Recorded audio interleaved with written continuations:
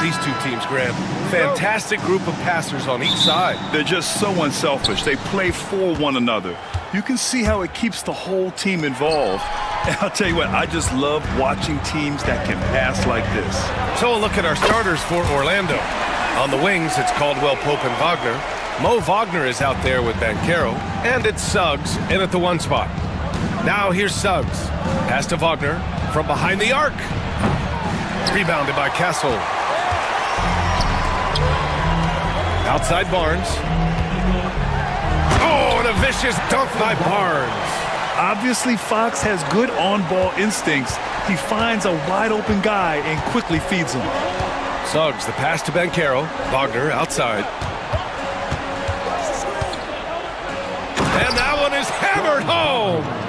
All he needed was a little separation. So effective. Oh, it cleared the path, put him in position for a prime-time dunk. Well, give credit to the screener there. That's how you help free up your teammates. Long range from the inbound. And Vassell, the bucket, on the assist from Barnes. Vassell's got 6. Suggs with it. Now guarded by Wembanyama. Oh, it's blocked by Wembanyama. And here's the fast break. Barnes against Suggs. Wembanyama. Pass to Fox. Back to Wembanyama. Over Wagner. Wembanyama, no good. Well, that wasn't a bad shot. Defense playing a little loose there. Sometimes it just doesn't go in. Grant, you look at the development path of Franz Wagner. Not surprising he had an easier transition to the NBA. Well, think about this, BA. I mean, he played against men very early in Germany, splitting time in Euroball, and at Michigan let him really develop in multiple ways. So he's seen it all and is still so young. Here's Wagner. San Antonio getting their last shot to go. Going inside. Oh, he goes up high for the two-handed slam. And he did that so well in college. Suggs sharing it well in the league, too. Fox, the pass to Barnes. Back to Fox. Outside for Wembanyama. Here's Castle. 5 on the clock. Always a nice way to start. Makes his first one. Operating the pick and roll like a seasoned vet already. Castle just taking what he sees open up. And the foul called on Jalen Suggs. That's his first foul of the game.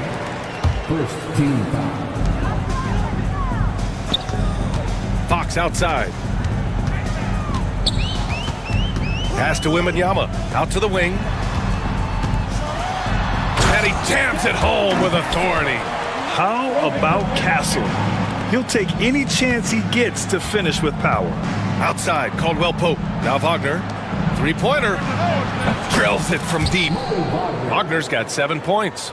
Defensively, you have to stay connected to him on the perimeter. 2 minutes remaining in the first. 2 minutes. There's a minute 59 left to play in the first. Wembanyama finds Barnes. And the foul called on Jalen Suggs. That'll be a second foul of the game. Second personal foul. Second team foul. There's a minute 54 left in the first quarter. Wembanyama up top. 6 to shoot. Spurs need to get one up here. He shoots it. With 1 on the clock. And the dunk by Wembanyama. Well, Victor doesn't have too far to go. I mean, he just pops up to the rim, makes it look so easy. And setting the tempo with an assertive move. Like, where was the defense on that play? Well, when you are the aggressor this early, it is intimidating. They get it back. Wow. Missed the easy one right there, right at the rim, but came up empty. Back to Caldwell Pope. Oh, a nice one-handed slam right there. Surefire, one-handed stuff. Yeah, with his focus, he's not going to miss that. Fox for 3. No good on the shot. Magic trail by 3. Here's Wagner.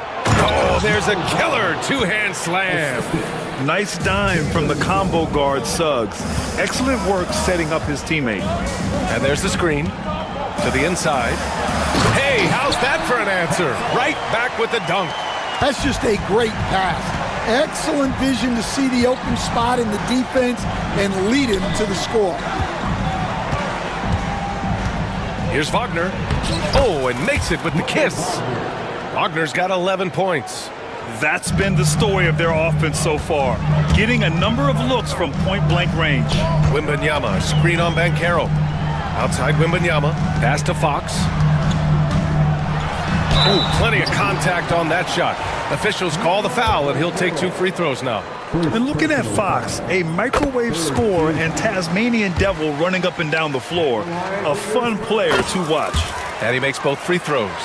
And we've got a timeout from Jamal Mosley. Coach wants to speak to his guys, maybe alter some of the game plan.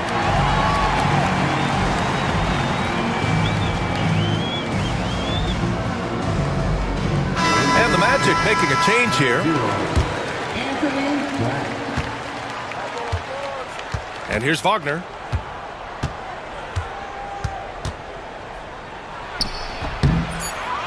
Tries again, and he sinks the layup. Have to take care of the defensive boards better than that. Yeah, they need to pay attention to the details. Second chance points are backbreakers. And so both teams trading buckets as we end the first quarter. It's the Spurs.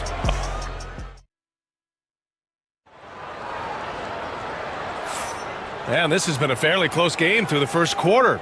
We'll see what happens here in the second. All right, guys, what's your take on the Spurs so far? Well, they've used the fast break well to score easy points and keep the defense unsettled. Yeah, they've dictated the pace to this point, looking to run at every opportunity. On the court for the Magic, Wagner and Banchero, the talented forward pair. The backcourt is Suggs and Caldwell-Pope, and it's Isaac in at the 5 spot. Orlando trailing here. Well, after a decade of uncertainty, Magic fans now have a lot to cheer about. This is the most optimism they've had around the team since the Dwight Howard era. And it centers around their young star, Paolo Banchero. He is going to be a force for a very long time. All right, let's get a report from Allie. Well, Paolo Banchero grew up in Seattle playing pros every summer, and that gave him a huge leg up in the NBA. He said, quote, "They'd always tell me it's not as hard as you think. You just have to be focused and locked in." That's what led to me having that demeanor. Brian? The 2023 Rookie of the Year, Allie. He hit the ground running. Here's Banchero. Tries yet again. Wagner outside. 6 on the shot clock. Stolen by Vassell. 2-on-1 as they jump out on the break. Well, Castle got out in transition and ends up getting trusted with finishing the fast break, which he does. And Suggs has got the ball here for the Orlando Magic. They trail by 1. Pass to Banchero. Back to Suggs. Lets it go from deep. Oh, he nails that one. 3 for 4 now. Yeah, good to see Suggs bury the triple. This will only help with his confidence. And Franz Wagner picks up the foul. That's his first foul. First personal foul. First team foul. Here's Fox. Outside Barnes. This one for 3. The basket's good. Off the assist from Fox. Fox has got 3 assists now in this one. And both teams running long-range plays that are working. Well, you know it's become a three-point shooting league. Teams shooting a steady diet from outside. Suggs, the pass to Caldwell-Pope. Back to Suggs. Pulls it from 20. And another basket for Orlando. They keep capturing the lead, then giving it back. We'll see if they can hold on to it this time. Well, this is why the fans are here. Each team trading blows, increasing the entertainment value. For Orlando, they've gotten 3 of 4 field goals in the second quarter. Seems like every team in the league could use a player like Kentavious Caldwell-Pope. Yeah, Brian, look, the term 3 and D at times seems like a backhanded compliment, but not with KCP. He does both the 3 and the D at elite level. Always takes the toughest backcourt assignment and more than holds down his own. Lift off there for Fox, showing how high up he can get. 2 minutes remaining in the first half. Now here's Suggs. Tight defense on him. Isaac, the pass to Caldwell-Pope. Clock at 6. Here's Banchero. Suggs outside. And there's the drive. San Antonio with a rebound. And we talk about the importance of protecting the rim.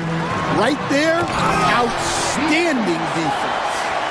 Showing off the major hops. Wow! Look at Fox. Get up and finish with some power. And we've got a timeout from Jamal Mosley. We might see him looking to make some tweaks to the strategy here.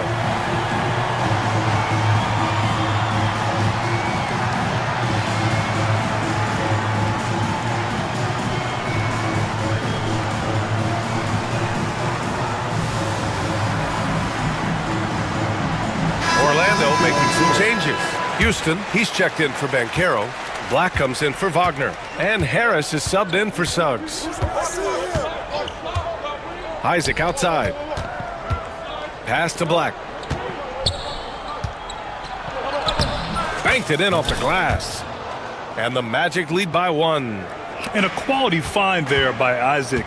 It's really nice to see a big guy watching the floor for opportunities like that. Johnson passes to Sohan. Back to Johnson. Here's Mamukelishvili. Isaac covering. Shoots. And San Antonio again with a bucket. Neither side willing to relent. That's led to 8 lead changes and a bunch of drama already. Here's Black. Pass to Isaac. Outside, Caldwell Pope. And the layup is good off the glass. Caldwell Pope's got 4 points this quarter. Willing passers, unselfish play. You have to appreciate this kind of offense. Johnson passes to Sohan. Here's Champagny. No points yet. Outside Johnson. Pass to Mamukelishvili. It's tipped. Here's Caldwell Pope. And he drops in the layup off the glass. The coach loves seeing chances from that range. Work that inside area. That'll count. And we're through the first half of play here in what's been a good one. Orlando ahead. They're up by 3. And we'll be right back after halftime to get the third quarter underway.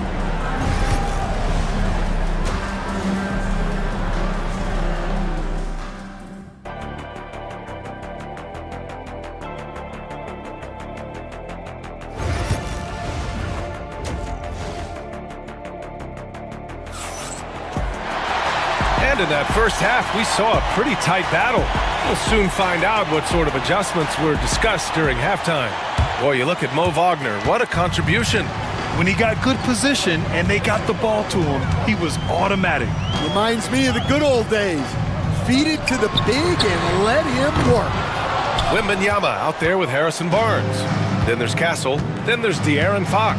And it's Vassell in at the 2. That's the San Antonio 5. Caldwell Pope for 3. Barnes with the rebound. Well, you can tell he thinks he should have had that one. Even harder on him when he's got a good look like that and it doesn't go down. An absolute bomb from three-point range. Barnes has got 8. Grant, there's such intense rivalries at the college level. Do any of those carry over to the NBA? Oh, BA, they sure do. I was part of some serious college rivalries. There was a lot of trash talk with the guys on the other side. It didn't stop that much after we got to the NBA. A chance here to catch up with Allie from the sideline. Well, this young Magic roster has chemistry. Coach Jamal Mosley said they're so tight together. It's just organic. They're happy in creating these relationships over time, and it's because they're all just good kids that like being around each other. Guys, that's what you want. Yeah, no question. Something to build on, Allie. Thank you.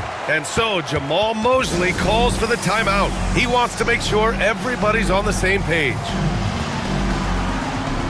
The Magic making a switch here. Black's checked in. Second half of basketball, just over a minute played so far. Caldwell Pope's shot is off. San Antonio's gone only 1 of 3 from deep here in the third. Wembanyama, pass to Vassell. Here's Castle. Barnes with a screen on Wagner. Back to Vassell. Shot clock at 6. Wembanyama up top over Banchero. And yes, it goes. Got a little English on that one. Wembanyama's gotten his second bucket of the game. It's Suggs with a drive. And he makes no mistake. Slam dunk. So cunning and effective in screen and rolls. I really like watching Suggs operate in these sets. It's Barnes on the wing. Wembanyama screen. Great look there, but off target. And that's one he wants back, just wide open, but not able to connect that time. I'll say this, Banchero is a guy that opponents can't forget about for a second. And you see it in all the defensive attention he gets. Teams show him all kinds of different looks, and he draws a bunch of double teams in isolation. And the bucket is good. Vassell's got 10 points in the game. A little over 2.5 minutes off the clock in this final half of play. Now here's Suggs. Defense is right there. And here comes the coach's challenge. He disagrees with the foul. First team. And even with the coach's challenge in place, we've seen so many of these personal foul calls still disputed even after the video review. There's no doubt there's going to be a gray area in a lot of these calls. But at least we have the option to take a second look, so the officials can be sure they get it right. So they see clear evidence of a bad call, and they're going to overturn it. Probably the right decision. And give credit to the officials for recognizing the mistake and correcting it. Nobody likes to say they got it wrong, but they fixed it. And they're not happy with the call here. Coach has given the signal. He's going to use his challenge. Probably. Coach's challenge in place. We've seen so many of these personal foul calls still disputed even after the video review. There's no doubt there's going to be a gray area in a lot of these calls. But at least we have the option to take a second look, so the officials can be sure they get it right. And they've made their decision. The call will stand. And as much as it hurts to lose a challenge, I think Coach would challenge that call again if he could. He really disagreed with the foul, and he's still peeved. Isaac, he's checked in for Orlando. Franz Wagner comes in for Suggs.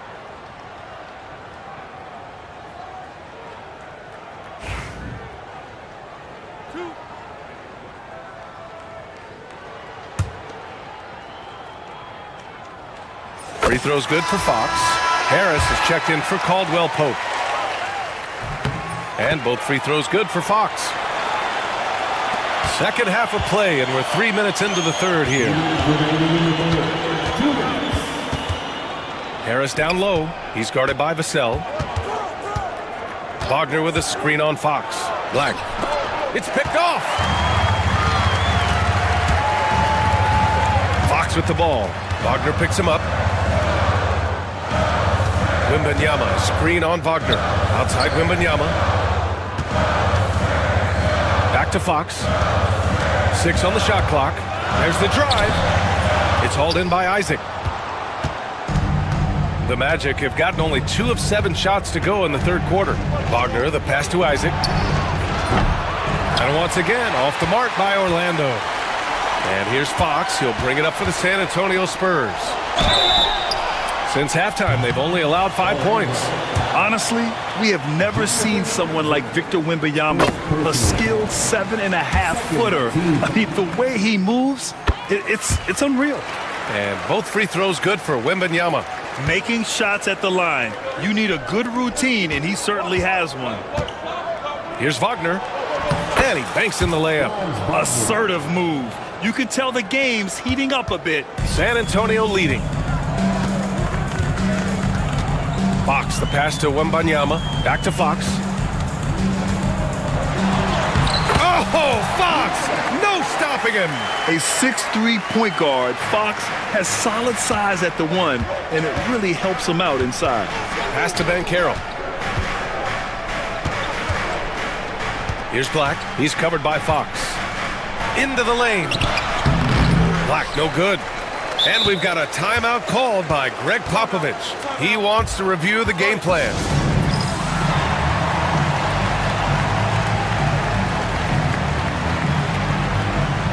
Keldon Johnson, he's checked in for De'Aaron Fox. And Greg Popovich has called timeout. He's going to gather the troops and talk it over.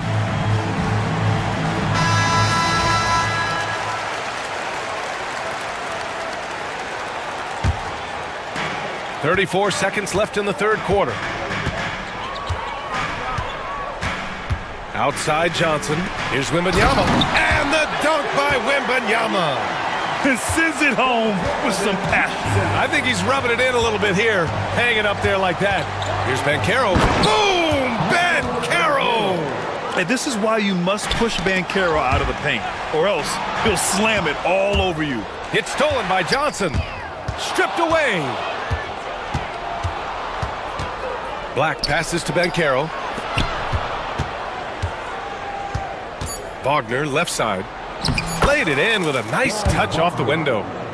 Now just a 1-point Spurs lead. You got to appreciate the consistency. Night in and night out, he brings it. And the game's still closely contested as we end the third quarter. San Antonio on top. All right, let's take a look at our assist of the game presented by State Farm. And he definitely deserves the award. Reading the defense like a point guard. Well, his height gives him the ability to see the floor, and he makes a quick decision and a great pass. We've reached the fourth quarter in what has been a very competitive game. Should be an exciting finish. Fourth quarter, on the court for the Magic. Wagner and Banchero, the talented forward pair. The tandem at 1 and 2, Black and Harris. And it's Isaac in at the 5. Pass to Castle. Johnson on the wing. Fires the 3. Vassell outside. Lets the 3 fly. Good, and the assist to Wembanyama. Wembanyama's got 3 assists now in this one. You know, he's so smooth on his catch-and-shoot jump shots, and Vassell has a natural rhythm on him, too. It's stolen by Johnson. Inside, here's Castle. Vassell outside.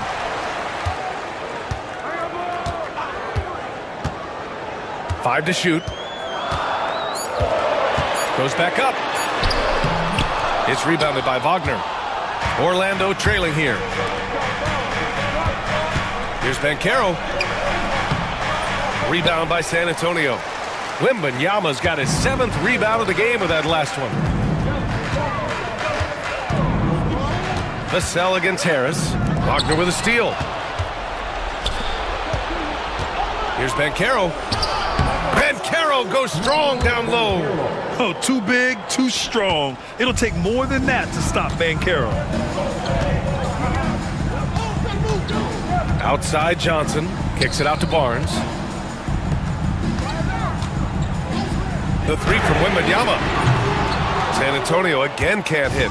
And you never want to give a shooter like him a clean look. Banchero outside. The 3 is up. At the arc, Banchero finds his mark. And Banchero has some range already. I mean, I want to see him continue to drain these shots. From the corner. Yes!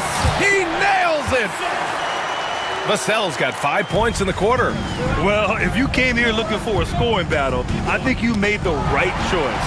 Yeah, and how great have these offenses been for these teams tonight? Just fantastic execution. And guys, let's get your take on the hustle stats for the Spurs. Well, they've shown just outstanding effort defensively, and it's resulted in several forced turnovers. Also, guys, they put in maximum effort on the offensive glass. Great determination to follow shots and not giving up on the possessions. And San Antonio making a change here. Fox is checked in. And let's send it over to Allie LaForce. Hi, guys. Well, Jamal Mosley was just reviewing the plan with his team. They were encouraging their team to run, look for breaks. Coach wants to see them getting into transition more. Back to you, Brian. And Allie, thank you for that. Suggs against Fox. From deep, Wembanyama. Rebound by the Magic. And Banchero's got 4 rebounds now. In transition, the Magic on the run. Here's Suggs. Oh! Wow! And With this game coming down to the wire, they're quick to use their coach's challenge, asking for a review. This could be a big call.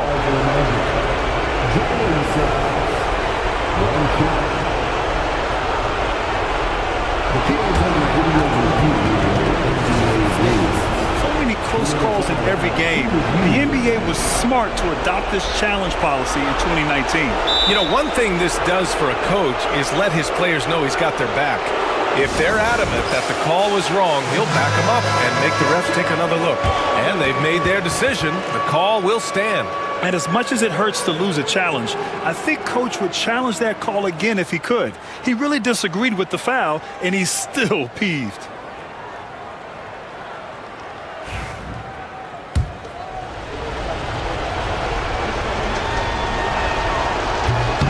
Well, that's what you expect from him in this situation. Spurs trail by 4.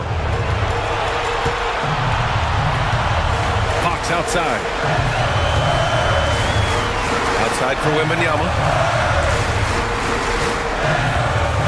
Barnes against Bankero. Wembanyama, screen on Bankero. Barnes goes in. Oh, the man's an artist. What a throwdown by Victor. No fear in this young man. We're already getting a sense of Wembanyama's killer instinct.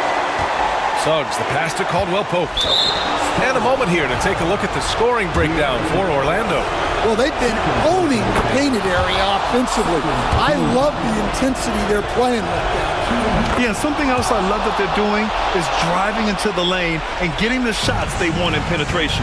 Look, every trip to the line counts, but getting all of these was extra important. Vassell's shot is good. Coming through in a big moment, Vassell continuing to prove how special he is. Suggs, the pass to Black. Stolen by Vassell. And the foul called on Jalen Suggs. That's his third foul of the game. And they're set to take control of this game. It's crucial that they convert here. Ooh, nice work inside by Fox. Oh, Fox doesn't shy away from important possessions. He wants to be the man for this team. And Carroll with it. He's picked up by Barnes. Whoa, that is as clutch as it gets. Big time play. Yeah, don't you just love to see a player embrace that kind of pressure? Fox. Oh, he nails it! Someone who embraces big moments. De'Aaron Fox, huge points. And Carroll passes to Suggs. He takes it in. Yes! What? Wait. Hey, dunks are always for the big boys. Emphatic move by the point guard.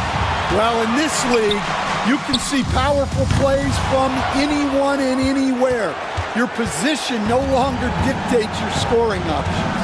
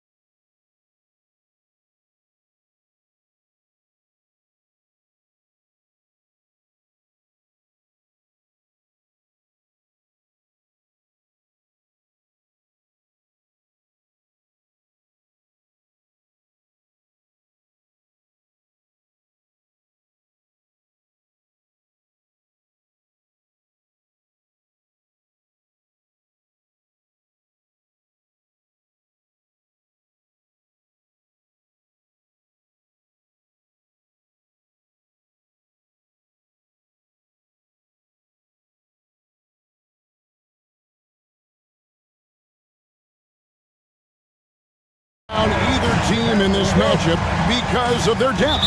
And Kevin, you've got to give both front offices a ton of credit. I mean, you've got to find guys and try to be economical about it, and they need to be able to play important minutes for you. It's a little more art than science, and kudos to both of these front offices. And checking out Minnesota's opening lineup. They've got Dante DiVincenzo. Randall out there with Rudy Gobert. Then there's McDaniels. And it's Edwards in at the 1. And so it's the Minnesota Timberwolves getting the first points of the ball game. Wagner kicks to Suggs. Minnesota with the rebound. Those are chances almost always you can rely on him to get you 2 points, but the D just enough to keep him out of rhythm. Edwards passes to Gobert. Nice move. And slam dunk by Gobert. Gobert knows his strengths on offense and plays to him well. Banchero against Randall. Kicks it out to Wagner. Pass to Isaac. It's stolen by Gobert. In the corner, it's DiVincenzo. Randall against Banchero. Randall outside. 5 on the clock. Here's Gobert. His second shot goes in, off to a good start, 2 for 2. This is what the team relies on Gobert for, clearing the glass and finishing the play. You know, when Rudy Gobert is down low, it strikes fear into the opponent. This is a guy who has led the league in blocks and rebounds at different times. Inside the paint, he is just a nightmare to battle against. Here is Edwards. Jalen Suggs making his last shot. Edwards passes to Gobert. Oh, took the contact, and folks, the coach's challenge has been an issue. Is overturned for Minnesota. This is the time now where the officials can review in closer detail what constituted the original personal foul. Getting a different angle can sometimes make it a lot easier to determine. Indeed, and the one thing with replay review is that when you see the slow motion replays, you really get a new appreciation for just the immense speed at which these players are moving at, and how fast the action really is, and how hard it can be sometimes, you know, Greg, to make the right call. And the announcement on the review is that the foul was called in error. So they have determined to overrule the original call. And guys, this is what it's all about, getting the call right. And I think in this case, the video review showed that while it was a tough call to make on the floor, they got it right with the review. And it's Orlando with the rebound. First quarter of ball, almost 2.5 minutes in. No one near Banchero as he lets it go. No luck that time on the shot that would have put them on top. No one near Edwards as he lets it fly. The three-pointer no good. And here's Caldwell Pope. He brings it up for Orlando. Trailing by 2. The shot from 20 feet away. Gobert pulls it in. The defense there got away with a major lapse. No one near Randall as he lets it go. Drains it from beyond the arc. You know, he's evolving his offense over time, Julius Randle, and I think the coaching staff is happy to see it. They like to see him take and make these shots. And Jamal Mosley has called timeout. He wants to make some adjustments to the game plan, clearly. Anthony Black's checked in for Jonathan Isaac. Now into the lineup for your Magic. The Magic have gone 2 of 5 here, making 40% so far to start out the game. You know, Greg, when you look at the Timberwolves' history, the first round had been a problem for them, but not last year as they swept the Phoenix Suns. And you gotta look at it as being a tremendous success, right? Because going into the season, I don't know that anyone thought they would have made it to the conference finals, but boy, that young group gelled well together, and the sky's the limit for the future. Wagner wide open. Drills it from outside. Wagner always a threat from downtown, and I love the efficiency and solid mechanics of his shooting stroke. Gobert with a screen for Edwards. And slam dunk by Gobert. And the one-hand slam just looks so pretty when it's in his hand and he's the one doing the slam. Agreed. He is smooth as silk, even on a power finish. Part of what makes him unique, guys, that combination of power and polish. That is ferocious. You said it. That was ferocious. Ammonia strong, we call that. Wear that rim out. And finished off by Edwards. Show us what you got, young fella. Anthony Edwards. Love to see you operate like that. And that one's good, Wagner. Just reliable, guys. He's just always trying to make the right play. Outside Edwards. 30 seconds left in the first.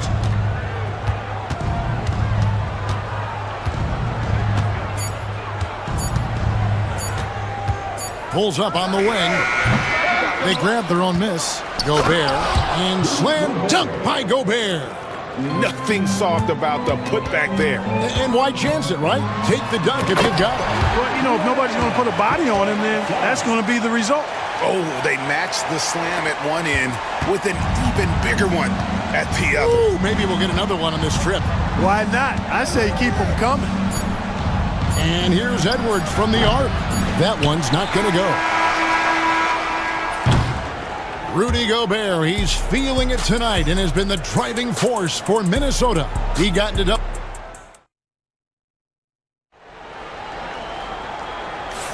And we hope you're enjoying the game. Both teams tonight keeping things pretty even so far on the scoreboard. And guys, let's get your take on the scoring breakdown for the Timberwolves. Everything working for them inside so far, guys. Tons of high-quality shots that they're knocking down inside. And one other thing they've done well today, guys, share the ball. I mean, set up teammates and just playing unselfishly. So on the floor for Minnesota, Julius Randle is out there with Gobert. Then there's Dante DiVincenzo. Then there's Edwards. And it's McDaniels in at the small forward position. Here's Edwards. Count the bucket. And he's got a free throw coming up as well. That's all weight room right there. Edwards powers through the contact for the hoop and the harm. Where there's a lot of emphasis on three-point shooting, Greg. What's your opinion of that? Well, Kevin, you know, stretching the D isn't just about how far out they have to defend. It's the distance between that and how far in you have to defend. That's why analytics favors shots at the rim and from distance. Love the rise and fire approach from KCP. Got to be impressed with this guy's confidence. Quarter number 2. We're about a minute in. Here's Edwards. Rebound by Paolo Banchero. Magic shooting has been sensational. 75% for the game. And finished off by Banchero. Oh, big-time dunk by Banchero. I like seeing the aggressive side of this young man. Edwards against Suggs. Wagner kicks to Banchero. Great look there, but off target. Well, they'll be happy with that look, even though it didn't fall. You know what? That's a confidence shaker for him, though. I mean, that's a shot he expects to make every time. Edwards passes to McDaniels. Outside Edwards. The Timberwolves need to get a shot off here. Here's Randle. That one falls. His second basket of the game. He's now 2 for 3. You know, Randle has a nice package. He's got a good touch, good mechanics, and he's a capable mid-range shooter. And Banchero, here we go. And he had more than enough room there for one of those trademark slams that he's become noted for. And Greg, don't you think once he got that space, you just knew it was going to happen? So did the defense. Yeah, that's right. And I'll tell you what, he does not squander those chances. I mean, he's always going to punch it home with that kind of chance. Here's Edwards. And that one goes long. Orlando leading. Caldwell Pope dishes to Black. Gobert with the block. No surprise Gobert sent that shot back. Edwards with it. Picked up by Suggs. Edwards against Suggs. And that's a foul called on Franz Wagner. That's his first foul. And we've got a timeout called by Jamal Mosley. He's going to have a discussion here on the sideline.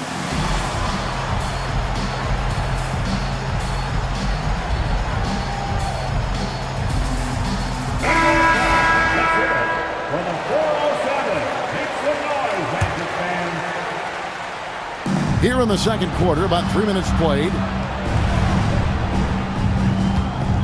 2 minutes. Outside Edwards. Gobert the screen. Just 4 to shoot. And Edwards with the stuff. We've got liftoff here, folks. Once Edwards sprints past the defense, it is an absolute wrap. And Greg, the way Orlando ended last season, that's really fueled their fire for this year. Yeah, I mean, a tough loss to Cleveland in Game 7 of the opening round. But it's hard to win in this league without first incurring some battle scars. Caldwell Pope kicks to Wagner. No good on the three. The Timberwolves have gone 3 of their first 5 shots to drop here in the second quarter. For 3, Edwards. And it's Wagner with the rebound.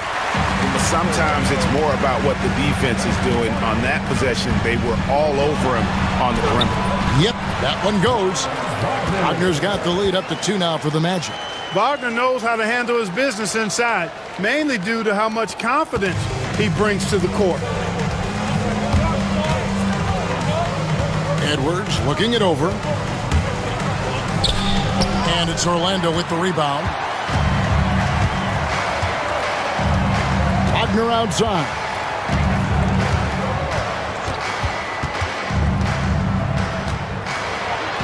Gobert with the block. Randall outside. Puts up a deep 3. Sinks the triple. Randall's got 5 points now this quarter. You know, maybe he's not one of the elite sharpshooters, but even still, that's not a shot that he can afford to give him. 5 seconds separating the shot and game clocks. Caldwell Pope outside. Shoots over DiVincenzo. That shot by Caldwell Pope, no good. Here's Edwards. Oh, what a physical score from Edwards. And they keep hammering away at him inside, forcing the ball into the paint. And that'll do it for the first half. A competitive game so far. But Timberwolves on top, leading by 3. And don't go away. After the break, we'll see you right back here for the start of the third quarter.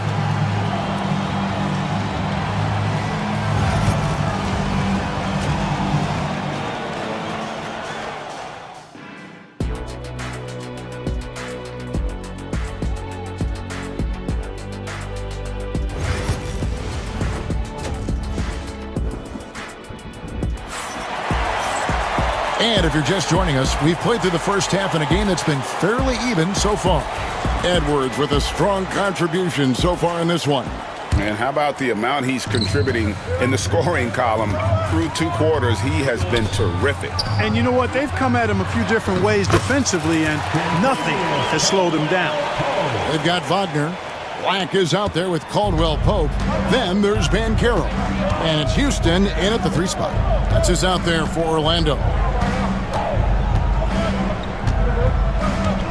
Alexander Walker with the ball. And the layup's good off the glass. It works well there. Not much resistance from the D. Yeah, that's not the defense you need. You got to be tougher defensively. And Clark, here's a great guy to have in the rotation. Nickeil Alexander-Walker. Loved him in college. Loved his versatility, and I thought it would translate nicely to the NBA. Took him a minute to find his rhythm, but he's got great length, which makes him versatile defensively, and he can play with just about anybody because he's got good all-around offensive skills. Banchero against Randall. And Randall throws it down. You know, once he has the positioning he wants, he's ready for the big finish. Julius Randle throwing it down. And Banchero, here we go. And finished off by Banchero. Oh, and he went for the 2-hander on the slam using some muscle. Some urgency from him there, sure. I get the feeling, guys, that he may be sensing that this is a critical time in this game. With his first shot attempt, and it's Wagner with the rebound. You almost have to assume he's going to knock those down when he is that open. And finished off by Banchero. Yes, sir. Paolo Banchero rising up and throwing it down, folks. Here's Alexander Walker. Pass to McDaniels.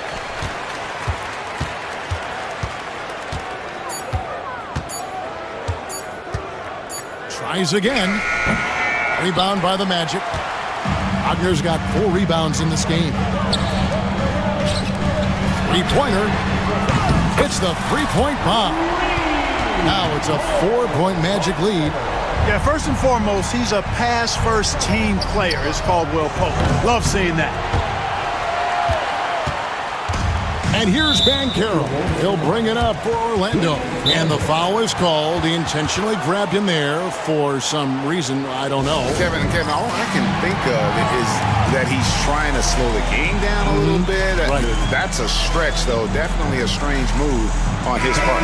Jonathan Isaac, he's checked in for the Magic. Jalen Suggs comes in for Paolo Banchero. Greg, their offensive approach has been rock solid here. And they're finding the weak spots in the D and attacking it. Pass to Suggs. Goes back up. Magic moving the ball around. Down to 5 on the shot clock. Drains the three-pointer. Suggs has got the lead up to 7 now for Orlando. His teammates expect Suggs to hit these shots, and he doesn't disappoint them. Reed with a screen on Suggs.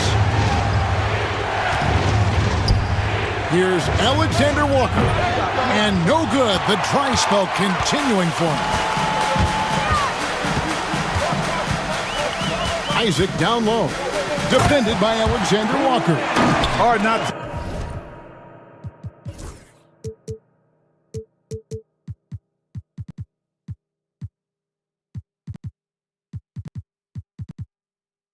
Love the combo of speed and length on Isaac. I mean, that gives him a chance to give you some serious throwdowns.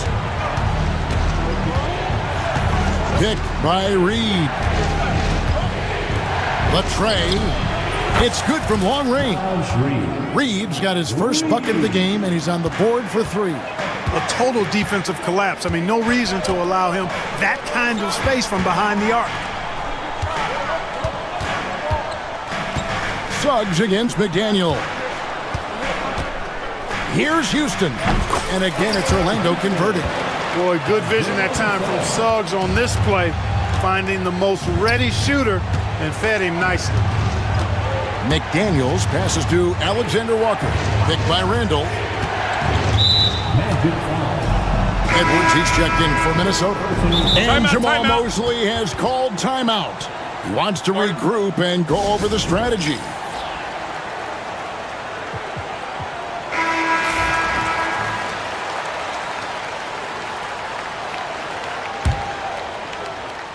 On defense, the Magic.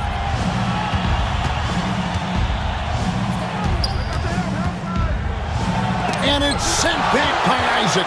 What a wingspan Isaac has. I mean, this guy is incredible at denying shots, and he loves to do it. Pass to Black, stolen by McDaniels. And Edwards with a clear path to the basket. Shot and game clock separated by 5. Takes a 3. It's hauled in by the Magic. Suggs looking around. Here's Isaac. Here's Houston.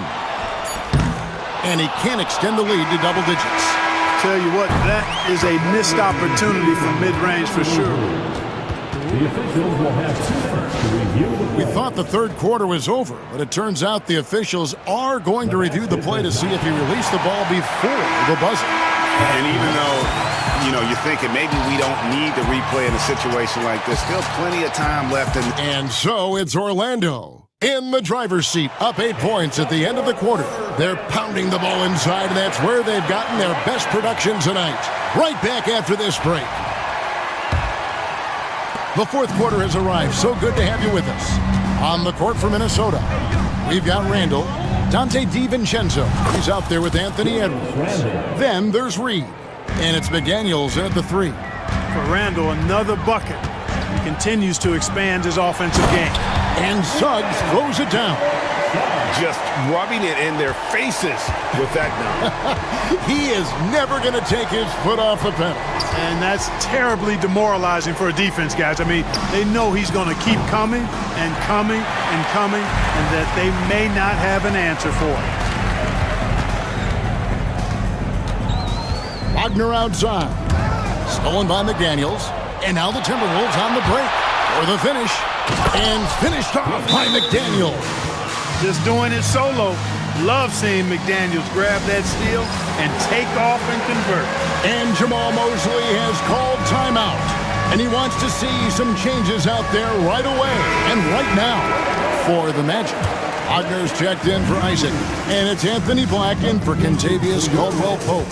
And with an update from the sidelines, let's check in with David Aldridge. Thanks, guys. I got a chance to hear what Jamal Mosley was saying to the team. Now, he reminded his team, keep looking for the deep ball. If the three is there, take it. You've done a good job getting those looks, so keep taking them. Back to you guys. Thank you, David. Orlando foul. Wow. Second personal foul. First team foul. And here's DiVincenzo from the arc. And it's Wagner with the rebound. Wagner's got rebound number 5 here tonight. And there's the drive. Great pass to set up the lay-in. Wagner's got the lead up to 9 now for the Magic. Timberwolves have gone 2 of 4 from the field since we started the final quarter of play. For 3, Edwards.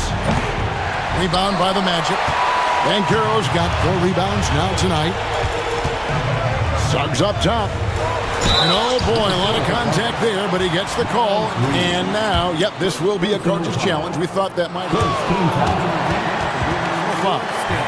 And I think when it comes to some of the more difficult calls to make, personal fouls can be tough. The action is so fast that it's really tough to catch everything in real time. The wonders of technology. We've seen replay reviews so effectively, and involving the coaches by being able now to challenge like this is something a lot of people have been hoping for. And so the word is in. They have decided that the call stands as it was made on the floor.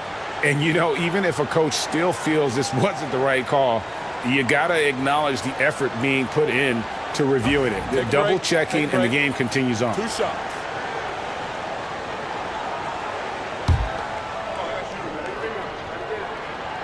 No good on the free throw.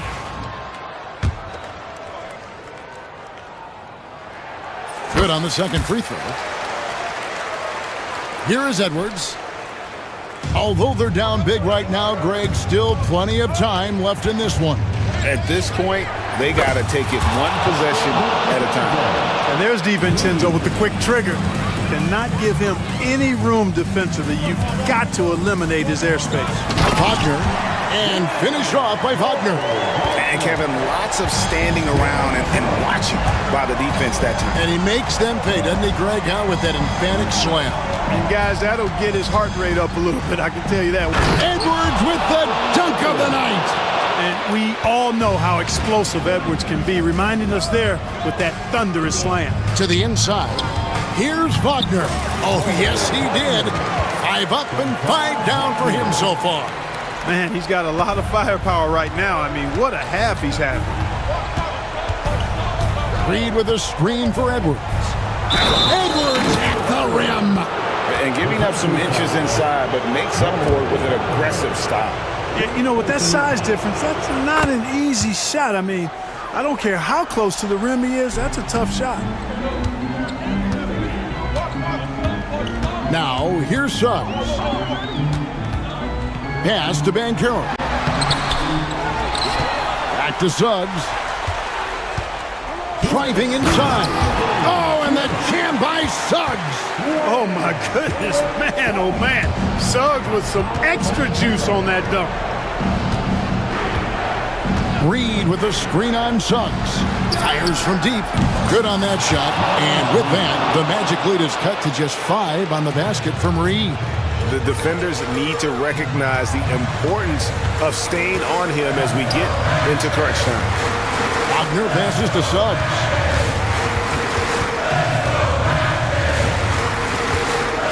Down low.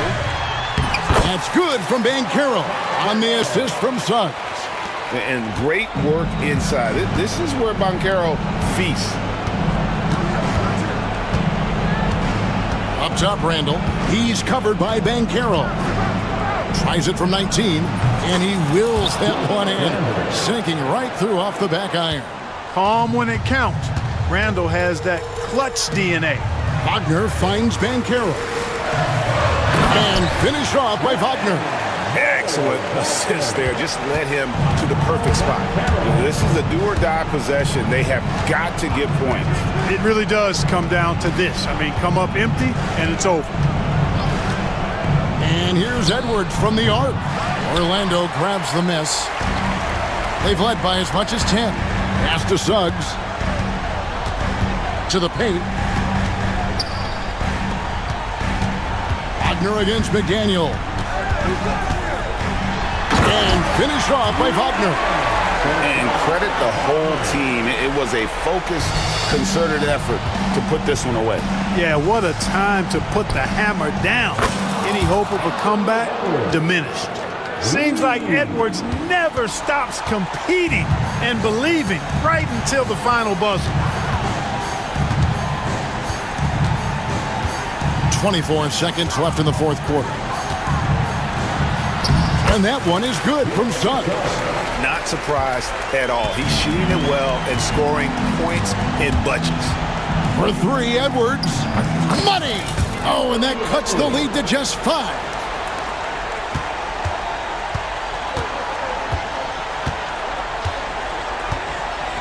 And here is Suggs.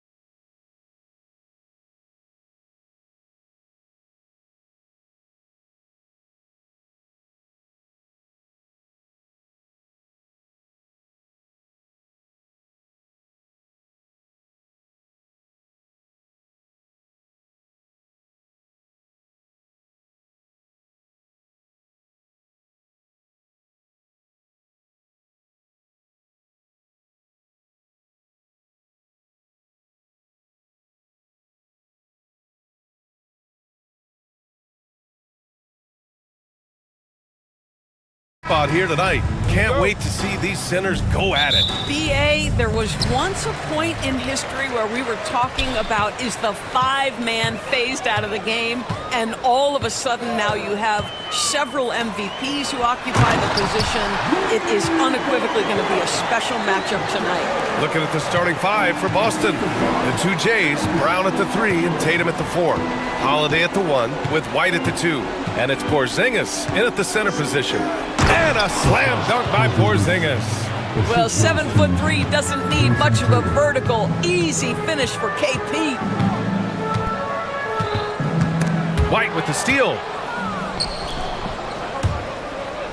And it's Porzingis off the drive, and he gets that one. Porzingis has got his second basket. Just taking it right to the rim, and no one was there to greet him. I think defensively, that is not the way you want to start. Giving up high percentage looks, that doesn't typically end well. Now here's Edwards. Brown with the steal. And here we go, the Celtics on the run. Here's Tatum, and finished by Tatum. Wow! Oh my goodness, Jason Tatum, you've got to be kidding me. How pretty was that? You know, it's easy to focus on Jason Tatum scoring, but Doris, he's excellent in a number of areas. Brian, he's a high-level rebounder. He now knows how to keep his teammates involved. He's competitive on the defensive end and willing to absorb a big-time assignment. He has got a complete game. Here's Gobert, and Porzingis with the block. Porzingis 7'3" says not here and not now. And we have to take another look at that block. I mean, letting them know up front that he's on the hunt tonight and eager to knock away shots. I love it.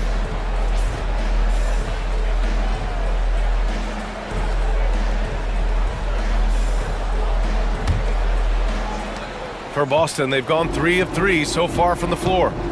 They've been taking care of business. Especially at the offensive end, where they've been totally in sync. Counted from distance. With balance and good rhythm, Holiday serves as an effective catch-and-shoot player. Edwards looking it over. Gobert with a screen on White. Here's Edwards. They get it back. Here's Gobert to stop the run, and he lays it up and in. Listen, at just over 7 feet, we know Gobert's going to be terrific on the glass. Allie LaForce had a chance to catch up with head coach Chris Finch. Allie, what do you have to say? We discussed Jaylen Brown and what makes him such a hard player to defend, and coach said to me, Jaylen is a freak athlete and has become a really good shooter over time too. We can't give him clean looks, and we have to guard him closely. Let's see if the defense is up to the task. Okay, good stuff. Thank you, Allie. Edwards, no good. Well, we didn't see the same kind of control we're used to seeing from him. This guy is usually a tremendous finisher. Outside White. Tatum a screen on Edwards. White. And he makes it on the layup. White's got 5 points. The offensive game plan is clear. Get it inside and go to work. They have used their size and their strength to get off any shot they want. They've dominated on the interior. First personal foul.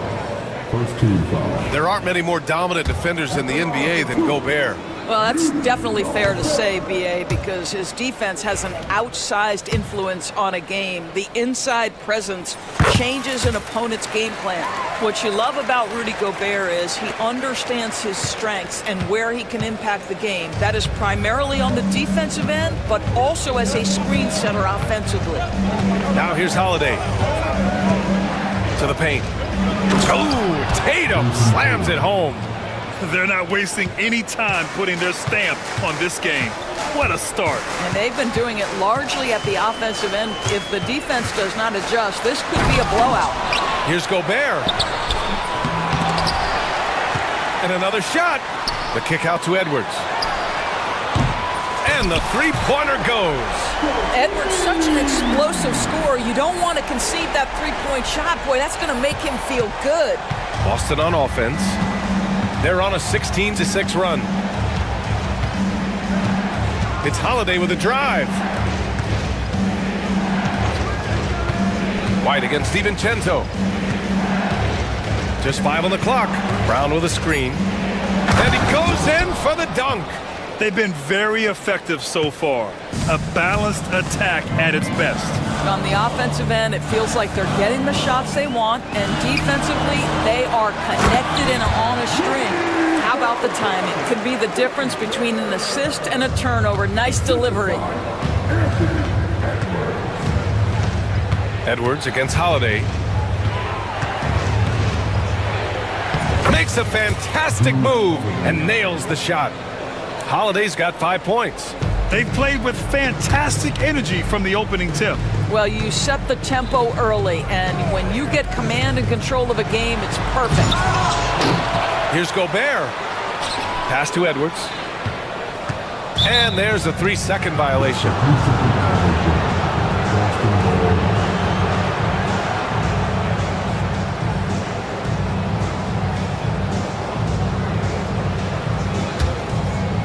Celtics lead by 10.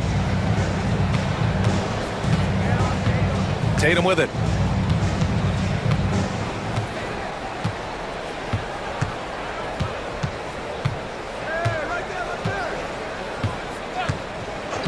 Outside White. From outside the arc. And the shot is good on the assist by Tatum. Tatum's got his 4th assist in this one. And just totally relentless, only increasing the intensity level. One thing I enjoy is watching players who don't pay attention to the score. You lock in on the moment and play the right way. And so it's Boston in command with a 13-point lead at the end of the quarter. They've had incredible success defensively, taking away good looks and pressuring shooters. All right, stick around. We'll be right back.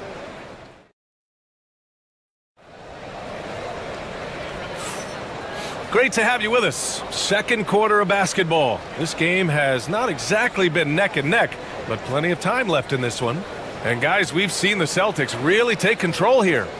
Well, coming into tonight, maybe you thought they were going to settle for perimeter jump shots. Nope, that's not the case. They've certainly made the commitment to pounding the basketball into the painted area, and boy, is it paying dividends. Edwards out there with Dante DiVincenzo. Then it's Julius Randle. Then there's McDaniels. And it's Gobert in at the center position, locking down the middle. So that's the Timberwolves 5. Let's go now to the sideline and catch up with Allie LaForce.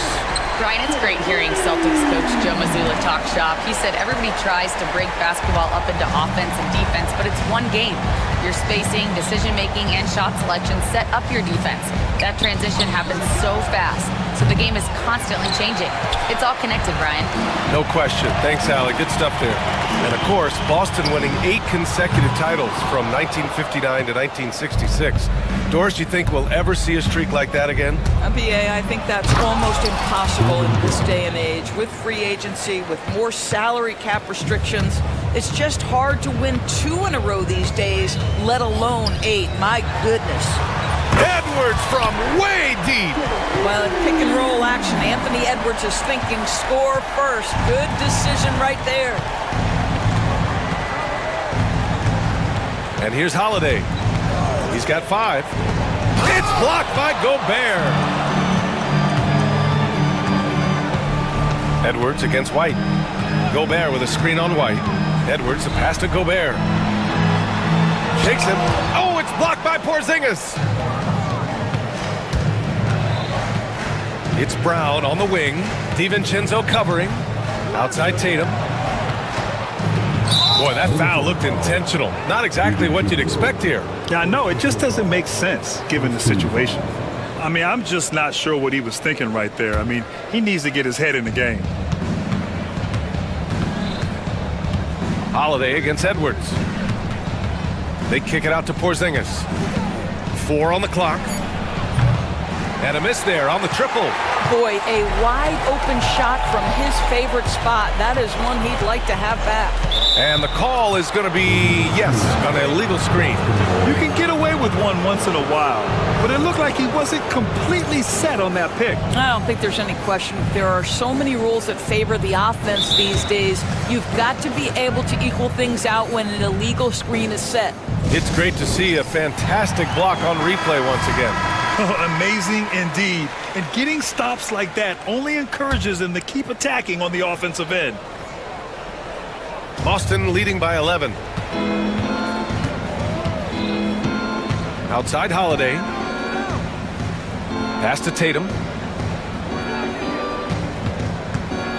And Grant, we know the importance of the veteran leaders on a team, but not every vet wants to accept a mentorship role. Very true, B.A. In your later years, that role becomes a blend of playing and kind of coaching. Not everyone is cut out for that. And breaking down some numbers here, the hustle stats for the Celtics. I like the defensive pressure they started with here. Now, they forced some turnovers, and it's given them an early boost. I think the other thing they're doing is they're wearing out the opponent in transition, exploding up the floor for easy chances. Oh, and there's the whistle on the shot. So 2 free throws for him coming up.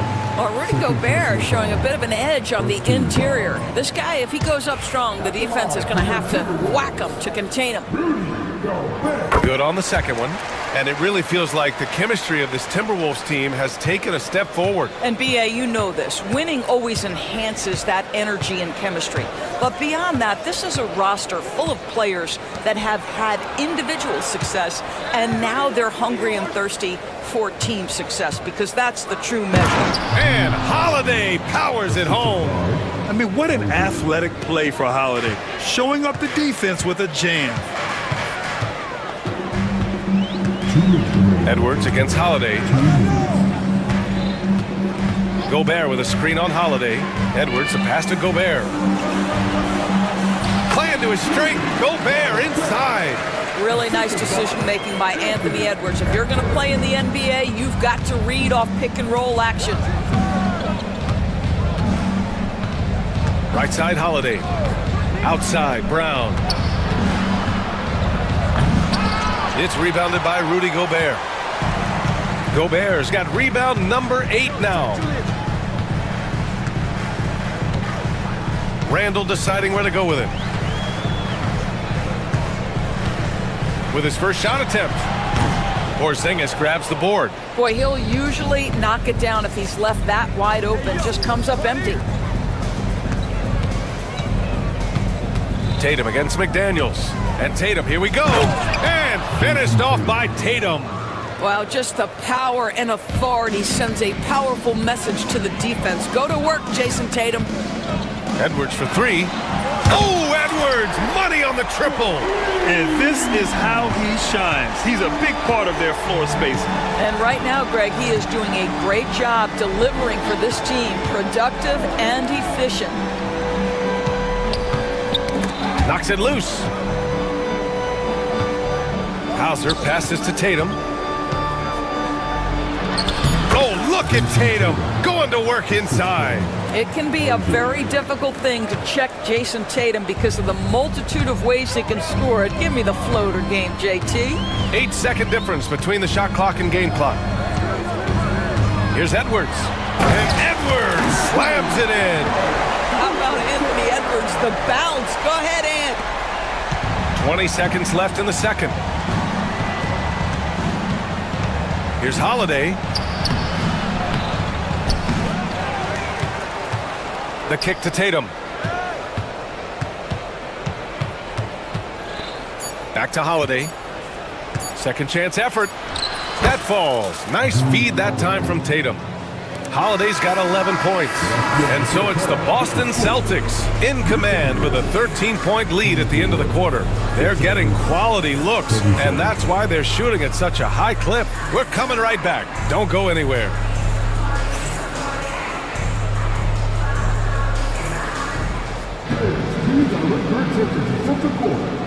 Get ready for the big half-court shot. Drums, please. They're taking them off the shots.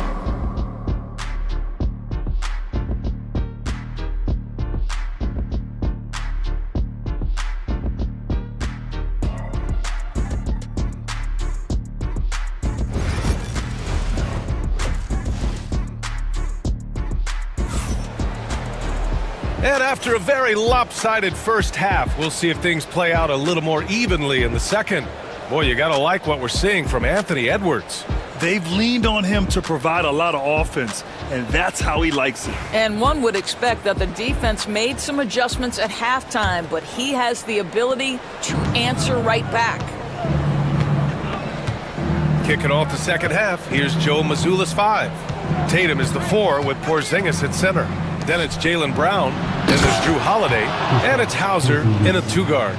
Now that's how you capitalize on a screen. And good positioning, too. Gave him a clear path to the hoop. Where was the defense? No fighting through the pick, no rotation. My goodness. And keeping us updated from the sideline, Allie LaForce. Jaylen Brown is playing with so much confidence. He said, quote, "I feel like I'm a different player. My body has changed. Athletically, I'm entering my prime. I'm more aware on defense and offense. I feel like on both sides of the ball, I'm playing the best basketball of my life." Well, it shows, Allie, for sure. Doris, one of the most physical guards in the NBA, Anthony Edwards. If you want to talk about a prototypical NBA body, it's Anthony Edwards. He's got size, strength, athleticism, but beyond that, he's so skilled. 3-level scorer, versatile on the defensive end, fearless when it matters. Anthony Edwards may be the next face of the league. Edwards against Holiday. Pass to Hauser. Tatum against Reed from the wing. And he didn't get quite enough under that one. Well, he's a quality mid-range shooter, but he can't get that one to go. It's Edwards on the wing. He's got 16. Again, the miss by Edwards. And Joe Mazzulla has called timeout. He's going to talk it over with his guys. You know, Grant, in interviews, Jason Tatum often seems understated and soft-spoken. But that's just him, isn't it? That's true, B.A. Tatum has a quiet confidence about him. He doesn't feel the need to be loud or act out. He lets his work on the court do all the talking for him. And Boston with some changes. Craig comes in for Tatum. And Derek White subbed in for Drew Holiday. DiVincenzo against White. Outside, Brown. Horford, left side. Here's Hauser, guarded by Edwards. Hauser passes to White. And they'll turn it over. Couldn't get the shot off. A shot clock violation.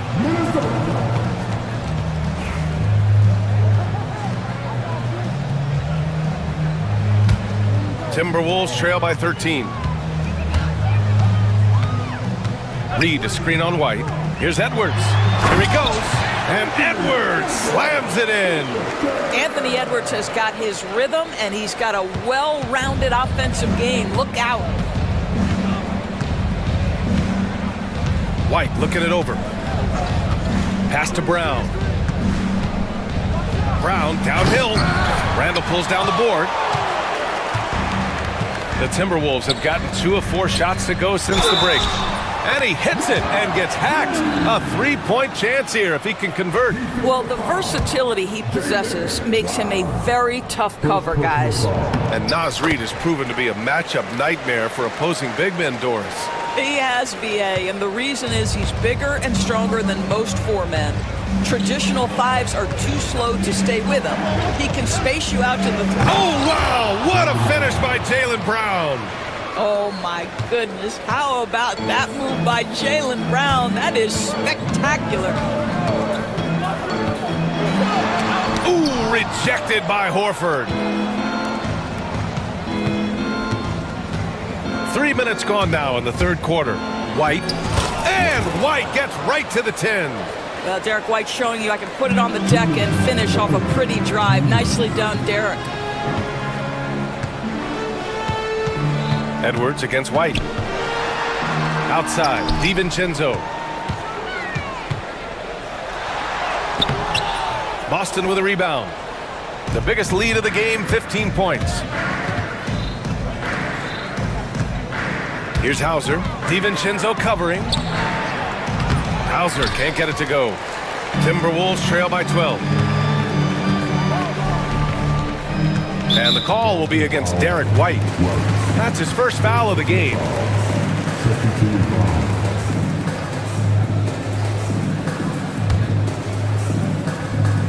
In the third quarter with just over 3.5 minutes off the clock. Reed sets a screen. Here's McDaniels. Minnesota again missing.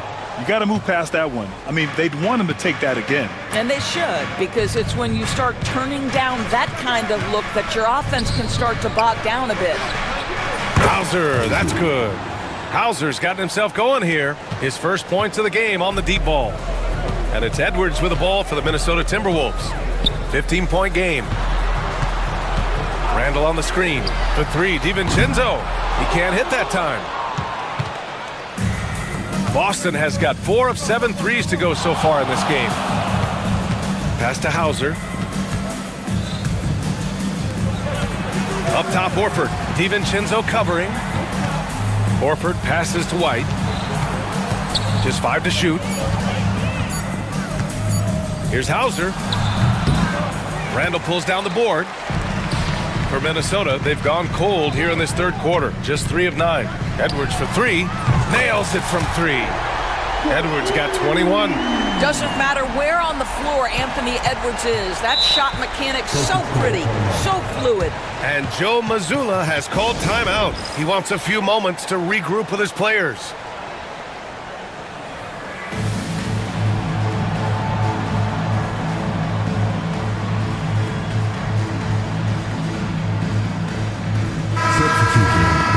And Chris Finch has called timeout. He'll take the opportunity to regroup. There's just a lot of wide open lanes to the rim here. That'll drive your coach nuts. Well, poor rotations, poor communication. There's a lot to figure out right now. And Chris Finch has called timeout. I think right now he must be looking at some adjustments.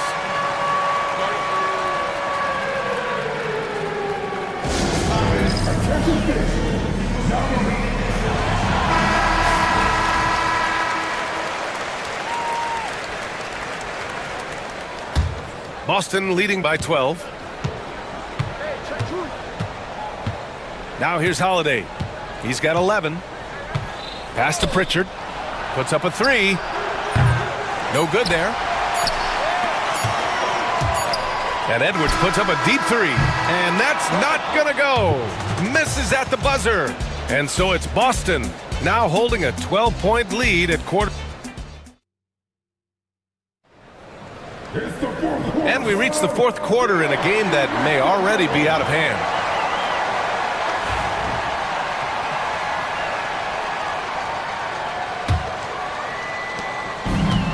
Minnesota's gotten 5 of 11 threes to drop so far in this game. Dante DiVincenzo out there with Edwards. Then there's Naz Reid, then it's Julius Randle, and it's McDaniels in at the 3 spot. So that's the lineup for Minnesota. Boy, defense has no answer for Anthony Edwards' athleticism. What a dunk. Outside White.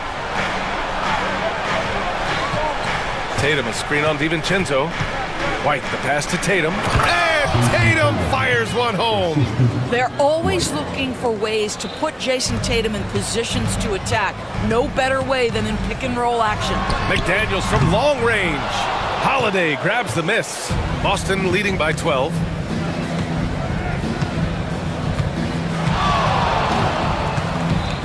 Outside White. And Dante DiVincenzo is going to pick up the foul. That'll be a second foul of the game. First team foul.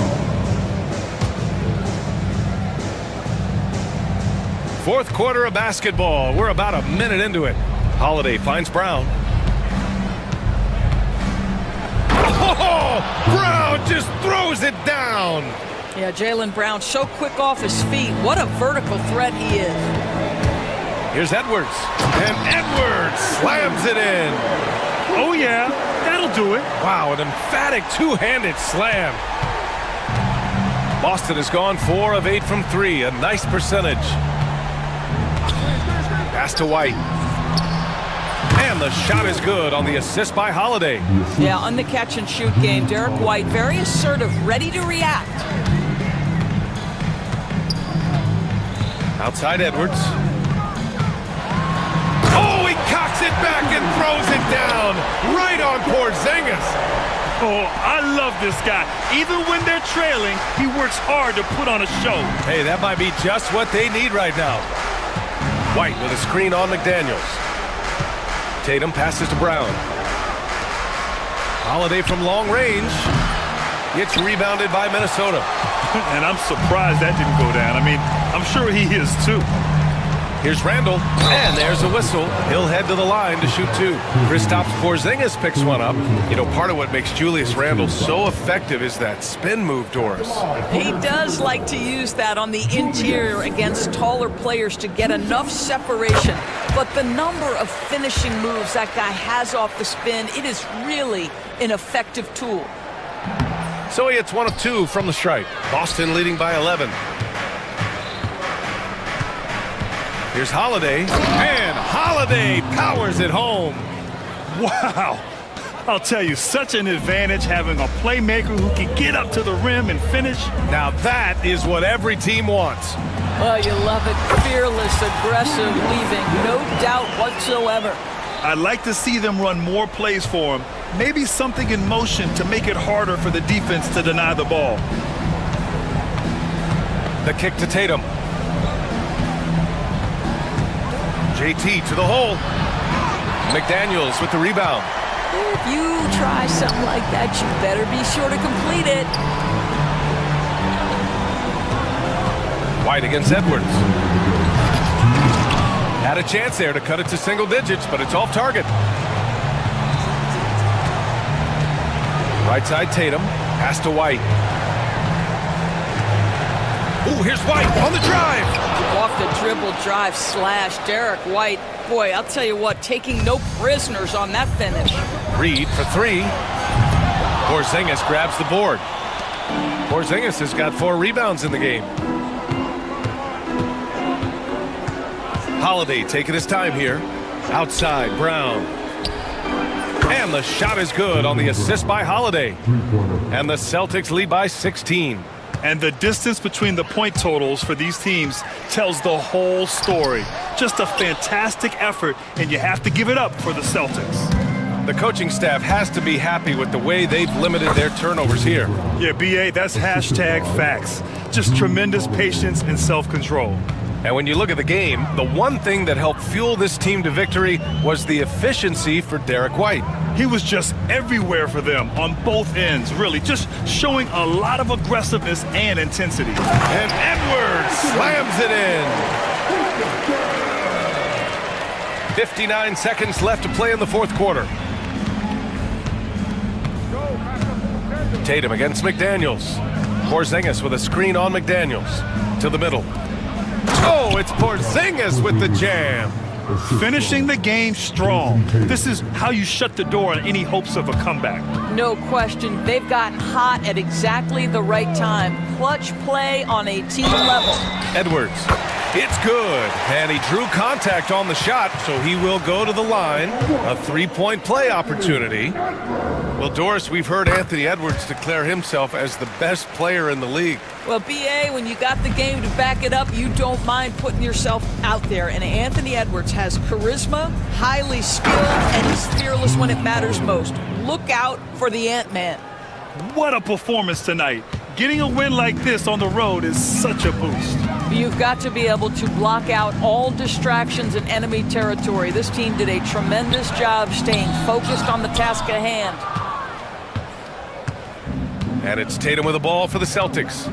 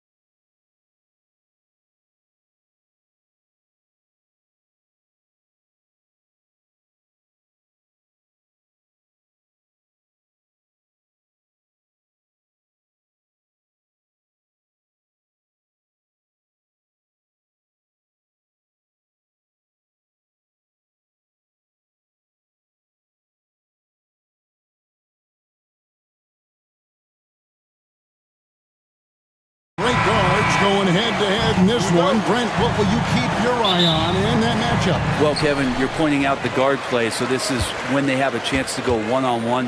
Which of these tandems can stand out against the other? Tons of pick and roll, tons of creativity, and we'll see which of these guys can pair off tonight to win this contest. And the Clippers starting five. They've got Dunn. Jones is out there with Kawhi Leonard. Then it's Harden, and it's Eubanks in at the center. Uncovered at the rim, finding cracks in the defense here early on. Just really smart basketball and exploiting whatever holes that he's seeing right now in the defensive squad. Leonard with this screen on White. It's Harden with the drive. Pass to Leonard. Shot clock at 6. Out to the right wing. Beyond the arc. The rebound by Holiday. And here's Holiday, who will bring it up for Boston. Now here's White. Lets the three fly. The shot, no good. And the great shooters know when they've got enough opening to go for the three. I didn't think it was a bad choice on that possession. Why, he's such a fiery competitor. He won't back down in the face of adversity.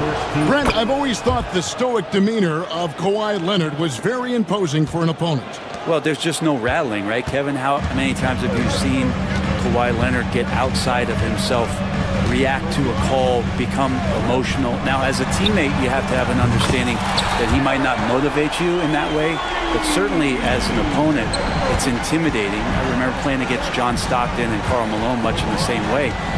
Emotionless, relentless, that's sometimes intimidating for an opponent. And here's Harden, following the three-pointer by Derek White. Here's Leonard, and Tatum pulls it down. Well, he's a guy they count on to produce from the mid-range. He doesn't miss too many open looks from there. Now we'll go to David Aldridge, who had a chance to visit with head coach Joe Mazzulla. Well, he's worried about a number of issues, and front and center, James Harden. He said James will dissect you. It's hard to speed him up and hard to slow him down. He's their catalyst. But he thinks if they do a good job on Harden, they have a good shot at winning. Guys? Thank you, David. Here's Tatum, and slam dunk by Tatum. And the defense hates to see it. Tatum putting on a little bit of a show with that jam. And that one's good, Leonard. And that's exactly what he's looking for, draining the triple. And so Brown will bring it up for the Boston Celtics. 4-point game. Outside, White. And there's the whistle. That goes on Chris Dunn. That's his first foul. Personal foul. First team foul. Clippers on defense. Holiday finds Porzingis. And finished off by Kristaps Porzingis. Porzingis right through the defense, and a sweet dunk from the big man. And we've got a timeout from Joe Mazzulla. Looking for a breather and maybe just one or two things to talk about.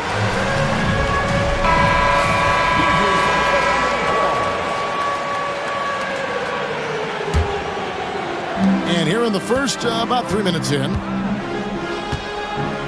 minutes remaining in the first. Tatum against Leonard. Tatum passes to Porzingis, and the dunk by Porzingis. Yeah, no need to settle for a layup with Porzingis inside at that size. That's an easy jam. And here's Leonard from three. Rebounded by the Celtics. 1:39 left here in the opening quarter. Brown kicks to Tatum. Outside, White. Outside, Porzingis. 6 to shoot. Here's Holiday. Goes up and lays it nice and easy. Holiday's got 5 points so far. Yeah, they have gone full throttle from the opening tip, showing no signs of letting up. Yeah, you wondered if they would take some time to find their A game. They did it at jump ball. They've been awesome tonight. And again, it's the Clippers missing.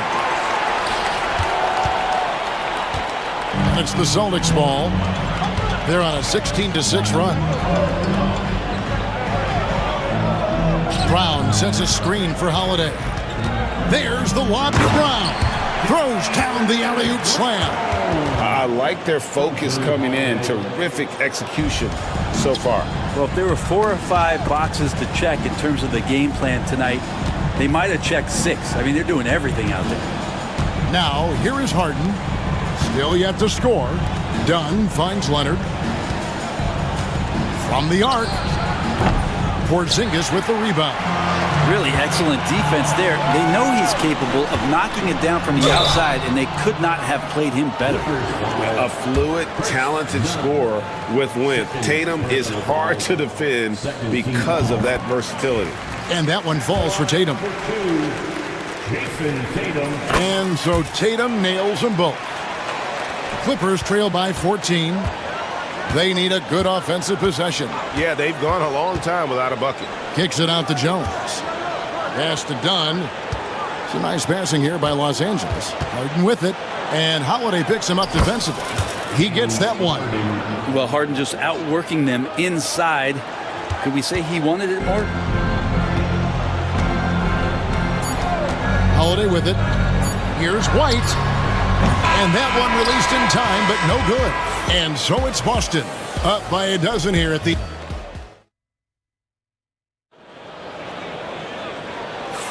And so far through one quarter, it's been a lopsided game. We'll see if that changes here in the second. What do you guys think so far about the offensive approach for the Celtics?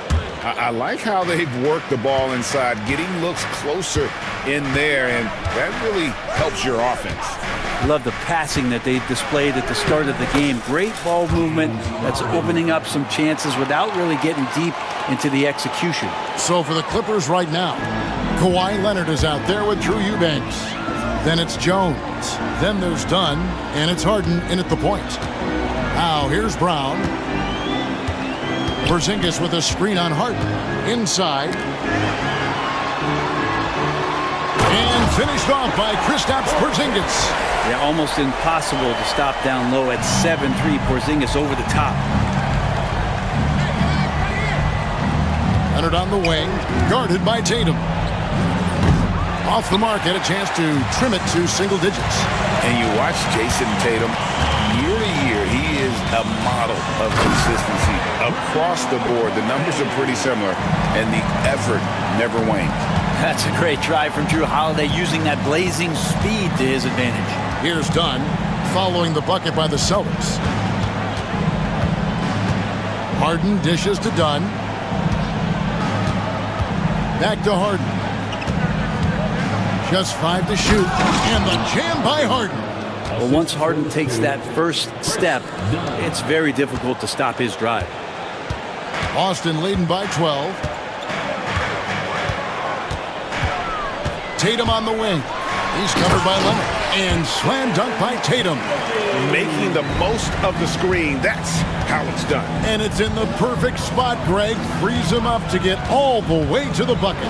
Really not enough help there. Lack of communication on the backside. And really, it's been a major aspect of their offense in the early stages here.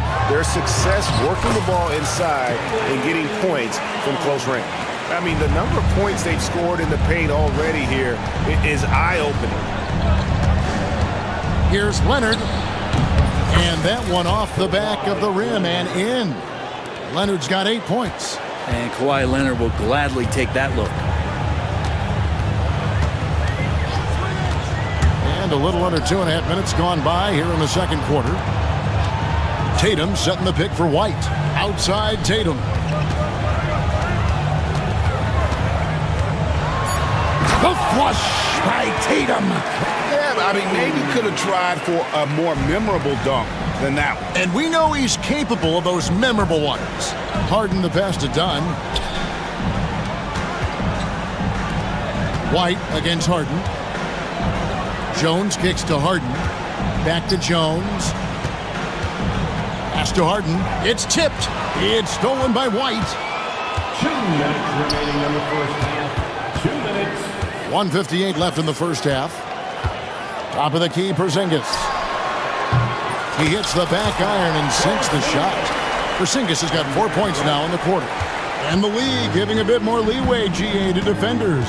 As a hard-nosed defender yourself, I'm sure you like that change. Oh, I do. I mean, we all love the intensity of playoff basketball. So why not bring a certain level of physicality to the regular season? And while we've got a moment, let's send it over to our terrific reporter, David Aldridge. David? Kevin, thanks. Well, there's plenty of scorers on the Celtics, but Jason Tatum says, I'm going to get my shots. It's just about trusting the process. From experience, I understand that I'm good enough that I can relax and defer a little bit. Then in the fourth, I can score 20 in the quarter. Kevin? He sounds like he's figured it all out. Thank you so much. You know, he can take over at any time, and it's fun to watch. DA, we thank you for that. And we've got a timeout from Joe Mazzulla. This will give him a chance to discuss some potential alterations. Boston making a switch here. Hauser's checked in. Now here's Tatum. 8 points for him. Pass to Porzingis. Back to Tatum. And Tatum driving. And the dunk by Tatum. And how about that show of confidence from Tatum? He really excels at playing above the rim and taking that one home. Harden against Tatum. And the foul on Drew Holiday. That's his first foul. First team foul. There's 38 seconds left in the first half of basketball. In the corner, Eubanks with it. It's good. The assist that time from Harden. Eubanks got himself on the board with 3 there. If there's an open man, you can make sure that James Harden will find him. Here's Tatum. He takes it in, throws it down as the official calls the foul. It may be a 3-point play. Chris Dunn picks one up. And when the score is as lopsided as it is, and you can see they smell blood in the water, my man is going for the jugular. Eubanks the pass to Dunn. Kicks it out to Leonard. Dunn with a screen on Brown. Back to Dunn. Fires the 3. That one no good. It could go. The shot will not fall. What a performance for Jason Tatum. He has been the story so far for Boston. Okay, David, much appreciated. And now time for halftime. So we'll be back in just a bit to get the third quarter underway. Fans, please direct your attention to center court and get ready for the fan half-court shot. Drum roll. They're picking up the shot. Well, we've got a second half of basketball for you. We think it's going to be pretty good. A big comeback, though, is needed for this game to be competitive, and it probably has to happen quickly. And you know, guys, Jason Tatum has really been making it happen. Yeah, it's been a great performance from him, really staying focused on quality shots. Yeah, this is showing that they're not going to play at anybody else's pace but their own. And in the front court, Brown and Tatum. And there's Porzingis, then it's Holiday, and it's Hauser in at the 2. That's the Boston 5. Here's Brown. It's rebounded by Leonard.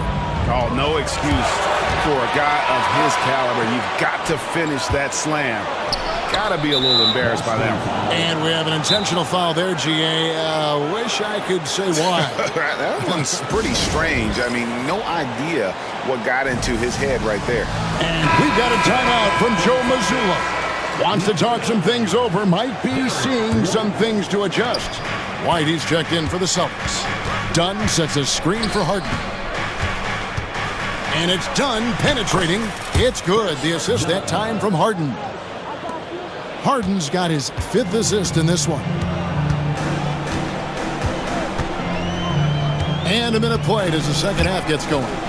That's such a terrific two-way guy. Drew Holiday isn't just an offensive powerhouse. He loves to play defense. I mean, loves it. For Boston, they have made 2 of their previous 3 free throws in today's game. And a season ago at the charity strike, this is a group that shot an impressive 81%.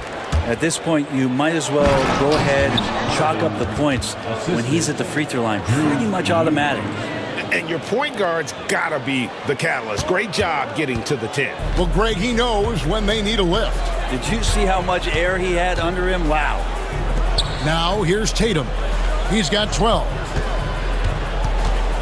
And Holiday kicks to Tatum. 5 to shoot. Porzingis with a screen on Leonard. Tatum, that's for 2. Offensive rebound.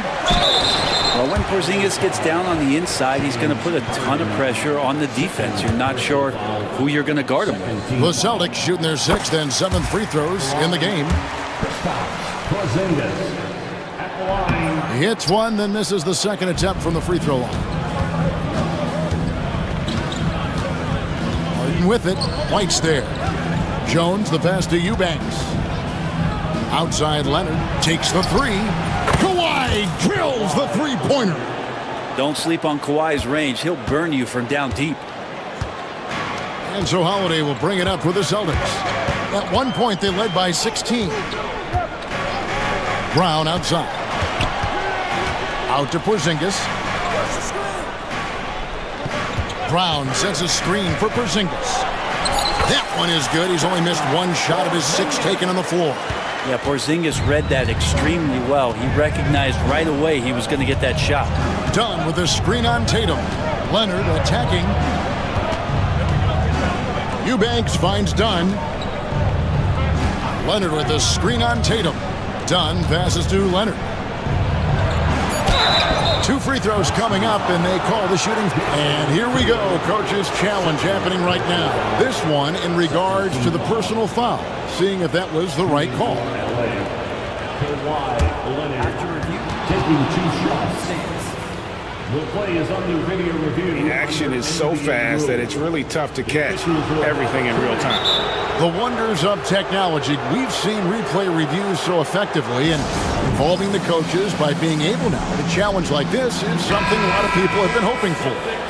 And so the word is in. They've decided that the call stands as it was made on the floor. And, you know, even if a coach still feels this wasn't the right call, you got to acknowledge the effort being put in to reviewing it. The double checking, and the game continues on.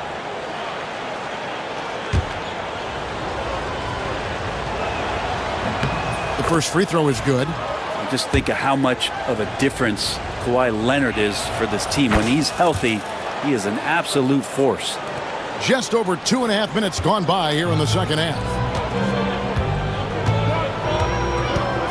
Brown against Jones. Brown kicks to White. This one for 3. Gets it to go from beyond the arc. White's got 8 points. And you see the unselfishness right there. Brown wanting to keep his teammates involved. It's time now to hear from our Hall of Fame reporter, David Aldridge. What's the latest, David? Kevin, the Celtics can beat you in a number of ways. Point guard Jrue Holiday said you can play small and big. We have great bench players who come in and change the game at any time and could start on other teams. And we have a hunger. Kevin, they're going to be a problem for a long time. Agreed. Yeah, they are stacked, DA, for sure. Now here is Holiday following the miss by Chris Dunn. White with it. Leonard picks him up. White, good. He's got 12. Unwilling to let up even for a moment. That's his killer instinct, just fanning the flames. Yeah, he's the guy that you want to go to right now, trying to put this one away. Remember when big men shooting threes were as rare as a Sasquatch, and now those big guys are everywhere. Talk about confidence. Greg, what do you think about Harden's quote from a couple years ago when he said, "I'm not a system player, I am the system"? Kevin, I laughed when I heard it because most guys couldn't say that. But Harden absolutely can. He's an elite scorer turned elite passer. Your offense has to orbit around him when he's on the floor. Oh, one of these monster nights from James Harden. Celtics leading by 11. Brown inside. He's covered by Leonard.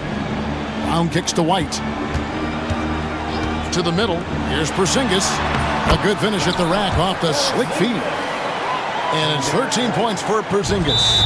And the coaching staff better alert their defense to Porzingis and how comfortable he is right now on offense. And Tyronn Lue calls timeout.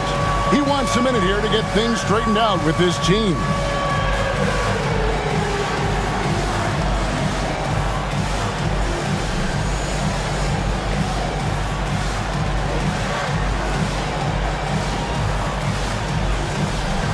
It's a completely new group for Los Angeles.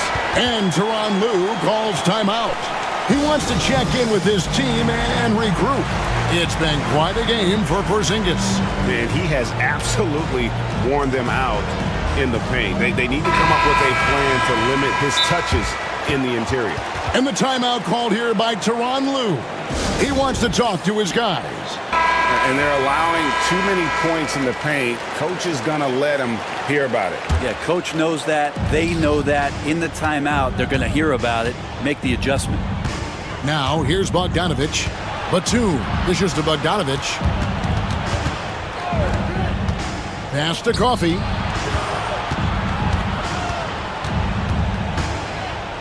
Back to Bogdanovic. The Clippers need to get off a shot. Kept alive. Porzingis with the block.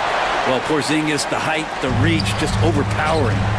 Here's Holiday, and it's slammed in by Holiday.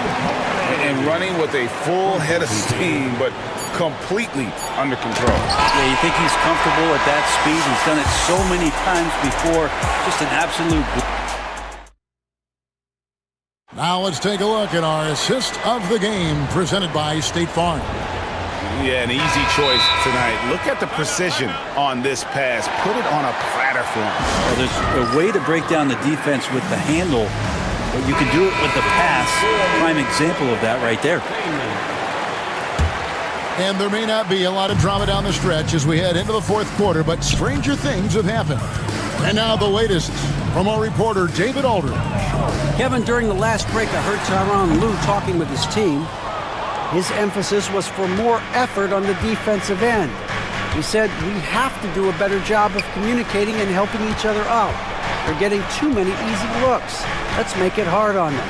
Kevin, they're going to have to if they're going to slow down the hot shooting of their opponent. Thank you, David. Taking a look at Los Angeles. Drew Eubanks out there with Kawhi Leonard. Then there's Dunn. Then it's Jones. And it's Harden in at the point.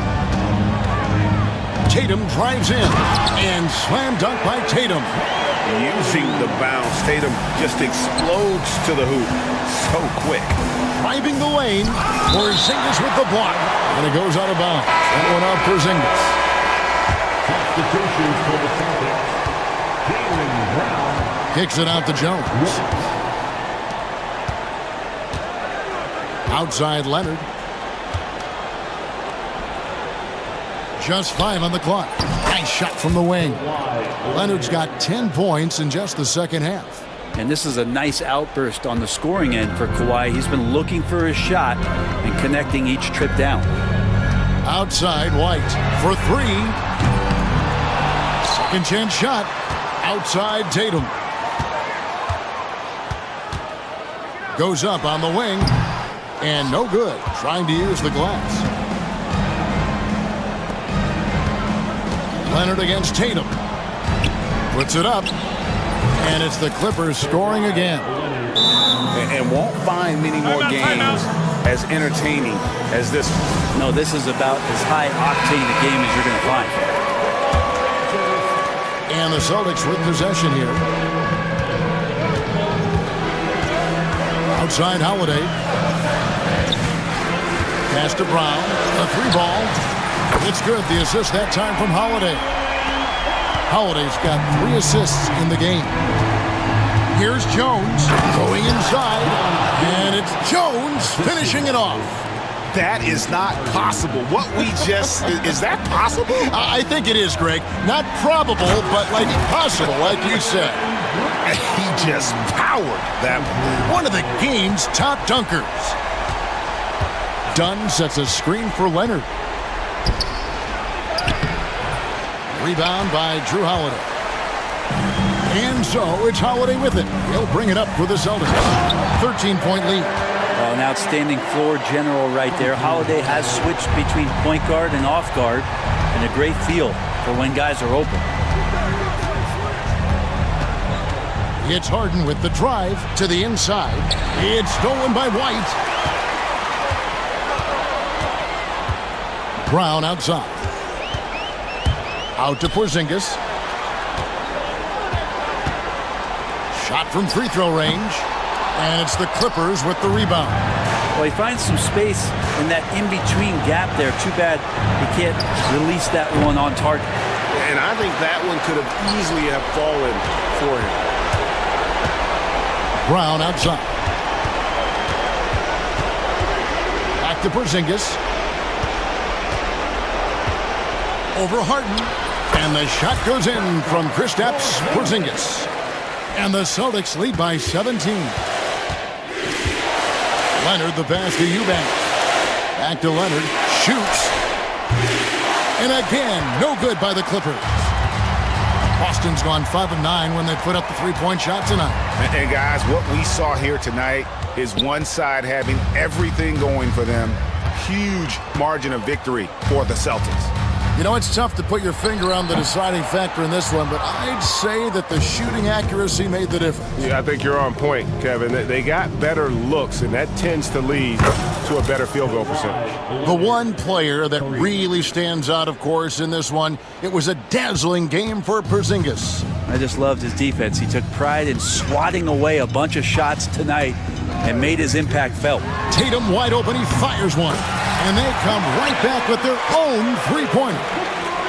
This arena was rocking throughout the night. You could really feel the energy. A huge motivation, always great for a young team, but veteran players also appreciate when fans come with that kind of energy and get into the spirit of the game. Dunn finds Harden. Shot clock at 5. Some nice passing here by Los Angeles. Shoots over White. Harden, no good. Here's Boston now. 17-point lead, their biggest. And here is Brown.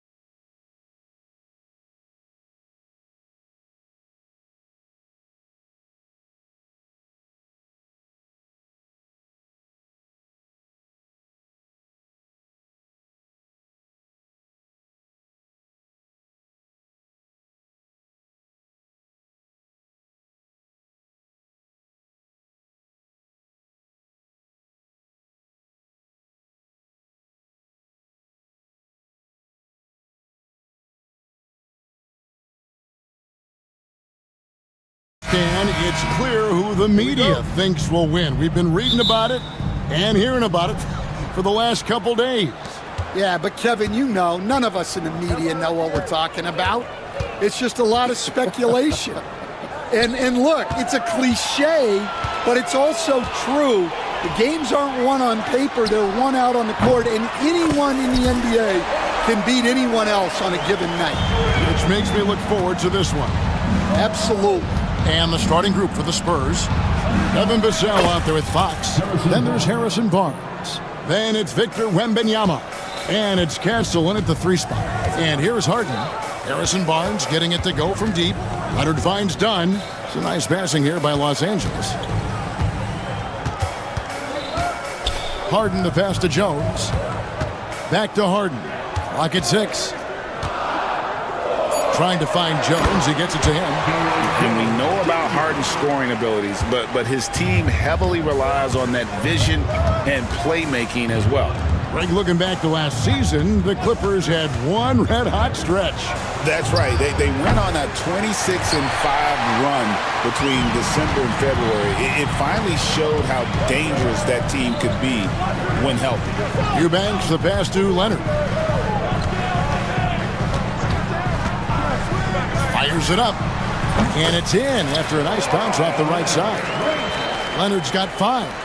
And one thing that makes Leonard's shot so effective is the backspin. Gives him that magic touch. The wide open look here for Fox. Knocks down the 3 ball. And good to get him going early. That shot should give him some confidence. Yeah, it's always nice to see him drop in a triple early in the game. That'll set him up for success the rest of the way. And here's Jones following the 3-pointer from De'Aaron Fox.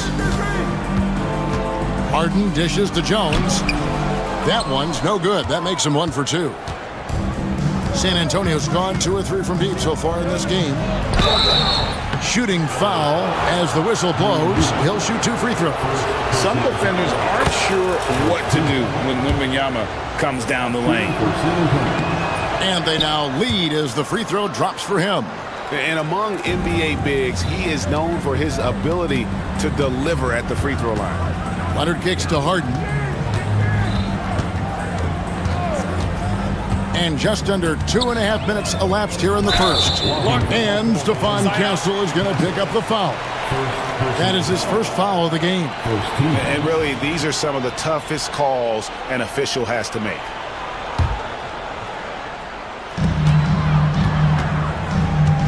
Leonard looking around. And all around the rim that time before dropping in. 7 points in the game. And I like to see this. They're calling his number early, and he's delivering. Yeah, well, his offensive contributions are going to be very important in this game.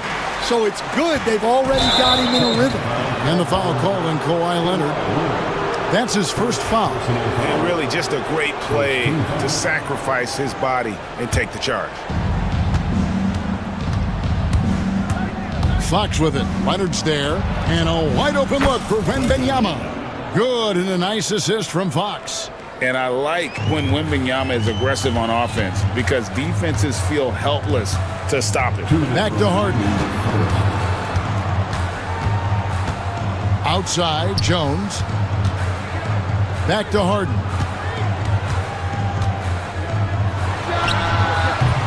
Rebounded by the Spurs.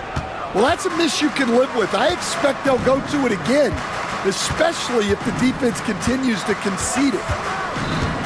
It's Vassell with the drive, and that one drops. And that's now 7 points for Victor Wembanyama. Oh, great decision there. Get it to Wembanyama and let Victor finish as the roller. Jones the pass to Leonard. Jones with the screen on Wembanyama. Kicks it out to Harden. Just 5 on the clock. Over Castle. Trains it from 17 feet out. And that's a great way for Harden to keep the D off balance, just using the mid-range area. And now we've got some time to check in from the sidelines. You got for us, GA? Hey, Kevin, I was able to talk with Tyronn Lue for just a minute. He had a list of concerns coming in tonight, not the least of which was matching up with De'Aaron Fox. He said it's not just the speed, though that obviously is an issue. It's that Fox has also become so good at dictating tempo and getting you to play his style. That's something they can't allow. Kevin? Okay, David, much appreciated. And the dunk by Barnes. Well, he can play the 4 because he gets off the ground so well. Harden kicks to Jones. Jones sets the pick for Harden. For the 3. They get the rebound. Jones, the pass to Harden. A second chance effort. Done outside. Back to Harden. And Harden with the stuff. Oh, get up, James. Talk about a guy who scores from all 3 levels. Wembanyama, a screen on Leonard. Back to Wembanyama. And the call on the shot that sends him to the line.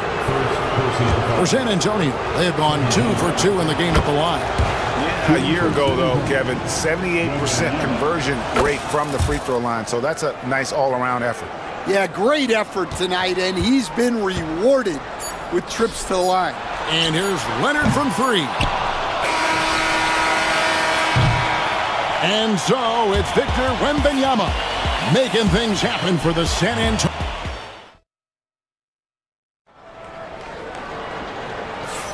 And thanks again for tuning in. If you're just joining us, we've played through 1 quarter of action so far. And let's quickly check out the scoring breakdown here for the Spurs. Well, the coaching staff's game plan is very clear. Move the ball on the perimeter and shoot the shots with no hesitation. And also, guys, they're playing for one another right now. All those extra passes are leading to easy buckets. On the court for San Antonio here in the second. Wembanyama is out there with Barnes. Then it's Castle. Then there's Devin Vassell. And it's Fox in at point guard. And the basket by Vassell. That's a high percentage look when the D doesn't fight over the screen. Yeah, it's certainly worth it to disrupt the offense. Coaches notice that extra effort. And some hang time on the rim. Puts a little cherry on the top of that slam. Well, those kind of displays of strength can get one team rolling. Here's Castle. Scoreless thus far. Barnes outside. A pass to Fox. Barnes down low. Eubanks defending. Great open look there. Fox has got the lead up to 4 now for San Antonio. And that quick shot by Fox is something you know he has worked on religiously. Nice finish. Harden finds Jones. And fouled as he went up to the dunk. And here we go with the coach's challenge. Not surprised in a competitive game like this. And he's disputing the personal foul call.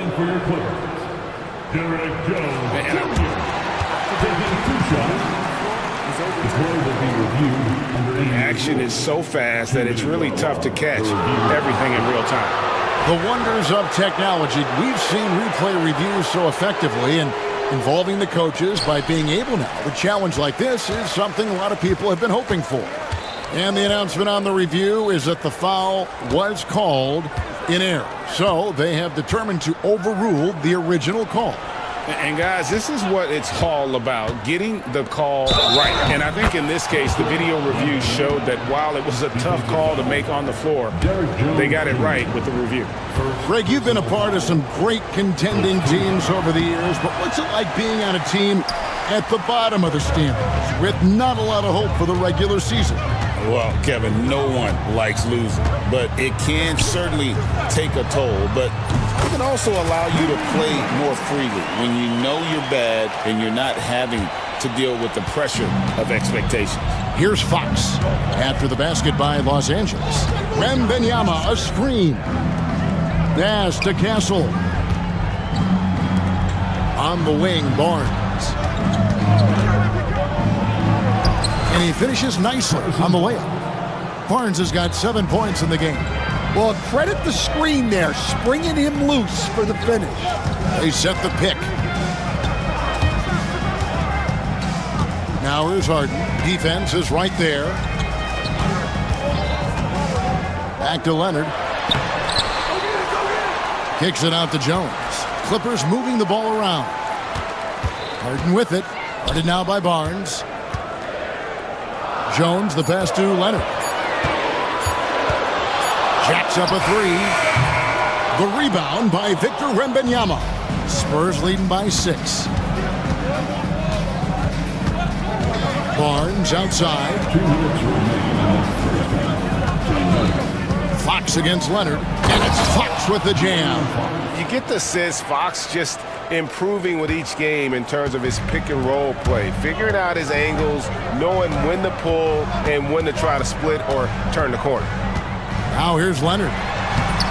Vassell grabs the board. And in the second quarter, a little under 3.5 minutes played already. And there's the whistle. That goes on Chris Dunn. That's his first foul. Personal foul. Second team foul. 1:33 left in the second quarter. Fox passes to Wembanyama. Back to Fox. Barnes screen on Leonard. 6 on the shot clock. And De'Aaron Fox gets the whistle that time. That is his first foul of the game. Yeah, way to get there first and be willing to absorb the contact. Harden with it. Guarded now by Barnes. There's the pick. Lets it go from the wing. And good. Got the English that time as it falls. Harden's got 4 points in the quarter. And Harden is a nightmare in the pick and roll. Just a clever combo guard who is completely unpredictable. Wembanyama finds Vassell. Back to Wembanyama. Wembanyama getting it done inside. And those are the kind of nice inside looks they've gotten here in the first half. Harden looking it over. Rebounded by the Spurs. Outside, Fox. Wembanyama sets a screen for Fox. Vassell, the pass to Barnes. And it's Barnes slamming it down. And if you look at this first half, overall, they've just had the better shot selection. Yeah, they've done a better job executing offensively, moving the ball and creating high percentage looks. Here's Fox. It's blocked. And here comes Harden, leading the fast break. Dunn shot's good.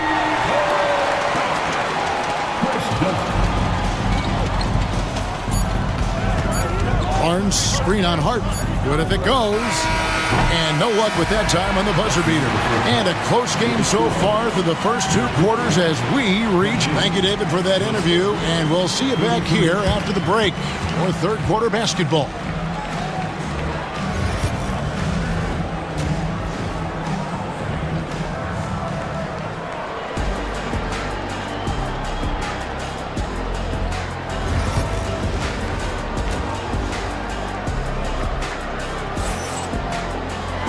We've got second half action for you, and if the next couple quarters are similar to the first, this one could go down to the last possession. We're seeing a tremendous game from Victor Wembanyama. Yeah, and just look at the numbers from the first half. He has been very efficient. Yeah, it's not like he's getting everything at the rim. He's playing smart and just taking what the defense gives him. So with Harden on the bench, here's who Tyronn Lue's going with. Bogdanovich out there with Chris Dunn. Then there's Batum. Then there's Norman Powell. And it's Coffey in at the power forward position. And so it's San Antonio with it after the basket by Los Angeles. Pass to Mamu Kalashvili. Sohan with the screen. 5 on the clock. San Antonio needs to get off a shot here. Here's Paul. Lands soft on the front of the rim and drops. Paul's got his first 2 points. And how about CP finding space around the rim? Here's Coffey. And he takes that one up and powers it through. Going to the rack with energy, and the D afraid to cut him off. Yeah, gotta chalk that one up to some shaky defending. And with the score as close as it is, these are the opportunities you truly can't allow. Well, he consistently attacks the basket, and this is the perfect time to do it. They want to extend their lead before crunch time. Here's Coffee. Uses the glass to finish the layup. Coffee's got 6. Terrific play call to give him a clean look at the rim. That's how you want to start the second half. Yeah, I like how they're establishing their interior presence right away. That's going to collapse the defense and create other opportunities. And so it's Bogdanovich who brings up the ball for the Clippers. It's a 3-point game.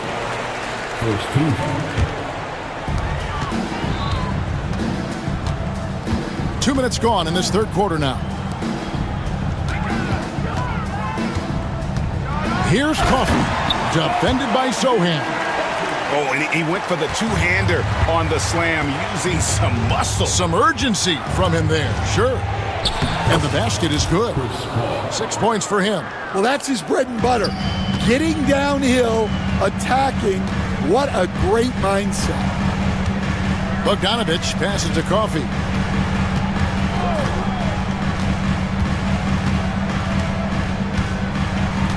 Back to Bogdanovich. 5 to shoot.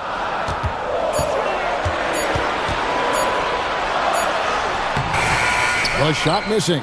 Johnson with some nice D. San Antonio leading by 3. Over in the corner, Paul. Back to Johnson. And the officials will call the illegal screen right there. Sometimes the action speeds up on you a little too much. Two teammates not on the same wavelength there. The Clippers have gotten 4 of their first 5 second-half shots to fall. 80% since the break. A 3 from Bogdanovich. San Antonio with the rebound. Paul looking around. Pass to Mamu Kalashvili. Johnson outside. Sohan with the screen. And the basket by Johnson. Now it's a 5-point Spurs lead. And Stan, we seem to be in the midst of a big man renaissance in the NBA. And I love it. So that being said, which of these big stars do you like the most? Well, that's a tough. And yep, we thought we might see it. And the coach's challenge has been triggered on the personal foul call. At the line for 2, Closer detail what constituted the original personal foul. Getting a different angle can sometimes make it a lot easier to determine.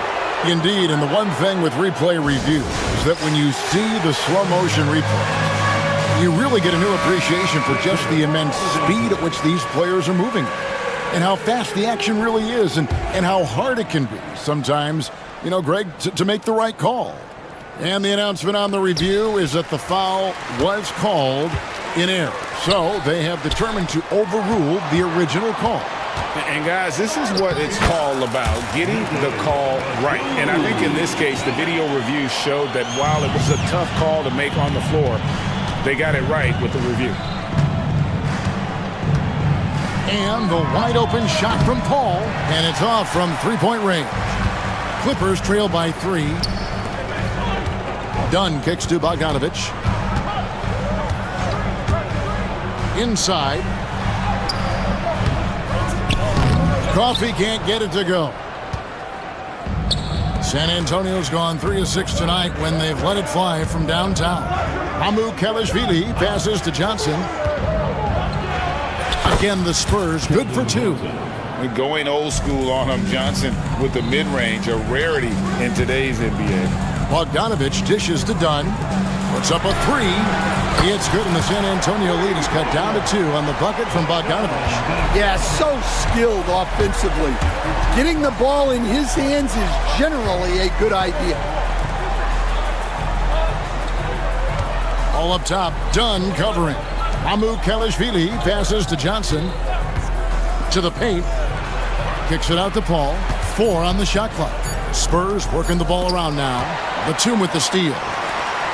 And now the Clippers on the break. Here's Dunn for the tie. Oh, and the buzzer beater's good. One eye on the rim, one eye on the clock. Nice.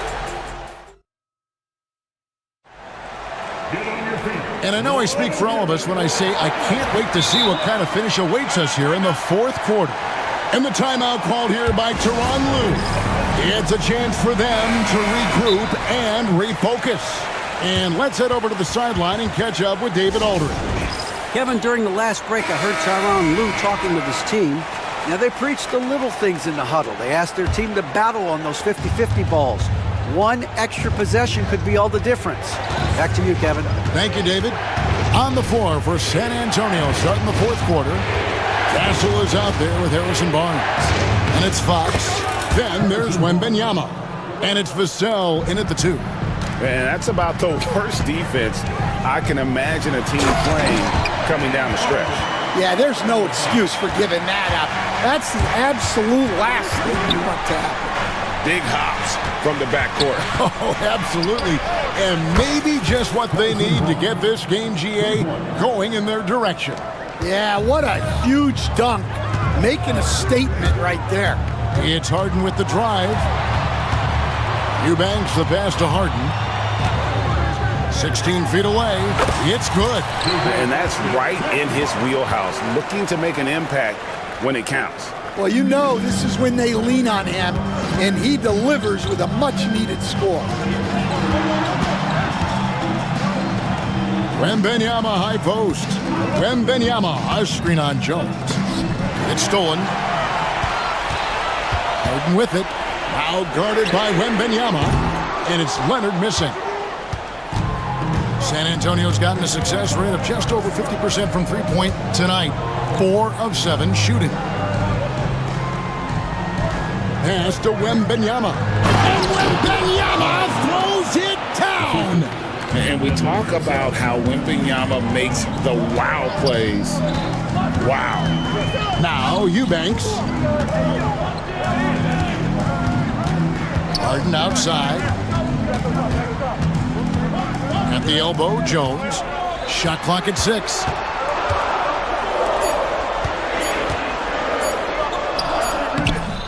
Victor Wembanyama grabs the rebound. Fox goes in, and it's Fox with the jam. And just maybe the quickest player in the league. Fox can get to the bucket at will. Better bring some help when he's driving. And he drives in, and the jam by Harden.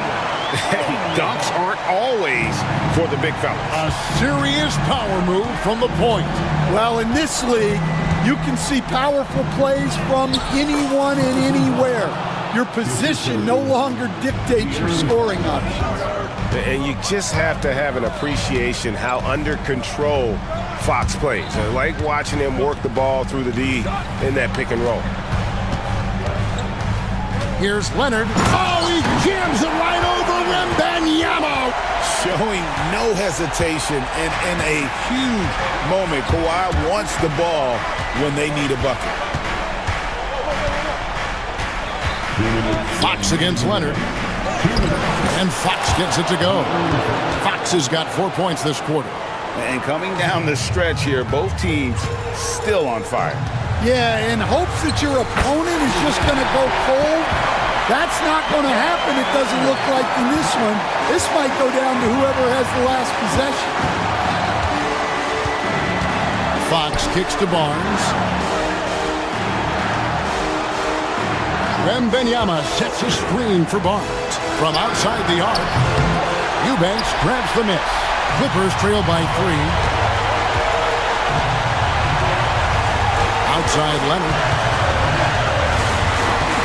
To tie it up. Kawhi drills the three-pointer. Well, this is what he does. A proven scorer in the clutch. Fox goes in, and there's the whistle. That goes on Chris Dunn. That'll be his second foul of the game.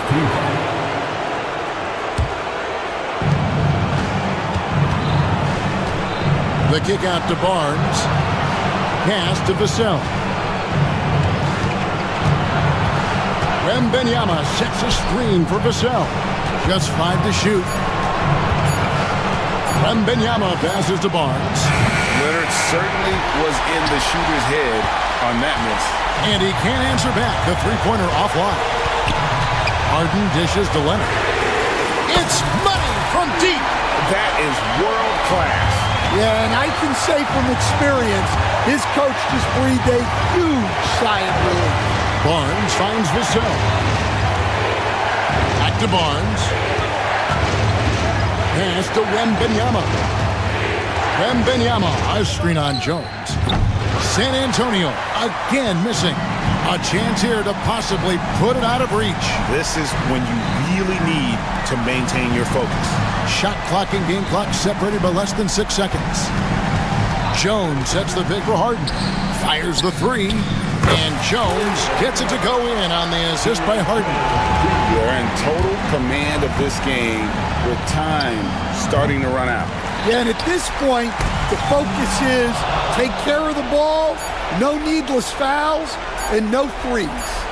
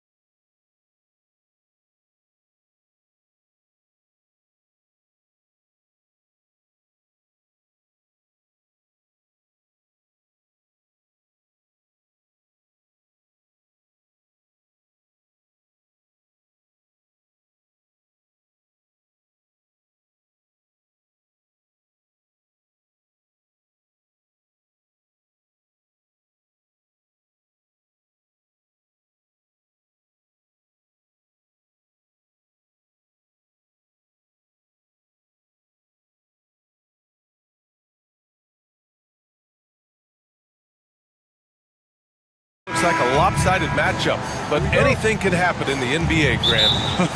That is the truth. I mean, that's why they play the games. One guy gets hot, a team gets cold. That's all it takes to swing the entire outcome of a game. Here's the starting group for the San Antonio Spurs. We've got Devin Vassell. Victor Wembanyama is out there with Barnes. Then there's Castle, and it's Fox in at the point guard position. The three from Banchero knocks it down from distance. And Banchero has some range already. I mean, I want to see him continue to drain these shots. Outside Wembanyama. Yes! And a nice assist from Fox. That's how you up the ante. Come right back at him. A little back and forth from long range. I love it. That's a terrific answer there. Wagner lays it up and banks it in. Just punishing the defense from the interior. Wagner doesn't mind scoring against physical defense. That one goes in. Just taking it right to the rim, and no one was there to greet him. Well, this early, they should be showing a lot more energy on defense. It's not there. Now here's Wagner. Outside, Caldwell Pope. Perfect night so far, 2 for 2. Good work by Wagner there, taking advantage of a point-blank opportunity. You know, Clark, something Kentavious Caldwell Pope brings, that championship experience. And every championship team has a guy like KCP, a guy who can make shots, who's always there, ultra reliable, plays both ends, doesn't step out of his role, and all he does is help you win championships. I love watching guys like that contribute in a meaningful way to championship teams. And he's a fun guy to watch because he does his job at a high level pretty much every night. He's getting his first free throw attempt of the game here. Clark, we know how great Wagner is offensively. He's a plus defender as well. You know what? I think he takes great pride in being a versatile, high-level defender. I mean, he focuses on that and gives great effort there. Offense comes relatively easy. He's got a great skill set, good size and mobility. But the defense is where he's really focused on excelling, and he's doing it. The finish! And Carroll passes to Isaac. It's hauled in by Wembanyama. For San Antonio, they've gone 3 of 4, off to a nice start. Wembanyama, a screen on Wagner. Wembanyama, the open look. And again, it's San Antonio converting. When Wembanyama goes up, he can be so quick. I mean, the rookie looking very assertive. And here's Fox. He'll bring it up for the Spurs. Driving to the basket. On the wing, Vassell. The 3 ball. It's hauled in by Isaac. The Magic have gone 4 of 8 and looking in control. And Carroll. Here's Suggs. And Carroll surveys. Wagner outside. Down to 5 on the shot clock. Oh, it's blocked by Wembanyama. With his length and energy, Wembanyama has the ability to be a game-changing defender. Here's Suggs, and he dunks it down.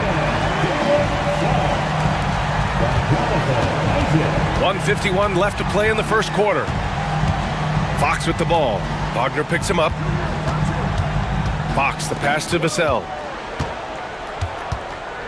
Back to Fox. Clock at 6. Nails the wide open jumper. Fox is so good at exploiting the pick and roll. When the defense goes under the screen, he knows exactly what to do. Burn them with the jumper. And the Magic surprising many league-wide, Clark, with how they've broken through. And the way they're winning, I might add. I mean, rugged, physical defense is their identity and calling card. Not necessarily what you expect to see from a young team.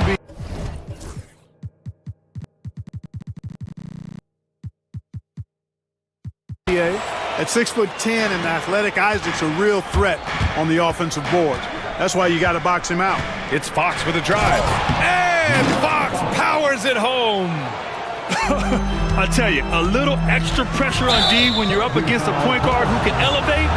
It doesn't make it easy, does it? And you know, guys, showing how dynamic a weapon he is for this offense, they feed off of that energy and ability to make plays. It gets them going. And we've got a timeout from Jamal Mosley. And we might see some changes. Coach potentially looking to adjust. So for the Magic, Wagner comes in for Isaac, and Black subbed in for Wagner. Here's Fox. He's got 6.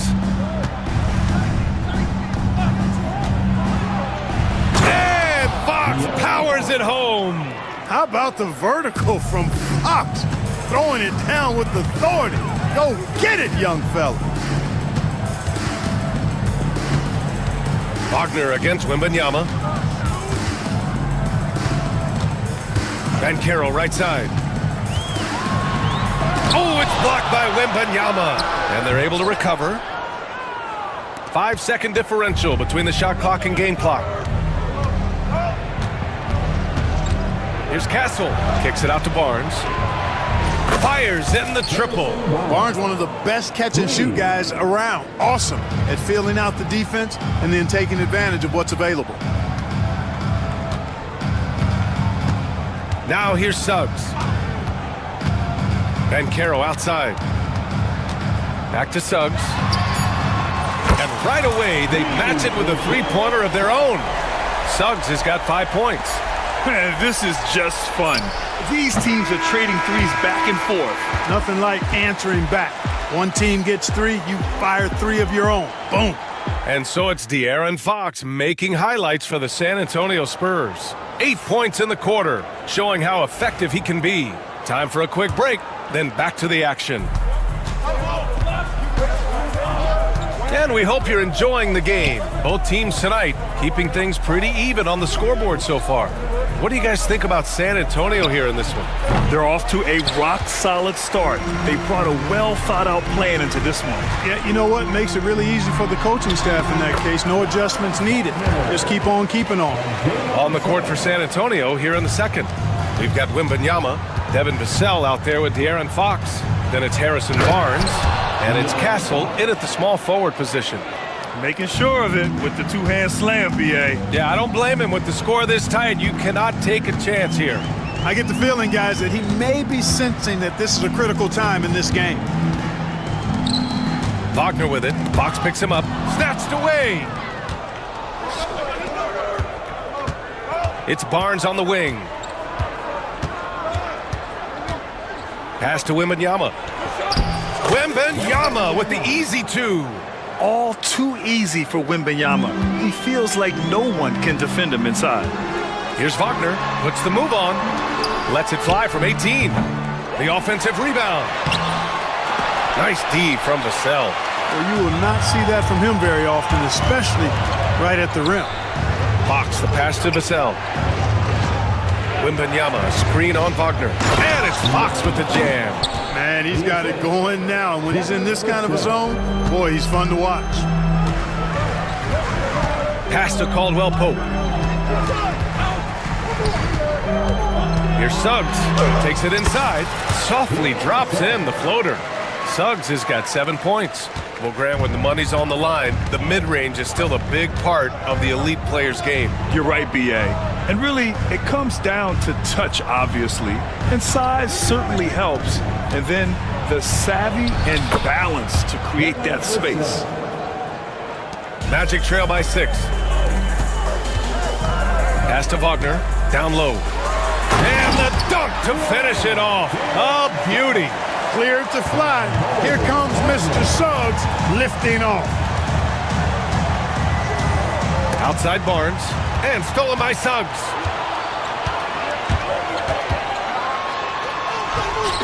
Hey, in 6 attempts, he's made 5. Talk about efficiency. He's a producer. It's part of their plan to get him as many touches as possible. And here's Vassell. Lets it fly from 18. Again, the Spurs score. And Vassell can get that shot anytime he wants. Here's Suggs. Soft touch off the glass. He's got 13. Where's the rim protection? That's just too easy for him. Fox goes in. And Fox powers it home. Yeah, I love how Fox uses that wiry frame of his. He's eel-like in his ability to get to spots he wants to get to. He's always under control despite playing at a high rate of speed. Knocked away. And they're pushing it up. The three from Barnes. Knocks down the long J. And now it's a 7-point San Antonio lead. You know, Barnes is a good shooter from deep. When he's in rhythm, he's dangerous from out there. And so Jamal Mosley calls for the timeout. He wants to give him a breather and talk things over.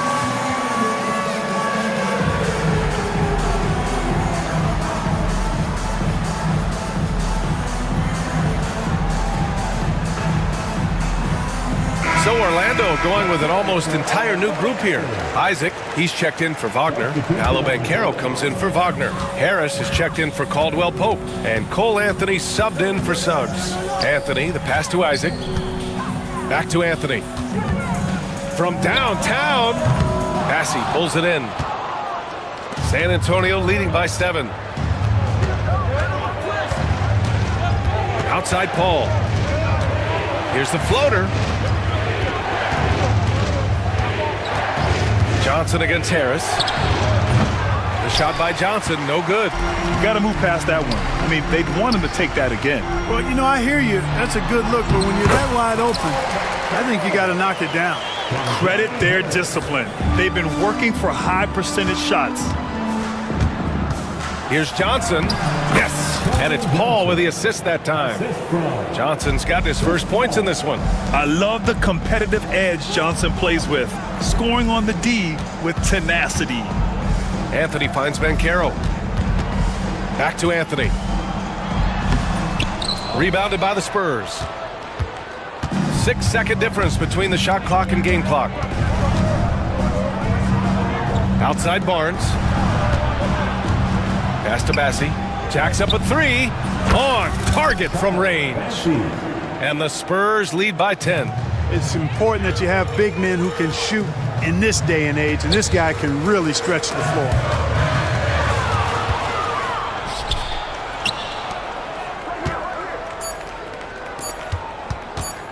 Paul for 3. What a play! He drains it at the buzzer! How about that one? A perfect finish to the half for them to tack another 3 points onto their lead. And so it's San Antonio in command with a 13-point lead at the end of the quarter. They put in work down low, getting in close and scoring in bunches. We'll be right back with you shortly.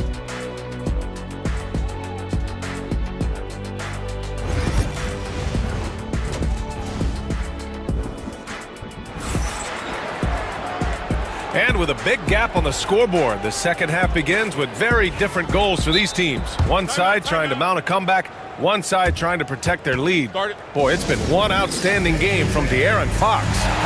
Slicing up the defense, living in the lane. Terrific first half for him. Well, you know what, guys? My question is this. Who's he going to posterize in this half? You know, we've already gotten a number of filthy dunks out of it. Wagner and Banchero, the talented forward pair. The backcourt is Suggs and Caldwell Pope, and it's Wagner in at the center position. So that's who Jamal Mosley starts the second half with. Here's Suggs. Sinks that one from the post. Suggs has got 15 points. Boy, that's just the toughness basket by Suggs right there. Remember now, this young man was an all-state football player in high school. Paul passes to Barnes. Top of the key jumper, no good. And unlike some other guys, missing a wide open look won't hurt his confidence at all.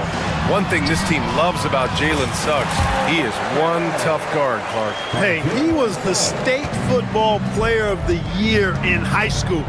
And you don't just forget about how to be tough when you've done what he's done on the gridiron. And it translates extremely well to the hardwood. I think he's one of the better on-ball defenders in the league right now. Banchero finds Wagner. On the take. Oh, a big finish with a one-handed jam. Already an excellent passer at his position. Banchero just loves showing off his court vision. Paul against Suggs.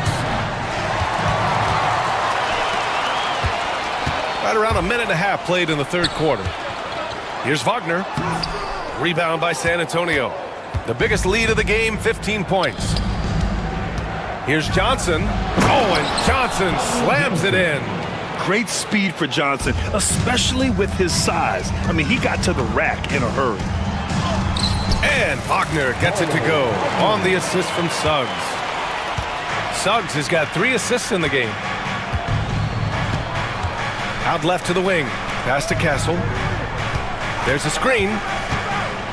Takes it up with both hands and rips it down.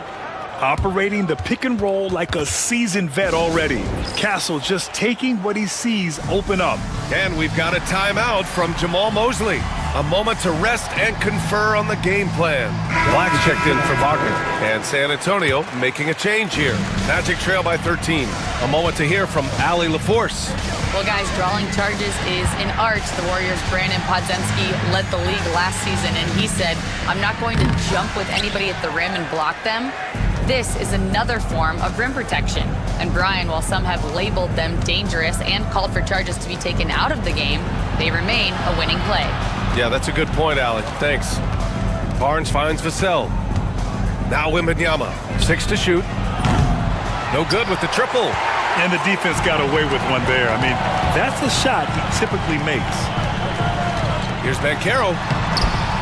Yes, Paolo Banchero for 2. He can play big and tough. I mean, Banchero bangs his way in.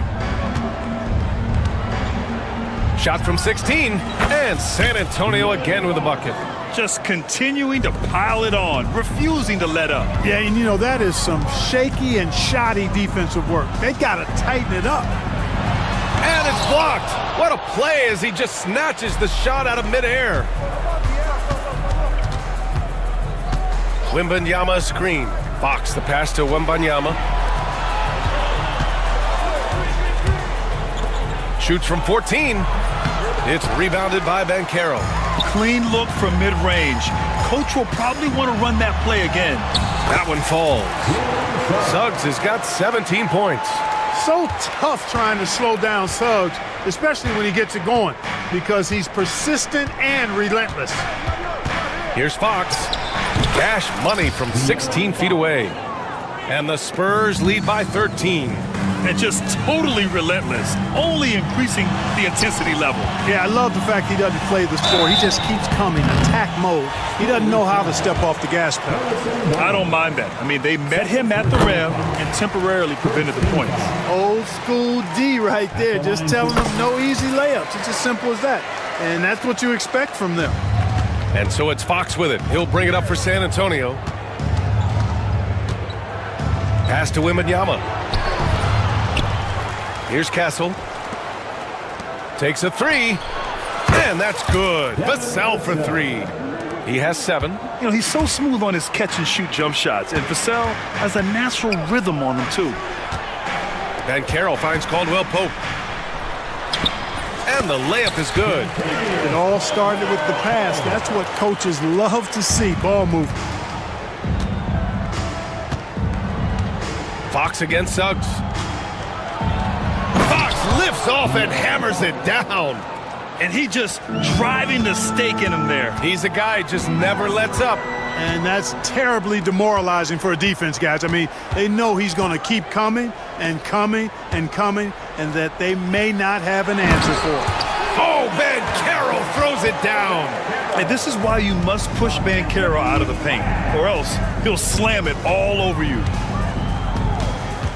Here's Fox. Fox fully commits inside. Taking it right at the rack. I mean, that defense is looking real frustrated. Well, they should be. I mean, it has not been a good performance for them at that end of the floor. And so it's De'Aaron Fox making highlights for San Antonio. And it's time now to bring you our State Farm assist of the game. Yeah, just shredding the defense with that feed. Zero chance to stop that. Yeah, that's just a brilliant read of the defense. I mean, it was also excellent anticipation of the movement of his teammates before the pass. Just great harmony on all sides. And as we head into the fourth, we'll see if there's a comeback in the works or if it's more of the same for the first 3 quarters. So on the floor for the Spurs, Castle is out there with Harrison Barnes. Then there's De'Aaron Fox. Then it's Victor Wembanyama, and it's Vassell in a 2-guard. Banchero.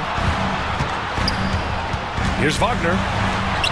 Ooh, coming through again, shooting 5 for 7 now. Look at Banchero finding his teammate out there, getting the ball into the hands of the open man.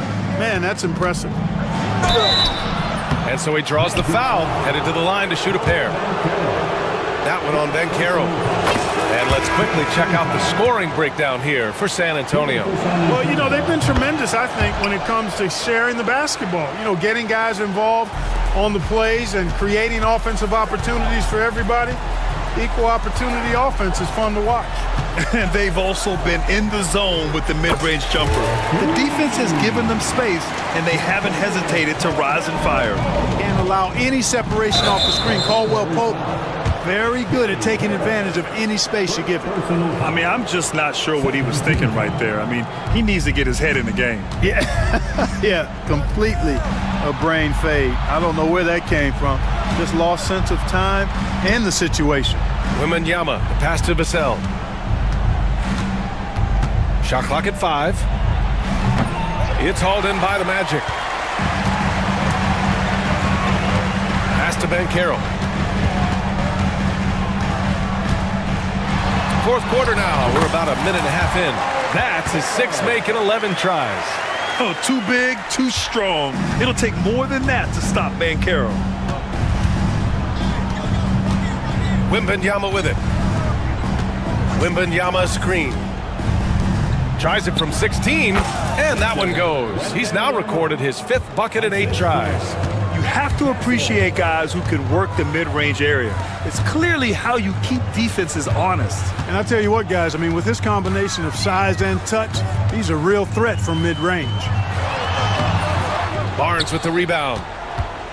Spurs lead by 13. Here's Castle. Oh, hey, how about big that? Time right there. Big time. Woo. And it's flushed down. A nice jam. Yeah, just a vicious slam from Castle. You know, I have a feeling we'll see a few more of those over the next few years.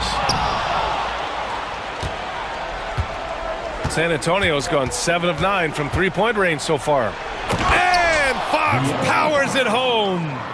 Showing off the major hops. Wow! Look at Fox get up and finish with some power. Fox against Caldwell Pope. Oh, they get a hand on it. It's stolen by Fox. Vassell finds Fox. And now they decide to foul intentionally. Orlando making some changes. Isaac, he's checked in for Wagner. Wagner comes in for Black. And it's Jalen Suggs in for Harris. Here's Fox. And count that. 2 points and a chance for one more at the line. And they just continue to attack, even late in the game, while they're up big. Yeah, I don't think you want to get loose and sloppy or ease up, but it is time for them to start using that clock a bit. Wagner's checked in for Isaac. Boy, I like the focus and unselfishness Fox brings to the court. A strong defender with lightning-quick reflexes in every spot.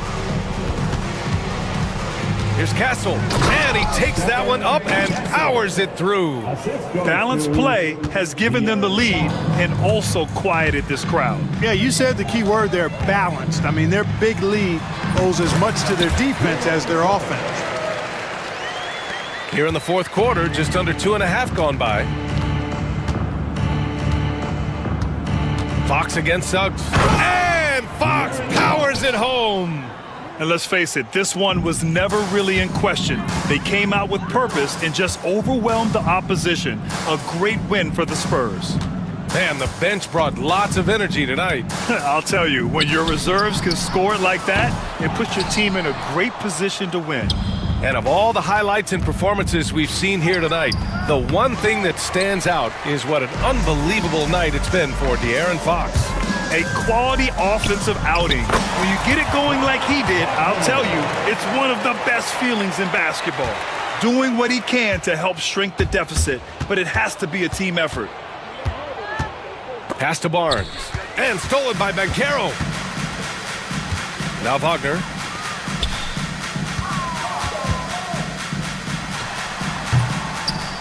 Rebounded by Fox. He just couldn't finish the job that time. And too bad, because it was a nice look. Driving in. And Fox powers it home. Yeah, they blocked out the noise, blocked out the distractions, kept on grinding, and this is their reward. Boy, a fantastic performance. And I tell you something, I mean, you get roadkill, that's always a challenge in the NBA, no matter what, and they got it done. Now 5 seconds separating the shot clock and the game clock. Fox with the ball. Down to 5 on the shot clock. Fires from way outside, and the shot clock expires. 24-second violation. Magic ball.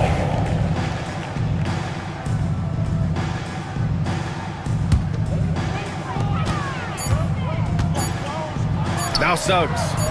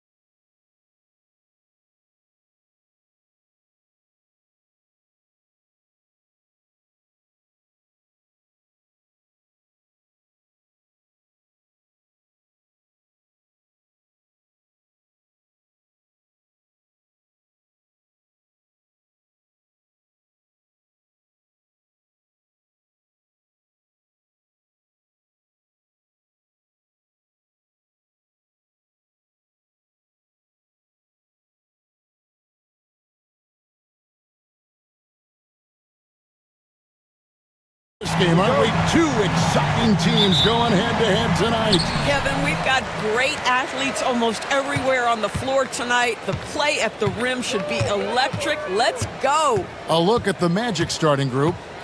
In the backcourt form, it'll be Suggs and Caldwell Pope. Both on the floor at the 3 and 5. It's the Wagner brothers, Franz and Mo. And it's Bancaro in at the 4. We always know this has been a strength of Rudy Gobert, getting the offensive window. Nicely done. Suggs passes to Wagner. And finished off by Wagner. And guys, he's not an easy man to stop when he's got the rim in his sights. Never has been, never will be. He is a determined finisher. Here's Edwards. And it's Orlando with the rebound. And now Orlando on the break. And they call the foul, so he's got the and one chance here to make it a three-point play. Well, that shows you the combination of size, strength from Franz Wagner. Like, seriously, well done right there. GA, when you look at the development of Franz Wagner, what now is the next step for him? Kevin, for me, it's the three-point shooting, specifically becoming more efficient out there. And I also think he's going to have to become a better passer, ball mover. I got total confidence he'll get there because the rest of his game is complete. And the lack of effort to fight over the screen there makes that an easy shot. You know, we see this all the time. You're basically, as a defender, hoping the man misses rather than putting in the work to get over screens. Minnesota on D. Caldwell Pope kicks to Suggs. Outside for Caldwell Pope. And as a defender, Edwards' speed and agility make him tough to shake. No easy shots with him on you. Randall against Bancaro. He gets it in there. And I like to see this. They're calling his number early, and he's delivering. They know that if this guy goes off, their chances of winning rise exponentially. And finish off by Wagner. Well, we know Mo Wagner is a sweet shooting big, but right there he says, you know, I can get off my feet too. For three, Edwards. And the three ball is good. And he likes to get in a rhythm early. Nice triple. The Magic have gone 3 of 4 from the field to start out the game. Rebound, Minnesota. Well, that's a blown defensive coverage, but it doesn't matter. He cannot answer the bell. There's the drive. Oh, went in there and tried to power it down, but drew contact. He'll head to the line. It's on Franz Wagner. Well, Anthony Edwards has got a well-rounded offensive game. He can put it on the deck and draw contact. Shows you right there. You hear, Doris, people now calling Anthony Edwards one of the faces of the NBA. And I'm assuming you'd agree. 100% agree, because the skills are extraordinary. The development in his decision-making has gone leaps and bounds from where it was. Beyond that, Kevin, he's a lockdown defender, one of the best competitors, fearless in the big moments, and one of the most charismatic young men in the league today. This guy is spectacular. And the latest now from our sideline reporter, David Aldridge. David, it's all yours. Take it away. Hey, Kevin, last season the Magic extended Coach Jamal Mosley's contract through 2028.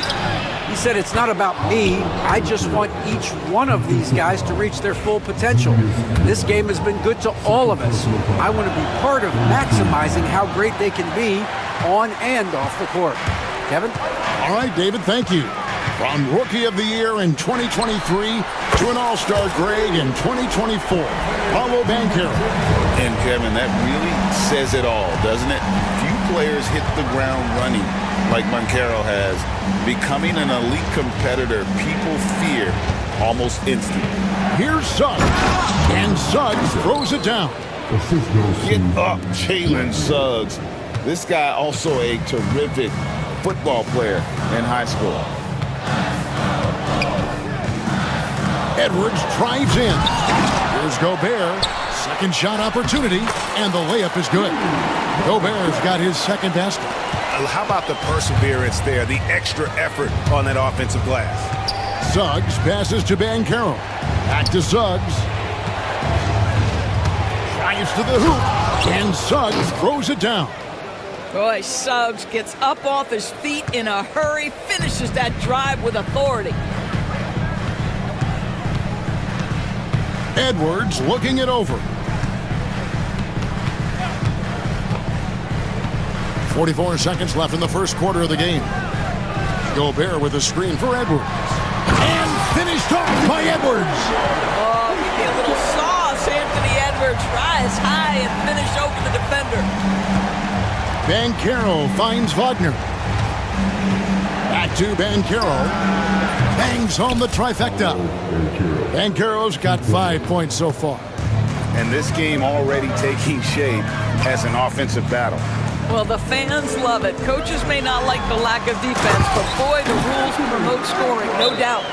And how about that? What a sensational finish. Hey, you got to be able to get some hang time to do that one. And Jamal Mosley has called timeout.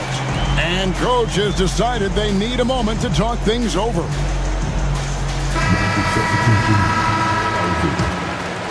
Here's Suggs.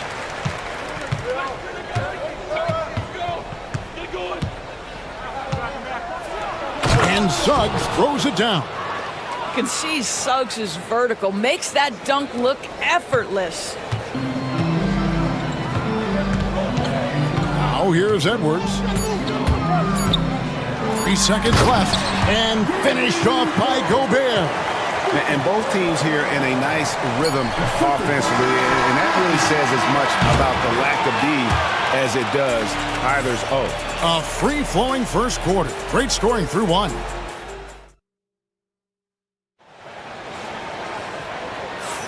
And hope you've enjoyed the broadcast so far. Halfway through the first half in this one. And a closer look here at the scoring breakdown for Minnesota. People say the mid-range shot is dying, but so far in this one, that has not been the case for this team. I think the other thing they've done a great job of is making their presence felt inside, converting tons of paint opportunities. Dante DiVincenzo, he's out there with Edwards. And it's Rudy Gobert. Then it's Randall. And it's McDaniels in at the 3 spot. That's the 5 to begin the second quarter for the Timberwolves. Edwards at the rim. Well, in pick and roll action, you've got to be aggressive as a scorer. Anthony Edwards with the bucket. No one near Suggs as he lets it go. That 3 off the mark. Timberwolves leading by 6. Randall with a screen for Edwards. And he's fouled pretty hard on that shot, but he's got the chance to pick up the points at the line. It's on Paolo Banchero. Anthony Edwards is a load to handle as a defender. This guy's got the frame and the skill to make it very difficult. And Orlando making a change here. Harris has checked in. Every year, Greg, we get a new batch of rookies into the NBA, and sometimes we're all guilty of judging them too early. Oh, absolutely. I think we need probably 3 years to evaluate a player. You know, fans and media can be a little harsh at times, but not everybody develops at the same rate. Edwards passes to Gobert. Gobert with a screen on Banchero. Here's Randall. Chalk up 2 there. Randall's got the lead up to 10 now for Minnesota. Well, so often the guy who sets the screen. In that instance, Julius Randle with the ball in his hands in the pick and roll. Go ahead, Julius. And finished off by Banchero. Oh, Kevin, not a petty, not a Manny, but a facial. Oh, a bounce to the ounce, Greg? Yeah, showing off the bunnies. Gobert with a screen for Edwards. A floater, rebounded by Isaac. The Magic trail by 8. Here's Banchero. Outside for Caldwell Pope.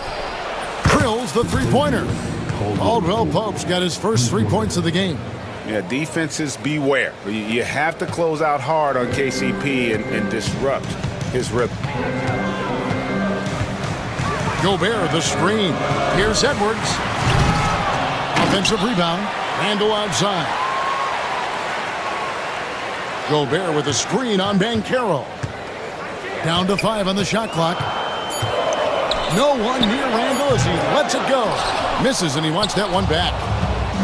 The Magic have gone 50% from the floor in the second quarter, 3 of 6. Black dishes to Bankero. They get it back. Off target at the rim. Well, we love his ability to attack the rim. He just loses a little bit of focus and misses the chippy. Now, here's McDaniels. Guarded closely. Here's Edwards. Driving in. Inside, Edwards finishes strong. I think his teammates understand that Anthony Edwards has every aspect of his offensive game working, so let's make sure he's got the basketball. Right now, I'd send it over to the sidelines and get a report from David Aldridge. Kevin, thank you. Paolo Banchero is not skipping steps. The Magic superstar says it's like anything in life, it's a process. Having that perspective just makes you want to work every day, because this is the best league in the world. If you become impatient, you're going to drive yourself crazy. It's a cliche, Kevin, but you just keep pounding away. Back to you. Well said, David. Dedication to the craft. EA thanks. And there's the call on Dante DiVincenzo. That'll be his second foul of the game. Wagner's checked in for Orlando. And here in the second quarter of action as we approach 4 minutes played. And with that shot, the Minnesota Leafs got down to 3 on the bucket from Caldwell Pope. Yeah, and then knifing into the middle. Caldwell Pope, not just a perimeter threat. Young fella can elevate. No one near Edwards as he lets it fly. Hits it from three-point range. Edwards got 20 points. Just such a well-rounded offensive player. He's got a little bit of everything. Caldwell Pope passes to Black. Drops in the layup for 2. Black's got 4 points in the quarter. And guys, they continue to put a lot of pressure on the interior defenders with their work down low. Boy, defense is no answer for Anthony Edwards' athleticism. What a dunk. And Wagner's got the ball here for the Magic. 6-point game. Takes it inside. DiVincenzo with the rebound. For Minnesota, they've gotten just over 50% of their shots to drop here in the second quarter. They're 5 for 9. Shot and game clock separated by 5. Here's Edwards, and it's sent back by Isaac. Isaac using every bit of that 6'10 frame to send it back. Just a grinder, always doing the dirty work on the offensive glass, and that's one of the things he brings to the table. Randall kicks to Edwards. Up in time. And the last shot before the buzzer is off. Anthony Edwards has been leading the charge for the Minnesota Timberwolves. And of everything he's doing well, it's his scoring that you point to first. Already 22 points in this game. And we'll be right back after this.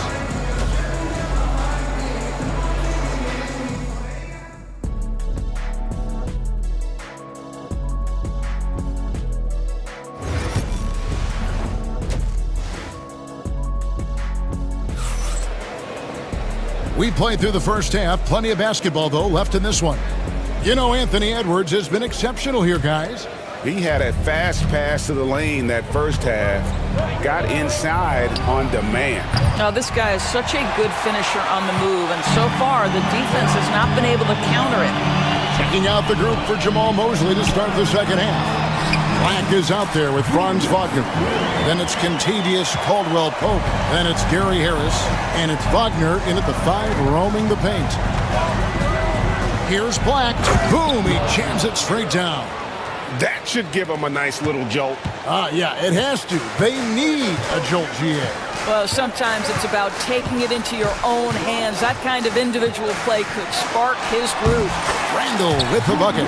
Well, the effectiveness of Julius Randle, wherever he is on the floor, the mid-range, one of those tools in the toolbox. DB, ever since winning the most improved player back in 2021. And it looks like, yep, it's a coach's challenge on the personal foul. That triggers a replay review by the officials. Taking 2 shots. And this is the time.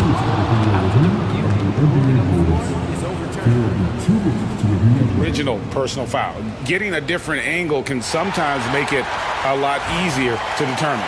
Indeed, and the one thing with replay review is that when you see the slow motion replays, you really get a new appreciation for just the immense speed at which these players are moving at, and how fast the action really is, and how hard it can be sometimes you know, Greg, to make the right call.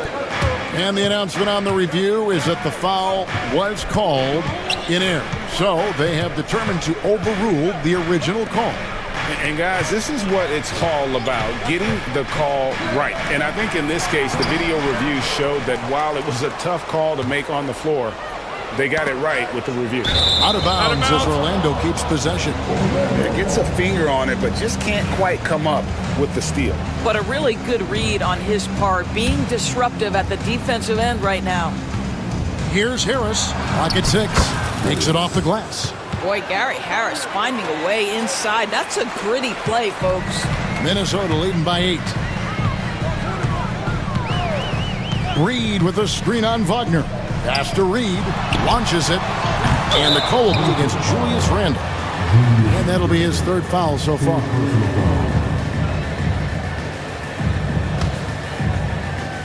The Magic have gone 2 of 5 shooting here in the 3rd quarter. A shake. And Harris lays it up and in. Tremendous read by Gary Harris. You see the gap, you attack it.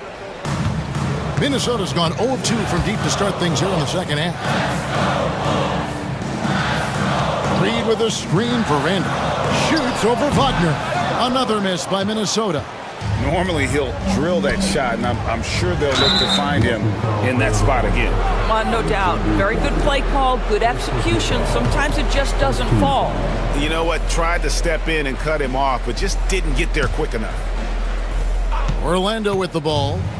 They trail by 6. Here's Black. Oh, and there's the one-handed jam. Big hops from the backcourt. Oh, absolutely. And maybe just what they need to get this game, GA, going in their direction. Boy, as tight as this one is, that's a statement play saying, hey, listen, we're not here to back down from you guys. Hands it from downtown. Pick works well there. Not much resistance from the D. It takes incredible effort to stay connected to the hip of the offensive player. You've got to want to work. A floater. And it's Wagner missing. It's all about the defense right there. Without that level of activity, he probably scores it. Bounce pass from Reed. Alexander Walker with the ball. Hasn't made one yet. A 3-pointer off the mark. Pressured that shot by getting a hand up just as good as a block. And he did it without fouling, and that's become an art, changing shots without making contact. Just under 3.5 minutes played here in the 3rd quarter.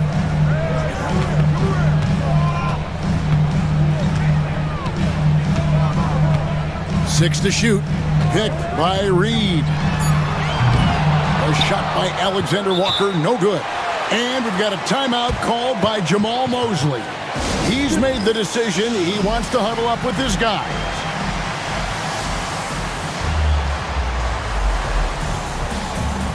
Edwards has come in for Nickeil Alexander Walker. The Magic also changing it up. Banchero comes in for Wagner. And Jalen Suggs is subbed in for Gary Harris. Here's Suggs. The quick look, no good that time. And he's a good shooter from outside, but not sure from that deep. Boy, we're seeing it more and more. Guys looking to create additional space by stepping back further from the line. Deep 2 from Wagner. The Magic again can't hit. And here's Edwards. He'll bring it up for the Timberwolves. They've led by as much as 10. Pass to DiVincenzo. Buries it from 3-point range. DiVincenzo's got 6 points. Anthony Edwards plays with joy, and you love to see him get his teammates involved. Pretty pass. And we've got a timeout called by Jamal Mosley. He's ready to talk things through with the team. Alexander Walker, he's checked in for the Timberwolves. And with that shot, the Timberwolves lead is cut down to just 8 points on the bucket from Wagner. The Timberwolves have gone a somewhat subpar 4 of 10 on their shots in the 2nd half so far. Reed with a screen on Suggs. Edwards can't hit. Orlando's gotten blank from 3-point land so far in the 3rd. Still 0 for 3. And finished off by Banchero. Oh, big time dunk. by Banchero. I like seeing the aggressive side of this young man. And so Chris Finch calls for the timeout. He wants to regroup and go over the strategy.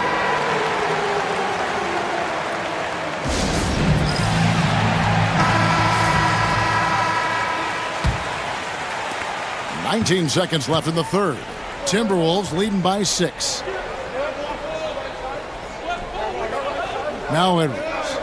22 points for him.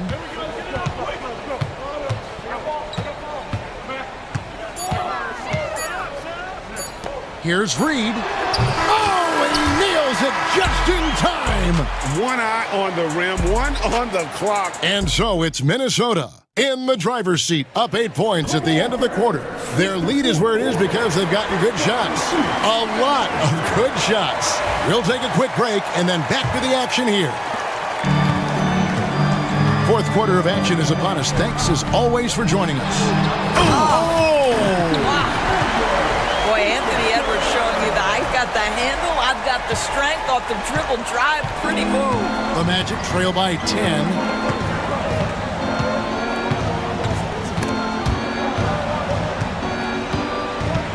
Up top, Wagner. McDaniels defending. And finished off by Wagner. I tell you, don't be surprised when Franz Wagner gets up above the rim and finishes. This guy loves to attack the basket. Randall a screen on Suggs. And Randall throws it down. And this is what we've come to expect from this guy, right? Not only making a ton of shots, but being efficient while doing so. And we've got a timeout called by Jamal Mosley. He has decided it's the right time to talk. Orlando making some changes. Jonathan Isaac, he's checked in for Mo Wagner. And it's Anthony Black in for Caldwell Pope. Let's check in with our reporter, David Aldridge. I was able to listen in on what Jamal Mosley was going over with his team. His emphasis was for more effort on the defensive end. He said we have to do a better job of communicating and helping each other out. We're getting too many easy looks. Let's make it hard on them. Kevin, they're going to have to if they're going to slow down the hot shooting of their opponent. Thanks, David. Guys, when you're talking about young players, the first thing I want to know is, do they have passion and enthusiasm for the game? Franz Wagner, he's got every bit of that. Outside Edwards. Has to go Bear. Back to Edwards. Gobert with a screen on Suggs. Here's Edwards. Down low. Here's Gobert. Rebounded by Isaac. The Magic trail by 8. Banchero outside. And finished off by Banchero. Boy, the ability to get off your feet in that quick a fashion. Paolo Banchero, tough to deal with. Gobert with a screen on Suggs. Outside Edwards. Inside, Gobert. Fouled in the act of shooting. Gets the bucket anyway, so a 3-point. And now, yep, this will be a coach's challenge. We thought that. This is the time now where the officials can review in closer detail what constituted the original personal foul. Getting a different angle can sometimes make it a lot easier to determine. Indeed, and the one thing with replay review is that when you see the slow motion replays, you really get a new appreciation for just the immense speed at which these players are moving at, and how fast the action really is, and how hard it can be sometimes, you know, Greg, to make the right call. And the announcement on the review is that the foul was called in error. So they have determined to overrule the original call. And guys, this is what it's all about, getting the call right. And I think in this case, the video review showed that while it was a tough call to make on the floor, they got it right with the review. And it's Suggs with the rebound. The Magic trail by 6. Wagner finds Suggs. Back to Wagner. Some nice ball movement by the Magic. That's good from Suggs on the assist from Wagner. Wagner's got his 4th assist in this one. Gobert with a screen for Edwards. And Chris Finch calls for the timeout. There was no hesitating. He wants to talk to the team right now. And the Timberwolves making a change here. Reed's checked in.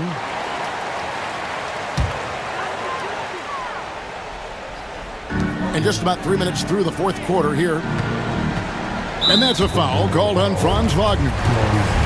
That's foul number 2 for him. First team foul. Minnesota with the ball. They've led by as much as 10. Boy, that's a bang-bang play on the inbounds pass. I like those quick hitters. The Magic trail by 5. Suggs looking around. Here's Banchero. On the wing, Isaac. Shot clock at 5. And Isaac throws it down. I tell you what, Isaac's starting to show that clutch gene. He's not afraid and seems willing to put the team on his back. Edwards on the bounce. Randall with a screen for Edwards. Outside for Randall.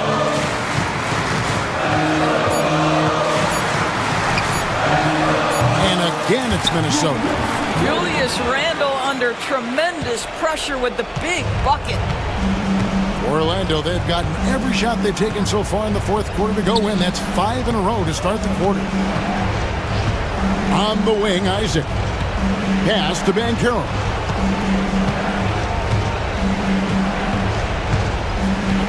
The Magic need to get a shot off here. And count it. The shot is good. He'll go to the free throw line. And it's the sequences like this that really give you pause and appreciate how special this young talent is. I mean, he's calm, has a great attitude in those huge moments, and how about that, knocking down big shots. After Reed, it's stolen by Banchero. Here's Black, defended by DiVincenzo. Black kicks to Isaac. Here's Wagner. Banchero, a screen on McDaniel. Clock at 4. Over in the corner, Isaac. That doesn't go in. Had a chance, though, to take the lead. 1 second separating the shot clock and game clock. And here's Edwards.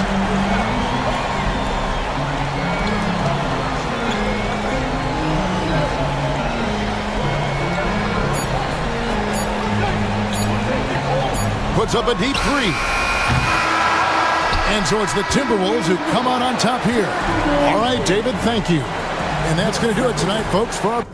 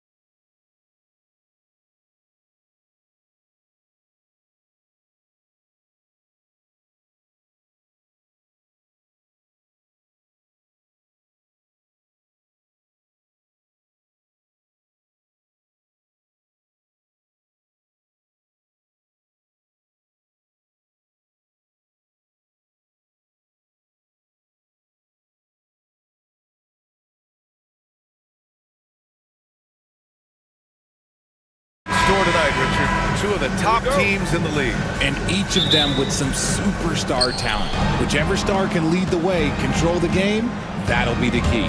Let's check out Minnesota's starting lineup. We've got Dante DiVincenzo, Julius Randle out there with Jaden McDaniels. Then there's Anthony Edwards. And it's Gobert in at the 5, roaming the paint. And there's White. That's good on the assist by Brown. The first of many tonight. Both teams have legit offensive talent. And if everything goes to plan, this could be a very fun matchup to watch. Edwards, a pass to McDaniels. Back to Edwards.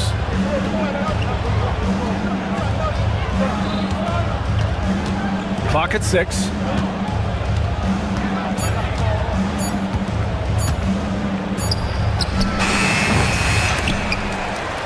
And it's out of bounds. Last touch by Gobert. All right, let's check in with Allie LaForce. I caught up with Coach Joe Mazzulla. I asked him how Rudy Gobert alters their usual game plan. Coach acknowledged that he's a factor and said Rudy definitely demands more from us offensively. We have to be careful where we put our shooters with him waiting for swats. Coach thinks intelligent offense is what it takes to beat Gobert. Back to you. Thank you for that, Allie. And the basket by Brown. There is zero hesitation from Brown. This man is always ready to fire. And how about Jaylen Brown, Richard? Named to his first All-NBA team in 2023. A very important piece to him. NBA, what timing. It made Jaylen eligible for the Supermax. At the time, it was the largest contract in NBA history. And how did he follow it up? He won the Larry Bird Award as the best player in the Eastern Conference playoffs. You can really feel the momentum swinging in their direction. Yeah, but they can't relax. They've got to keep building on this lead because it is not safe. And Edwards slams it in. Can you say terrific athlete? Edwards just enjoys getting deep positioning and rising up for the slam. Holiday passes to Tatum. With the drive. Oh, Tatum slams it home. Wasting no time matching the slam with one of their own. Showing some serious fight right there. Edwards looking it over. Gobert with a screen on White. Edwards, a pass to Gobert. Oh, sweet move. And Gobert with the stuff. When Gobert is close like that, you know he's going to try and ram it through.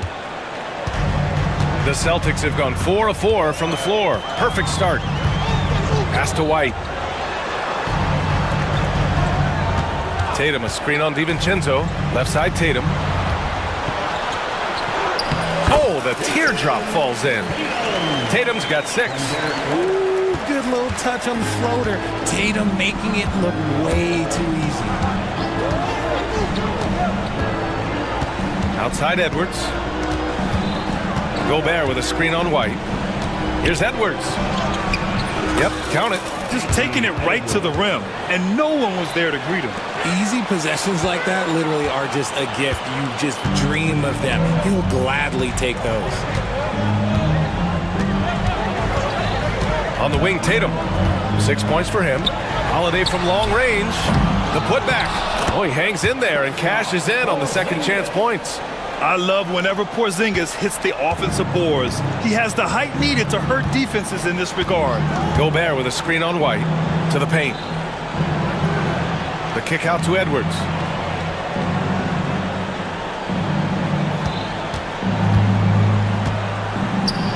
It's McDaniels on the wing. Back to Edwards. Over White. Rebound Boston. Well, it's a make-or-miss league. Sometimes the Jays just don't fall. It wasn't a bad shot. Brown against Edwards. Porzingis with a screen on Edwards. Outside Tatum. Beyond the arc. Doesn't go for him. Timberwolves trail by 7. Outside Edwards. Gobert with a screen on White. And he lobs it up. And Gobert with the stuff. I mean, how do you stop Gobert on the slam? He's too big, rising up too fast. There's really nothing you can do. Holiday with the ball. Hasn't gotten one to fall yet. Pass to Brown. Oh, the big dunk right over Julius Randle. Showing off his pure athleticism. Brown with a memorable finish. Boston shooting their first free throw in this game. Personal foul. First team foul. At the line, Jaylen Brown. At the line, shooting one. Free throw good. Brown. What makes Brown special is his blend of smarts and effort level. Not just an intelligent player, he also gives you a phenomenal amount of energy out there. Edwards against White.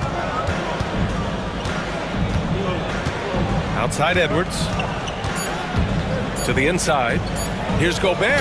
Oh, he cocks it back and throws it down.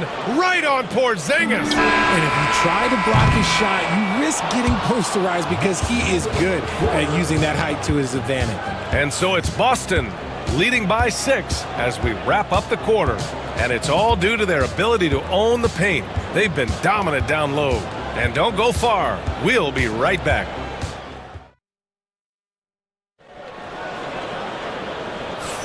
And for those of you just tuning in, second quarter action is where we are.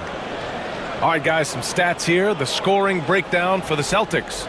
They've started the game the right way, penetrating the defense and attacking the rim. They're just not settling. And I just love playing on teams like this, passing teams. You can tell they really like playing with each other, and hopefully they keep this up. On the court for the Timberwolves, second quarter underway.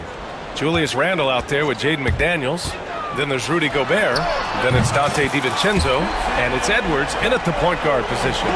Look at the big Tatum from the coffin corner. You look at his college days and his rookie year, Tatum has always been on a winning team, Richard. B.A., I think it starts with his approach. There's always been an air of professionalism when it comes to Tatum. He's just a young player that is focused only on winning. And from the sideline, let's catch up with Allie. Brian, last season, Jason Tatum surpassed 10,000 career points. He said, it sounds crazy. I always think about when I was a kid growing up with my mom and saying I wanted to be in the NBA. I may have thought I would be one of the best players, but to actually do it is a surreal feeling. Brian, he's being honest. Yeah, dreams do come true, Allie. Thank you. And Gobert with the stuff. And you know he's tough on the glass. Easy money there for Gobert. Tatum passes to Porzingis.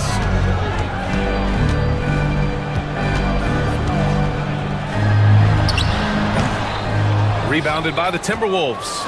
I don't know if he got in his own head there or what, because the defense can't really take credit for that miss.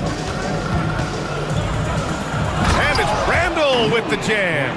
Wow, Julius Randle. We could feel the floor shaking on that one. Boston leading by 5. Tatum like a freight train coming. Oh, Tatum slams it home.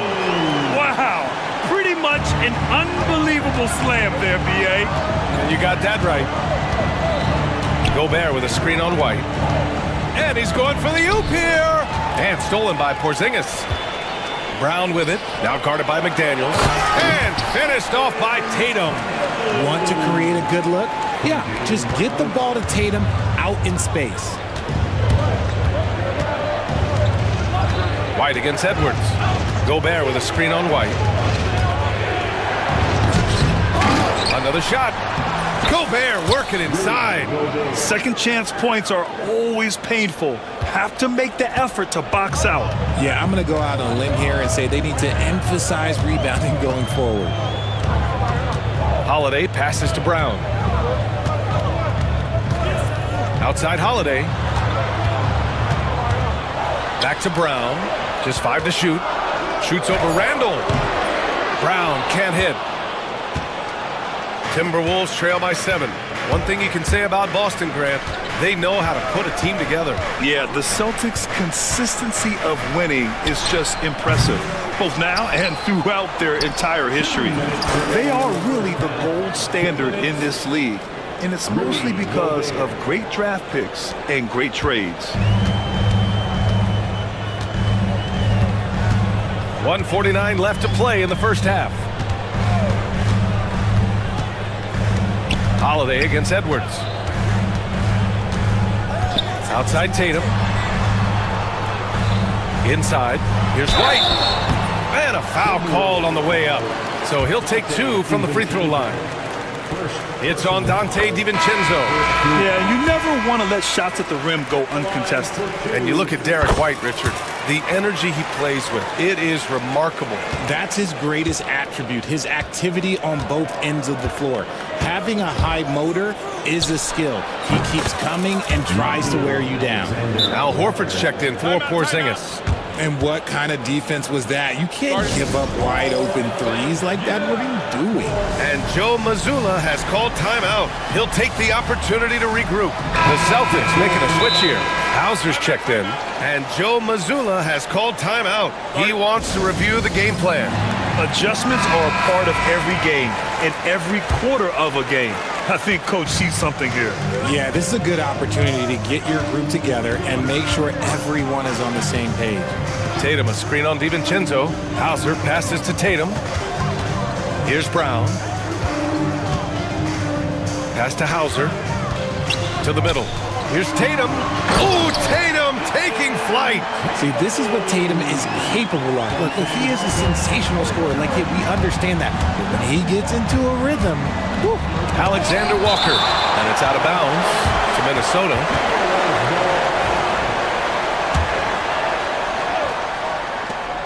There's 53 seconds left in the first half of basketball. Boston with the ball.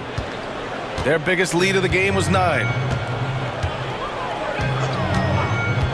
Outside Tatum. Three-pointer Holiday. Can't get it to go, making him 0 for 2. 2 for 1 opportunity if they can time it right. Great way to end the quarter. There's the double team with Horford. Outside, Alexander Walker. Down low. Here's Reed. Crafty move. Throws it down, and the official calls a foul. And in a game this close, they're going to challenge the call. Coach does not agree with it, and he wants them to take another look at the monitor. Now, Reed, 1 shot. People will worry. Reviewed under NBA rules. 2 minutes are allowed to review the play. The NBA was smart to adopt this challenge policy in 2019. You know, one thing this does for a coach is let his players know he's got their back. If they're adamant that the call was wrong, he'll back them up and make the refs take another look. So they see clear evidence of a bad call, and they're going to overturn it. Probably the right decision. And give credit to the officials for recognizing the mistake and correcting it. Nobody likes to say they got it wrong, but they fixed it in a hurry. Tatum inside. Pass to Hauser. And the shot is good on the assist by Tatum. Hauser's got his first points of the game. Pick works well there, but the defense left a lot to be desired. Yeah, that just comes down to a lack of effort. The defender has to do a better job fighting through the screen.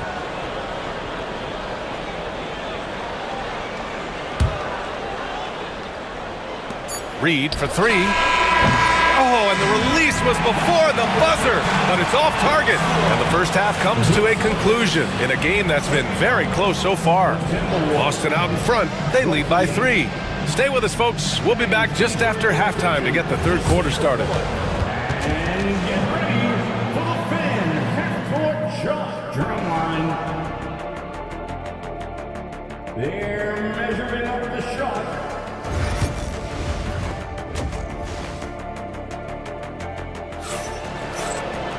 And we're halfway through this one. Plenty of basketball left in a game that's been a fairly even one.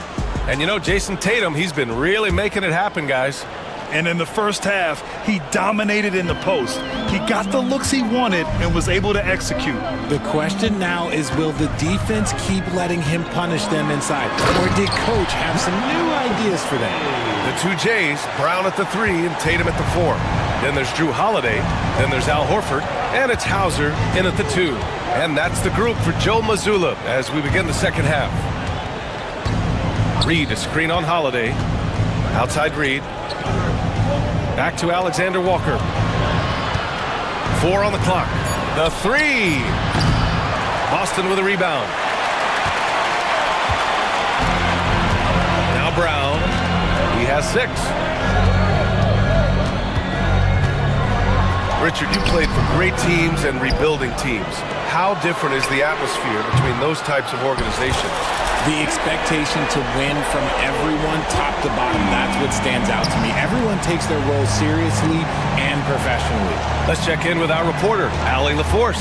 Hey, Brian, a key concept preached by Celtics head coach Joe Mazzulla and reiterated by Jaylen Brown, who says it's reading the game, realizing fast, but playing slow.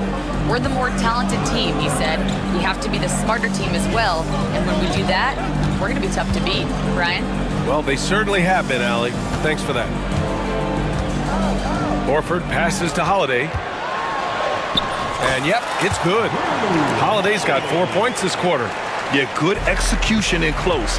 Holiday likes mixing things up and finishing from this area. Tatum against Randall. And Minnesota again with a bucket. I know what they say, defense wins championships, but you need some bucket getters too now. Hard to find a season in his career where Horford didn't make an impact, RJ. One way or another, he's going to help his team win. Still out there doing it and doing it at a high level. He's kind of an ageless wonder. DiVincenzo on the wing. Shot is up. Outside for Randall. Reed, a screen on Tatum. Here's Randall. And he can't bank that one in. That was a good look for him from mid-range, but just couldn't make the defense pay. On the wing, Tatum. Ooh, rugged finish from Tatum. What muscle on that finish. It's hard trying to prevent Tatum from converting. Reed for three. Drains the triple. Reed's got 5 now. Good play call and good execution. The offense running on all cylinders. Tatum feeling it out a bit. Drives to the hoop. McDaniels with the rebound. Timberwolves trail by 5. 2 minutes remaining. Here's Alexander Walker. And a two-handed jam! And plays like that one can make the difference in a close game. And it definitely got the bench on their feet, too. And you can feel the jolt of energy that he sent through his team. That is a huge boost in a tight game like this. And Joe Mazzulla calls timeout here. And we might see some changes. Coach potentially looking to adjust. Some changes for Boston. Kristaps Porzingis, he's checked in for Horford. Craig comes in for Tatum. And it's White in for Holiday. Anthony Edwards is checked in for Minnesota. DiVincenzo with the steal. Out of bounds, it'll go to the Celtics. I'm not sure what happened there. You just can't give away possessions in this league. And the Timberwolves making a change here. Alexander Walker's checked in. Brown against Randall. Brown inside. He's got 6. And the jam by Brown. I'm not going to lie. Jaylen Brown, his hops are different. Randall, a screen on White. Edwards against White. Outside Edwards. 5 to shoot. Pass to Reed. There's the triple. And they turn it over. Shot clock violation as the buzzer sounds.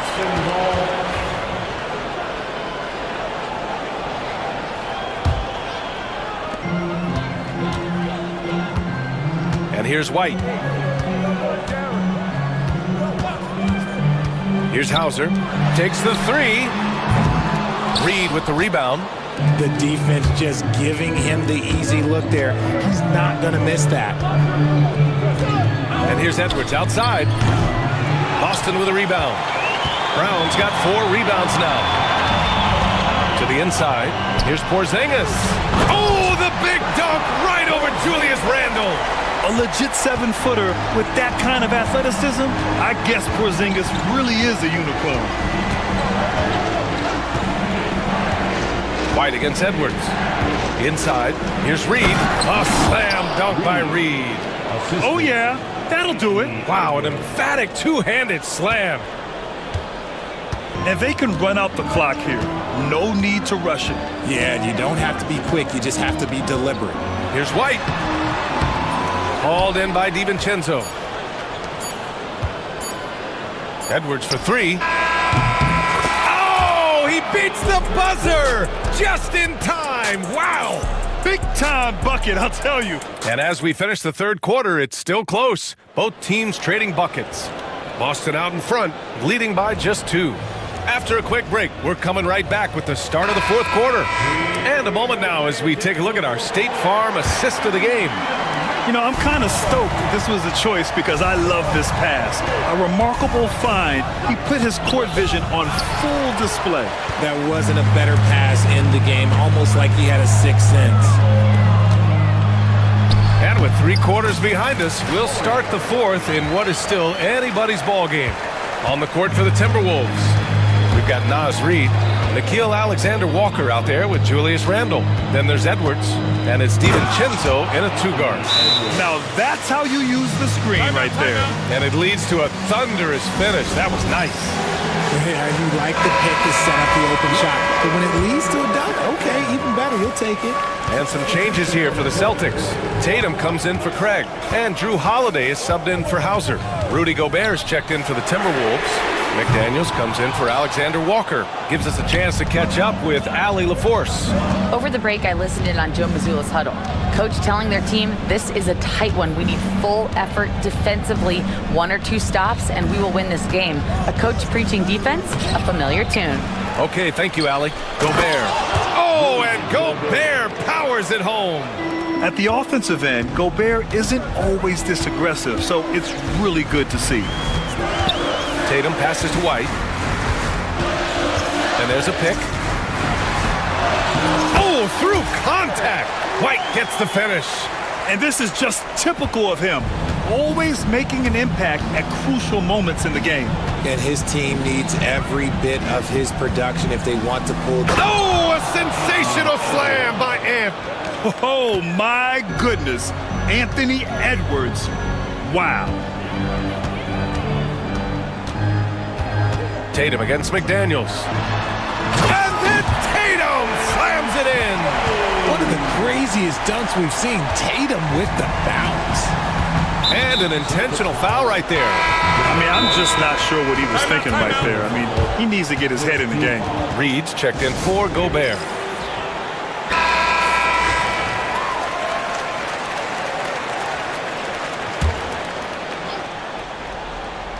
Moving along, 2 minutes gone in the fourth. DiVincenzo, pass to Edwards. Reed, a screen on White. White against Edwards. Just 4 to shoot. The Timberwolves need to get off a shot here. McDaniels from long range. They grab their own miss. And it's Randle with the jam. An intense player on the boards. Love seeing Randle get after it and punish the opposition. On the wing, Holiday. Guarded by Edwards. Holiday, that one's good. And the Celtics lead by 3. That's exactly the kind of shooting you need down the stretch to win games. Reed, a screen on White. And Drew Holiday gets the whistle that time. That's his first foul. Personal foul. Second team foul.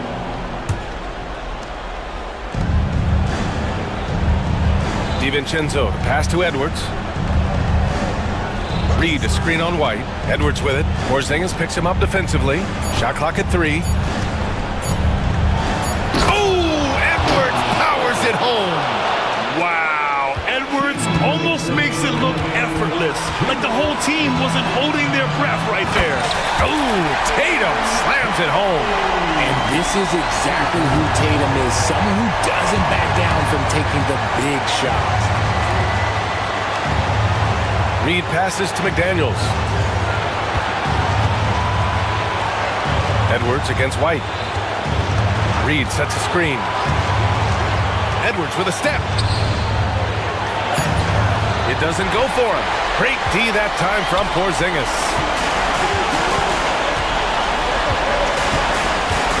We've got 1:28 left to play in the fourth.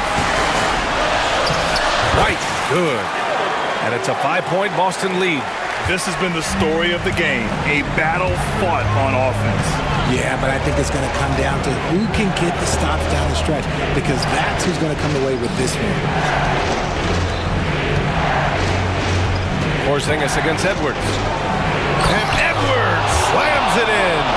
And you gotta love the mentality of Anthony Edwards. He wants to be the star. He wants the spotlight. Not everyone is like that. Tatum against McDaniels. Oh, look out! Tatum takes off! The guy you want taking this shot. Tatum gets fired up and delivers. Edwards, the pass to Reed. Back to Edwards. He connects! What a beautiful shot! Brings him within 3! Man, where's the effort on the defensive end? You gotta play harder than that. Yeah, these teams have kind of decided to fight this battle on scoring alone. There's not that much intensity on defense. To the paint. Stolen by Reed. And the game isn't over yet, but they have to move quickly. Yeah, they need to focus on scoring every possession and not turning over the ball. Great to see guys who don't back down under pressure. He knew what they needed here and was determined to deliver. 23 seconds left in the fourth. And they go to the intentional foul. Yeah, just trying to keep this game alive. Not a bad foul right there. He gets the first, and that'll put him up 2. And so both free throws good, and it's a 3-point game. And those were some big-time shots. Those free throws helping make this a 3-point game. Reed sets a screen.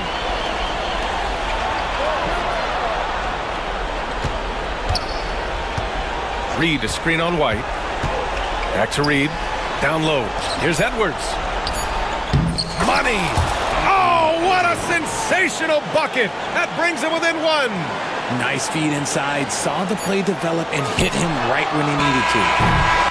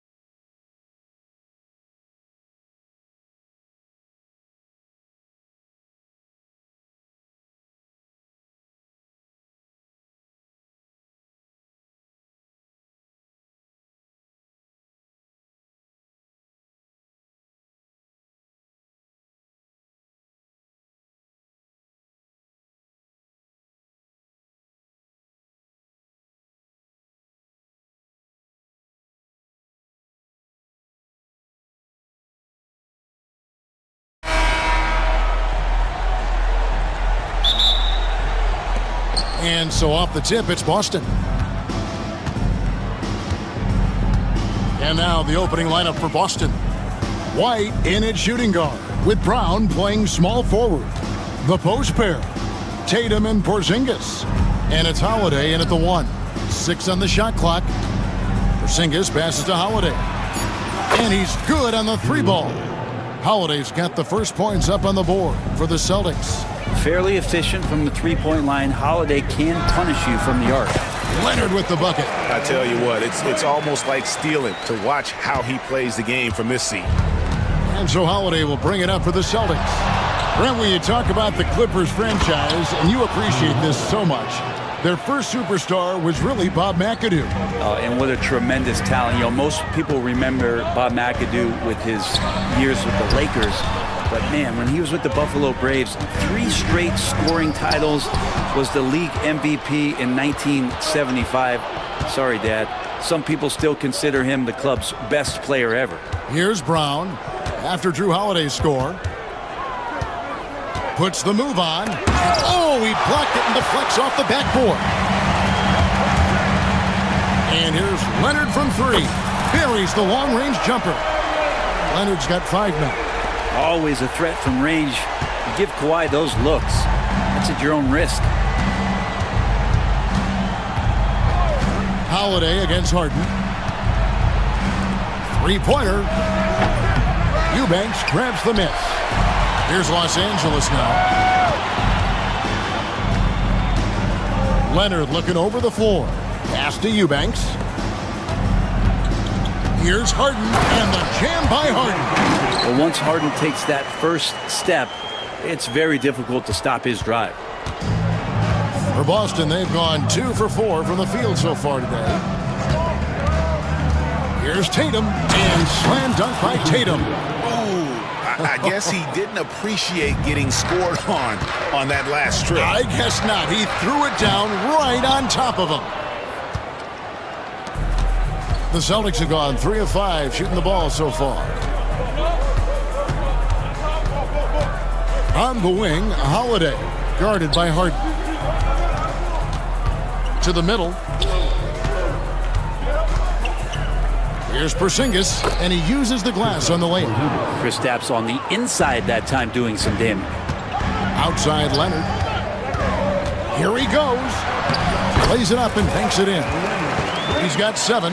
Boy, he is looking confident. Love how they're using him so far. Yeah, right now I don't see any let up. Think he's going to just keep putting his foot on that gas pedal tonight. You know, Brent, throughout his career, Kawhi Leonard has always been sensational on both ends of the floor. It's a great point, Kevin, and it's sort of making me think about history. You know how history can sometimes be boring, but it's something you should study. Kawhi Leonard is that kind of player. Young guys should be studying what Kawhi represents in terms of his two-way prowess, dominating on the offensive end, and just a menace on defense. So kids, history is important. Study Kawhi Leonard.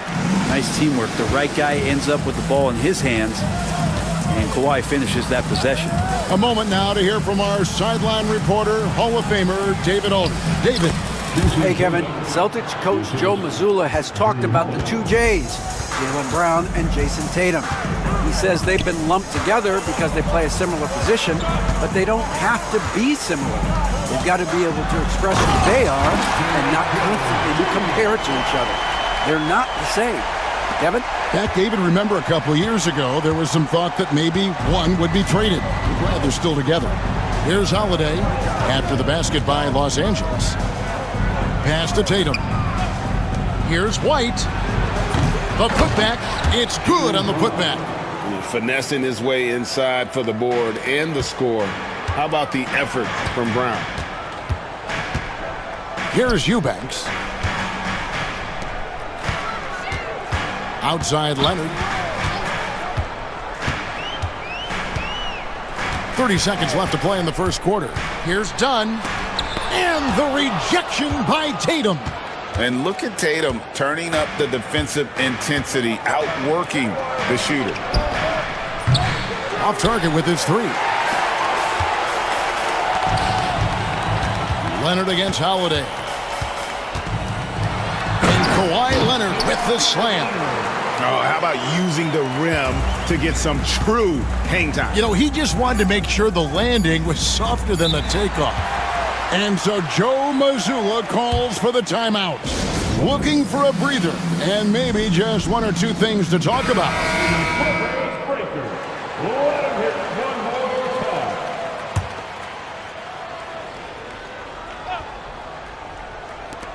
The three from Tatum. And that would have counted, but his shot was off the mark this time. And at the end of one, both teams.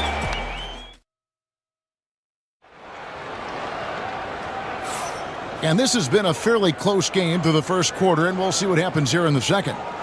And a moment now to quickly take a look at the offensive approach for the Celtics. And right from the jump, they've been working hard to establish themselves inside, using agility and power to get shots in the paint. I love the passing that they've displayed at the start of the game. Great ball movement that's opening up some chances without really getting deep into the execution. We've got Chris Dunn. Derek Jones is out there with Kawhi Leonard. Then there's Drew Eubanks. And it's Harden in at the point guard. They're the group out there for the Clippers starting the second quarter. Now here's Leonard. He's got 11. And Harden gets it to go in on the assist by Leonard.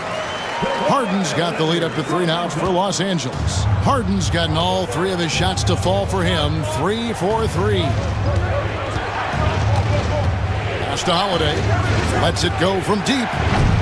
The shot off that time. And so it's Harden bringing it up for Los Angeles. Porzingis with the rebound. Celtics trail by 3. White down low, defended by Jones. Right side Tatum. Here's the 3. Again, the miss by the Celtics. The Clippers have gone 2 of 3 from the field here to open the second quarter. Here's Leonard. Kawhi with the flush.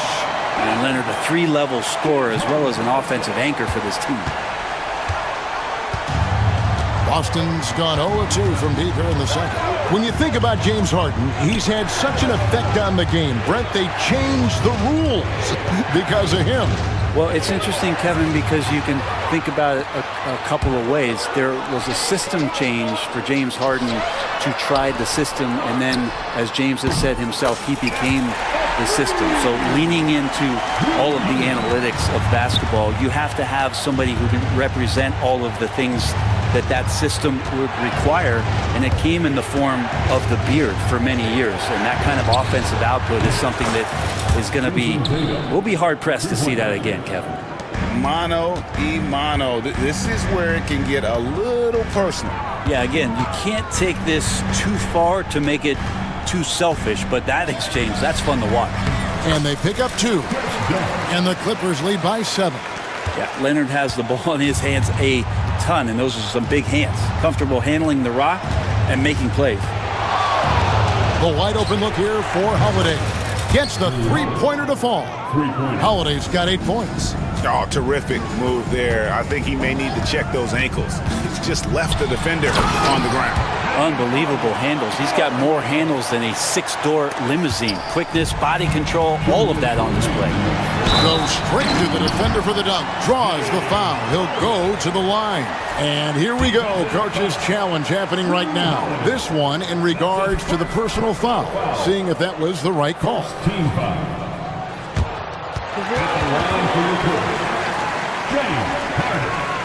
Tough. The action is so fast that it's really tough to catch everything in real time. The wonders of technology. We've seen replay reviews so effectively, and involving the coaches by being able now to challenge like this is something a lot of people have been hoping for. And the announcement on the review is that the foul was called in error. So they have determined to overrule the original call. And guys, this is what it's all about, getting the call right. And I think in this case, the video review showed that while it was a tough call to make on the floor, they got it right with the review. And here is Los Angeles now after the basket by Boston.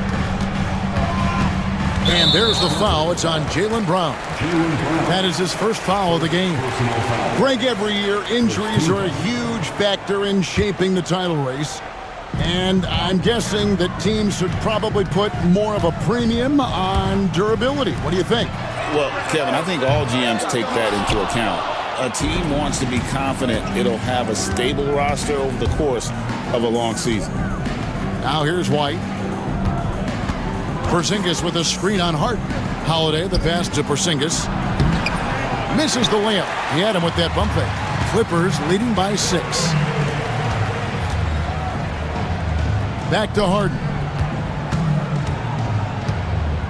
Kicks it out to Jones. Pass to Harden. Here's Eubanks. 4 on the clock. Lets it go from 11. And it's White with the rebound.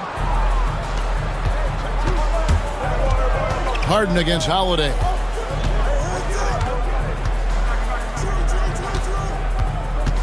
Here's Tatum on the wing. Holiday. Tatum with a screen on Harden. Holiday finds Tatum. He's off on that one. Good D by Jones. Leonard down the lane. And Kawhi Leonard with the slam. And don't give a cerebral player like Leonard that kind of opening. He'll read that gap. Holiday against Harden. Outside Holiday. From the high post. And he gets that one to go off the front iron. 9 points for Jason Tatum. Now that's the kind of passing right there that makes a difference. Oh, man. Fans love that. Listen to that. I love that. And the first half is now in the books. Los Angeles on top. Thank you, David. And we'll be right back after halftime to start the third quarter. See you in just a bit. 26.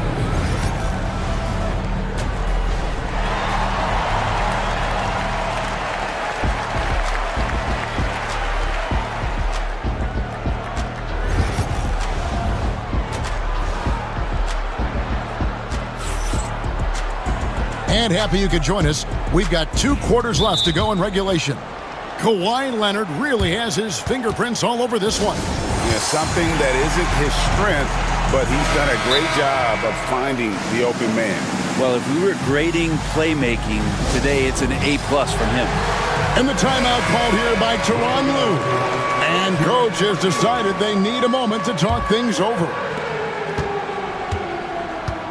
On the court right now for the Celtics. The post pair. Tatum and Porzingis. White in at shooting guard with Brown playing small forward. And it's Holiday in at the point. Jones, no one around him. Good, it's Harden with the assist that time. Harden's got his 7th assist in the game. Celtics trail by 11. Tatum on the wing. He's covered by Leonard. Tatum kicks to White. And right away, they match it with a 3-pointer of their own. White's got 6 points. And I like the back and forth here, showing confidence from range. It seems like they're going to find out who can make the deepest threes. Right now, it's a shootout. Big miscommunication on defense. He recognizes it and quickly takes advantage. Well, I know they don't have mobile devices out there for texting, so they might as well talk to one another. Brent, we know that James Harden has won 3 consecutive scoring titles in his past. But now, he really has worked on his game and changed his game to a degree. Well, that's true, Kevin. Also, the system around him has changed. I mean, what they leaned into in Houston for James Harden to become an offense unto himself was unique at the time. James is a little bit older. He's playing with a different set of players that bring their own skill sets, but he's much more of a passer. He led the league in assists in 2023, so all of his offensive ability has not gone away. It's just manifesting itself in a different form right now. Here's Eubanks. Leonard dishes to Dunn. Kicks it out to Leonard. Screen by Leonard. Just 5 to shoot. The Clippers need to get off a shot. In the paint, Kawhi gets it done. Kawhi's got that broad build and those long arms. It can be pretty easy for him to find those kind of shots.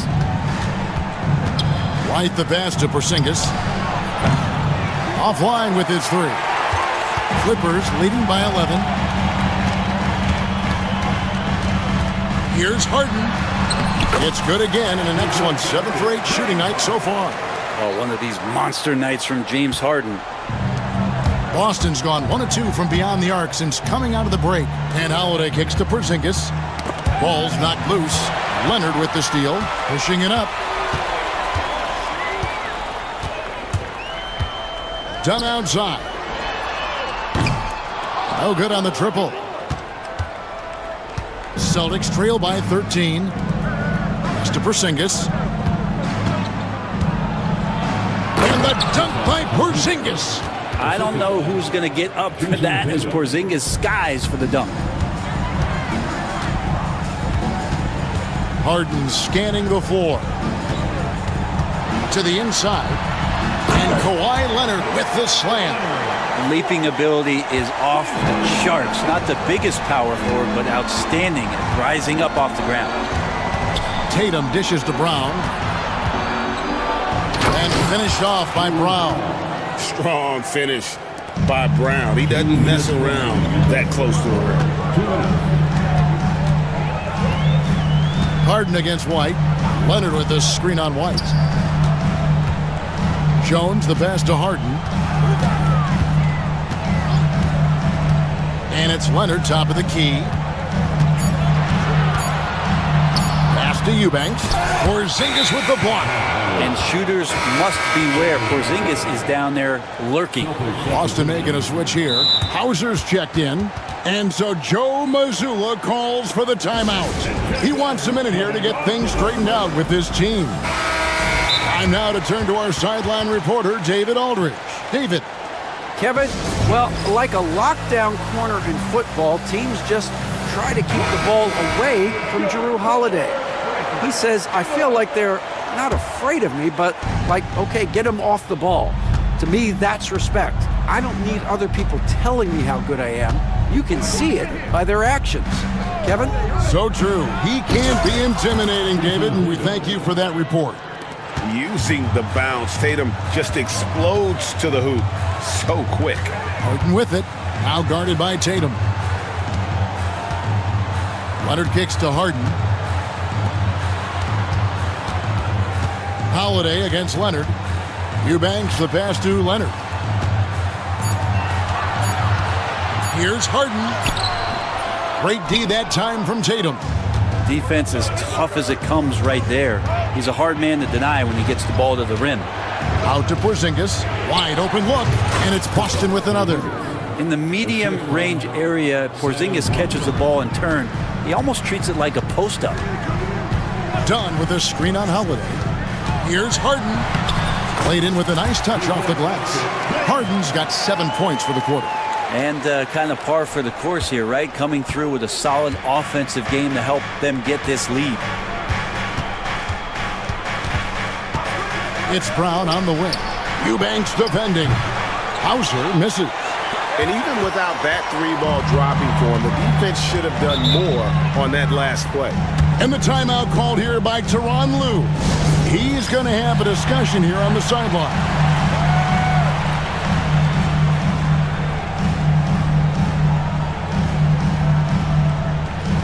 Big group substitution here for the Clippers. Zubac is checked in for Eubanks. Amir Coffey comes in for Leonard. Norman Powell's checked in for Derek Jones. And it's Bogdan Bogdanovic in for James Harden. And the Celtics also making a change. Torrey Craig, he's checked in for Brown. There's a 4-second difference from the shot clock to the game clock. Well, he's a decent passer as a shooting guard. Bogdanovic getting the ball there to an open teammate. And Holiday kicks to Porzingis. Here's the floater. Yes, and it's Holiday with the assist that time. 8 points for Porzingis. Bogdanovic looking around. Wide open look here for Zubac. And so it's the Los Angeles Clippers. Ahead by 9 as the quarter comes to... And with 3 quarters behind us, let's see what this 4th period holds in store for us. And the timeout called here by Tyronn Lue. And clearly an important juncture. He's going to have some choice words with his team. With a short break in the action, gives us a chance now to send it over to David Aldridge. Kevin, during the last break, I heard Tyronn Lue talking with his team. Now, he kept it simple in the huddle. He said, play smart. If we don't beat ourselves, we walk away with the win. Keep it simple, and we got this. Back to you guys. All right, thank you, David. We've got Harden. Drew Eubanks out there with Kawhi Leonard. Then there's Derek Jones. And it's done in at the two-guard spot. That's who's out there for the Clippers. And Greg, we were talking Jaylen Brown making the 2023 All-NBA second team. That was big for him, wasn't it? Yeah, Kevin, it made Jaylen eligible for the Supermax, signing for that 5-year extension in July of 23. At the time, the largest contract in NBA history. Brent, Kawhi Leonard seems to be at his best. He is his most incredible when it matters the most. Yeah, I think we sometimes tend to forget about how dominant Kawhi was in the performances at the biggest moments during the NBA Finals with his MVP awards, and it's mostly due to the fact that injuries have taken him away from those moments. But it's all in there. He is capable of dominating a game on both sides of the floor, Kevin, and I hope that there's another opportunity for us as fans to see him have one more crack at that, if not a couple more, before his career is over. And so it's Boston with it after Los Angeles picked up 3 with their last shot. Holiday finds Porzingis.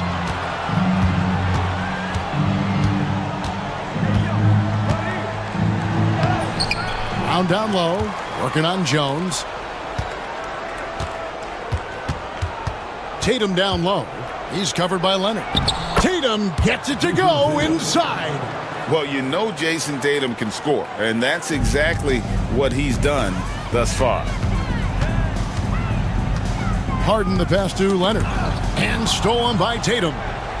And so Joe Mazzulla calls for the timeout.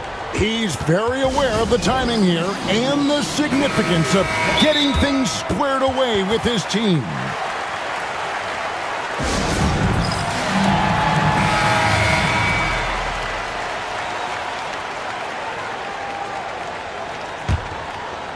Just about 1.5 minutes gone by here in the fourth.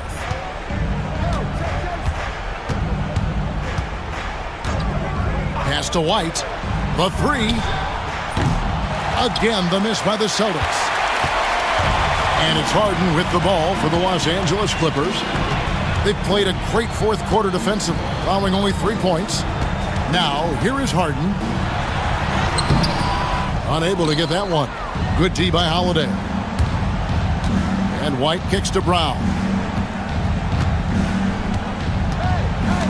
On the wing, Holiday. Again, the miss by the Celtics. Not quite enough defense. That time around, just lucky he was off. Here's Leonard. Good. It's Harden with the assist that time. Leonard's got 25 points in the game. If there's an open man, you can make sure that James Harden will find it. Pass to White. Shoots the 3. Good on the triple. If you came to watch a scoring battle, you're in the right place. Yeah, both of these teams locked in on the offensive end. Going to be a high-scoring affair tonight. Now here's Leonard.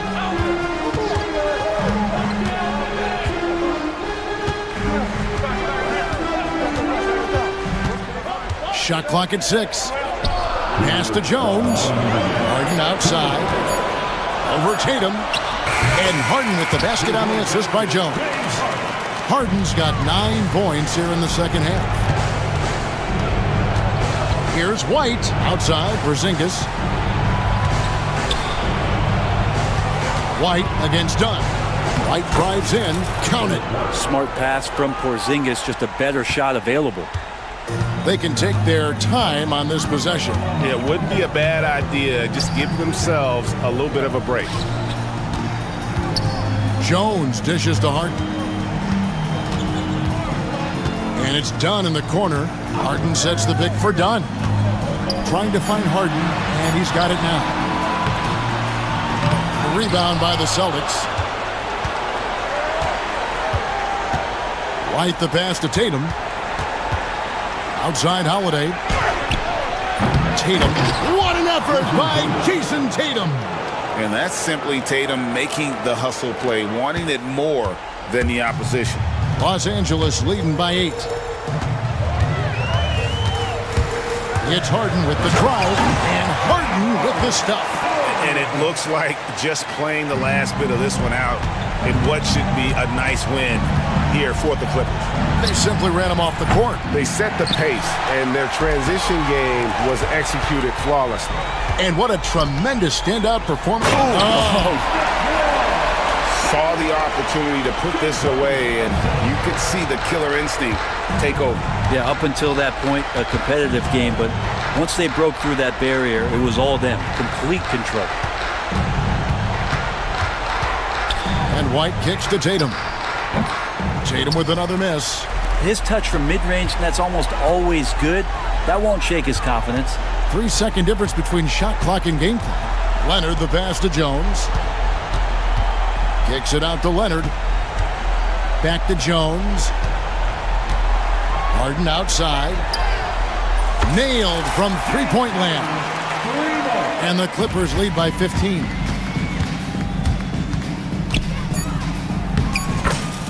Drew Holiday.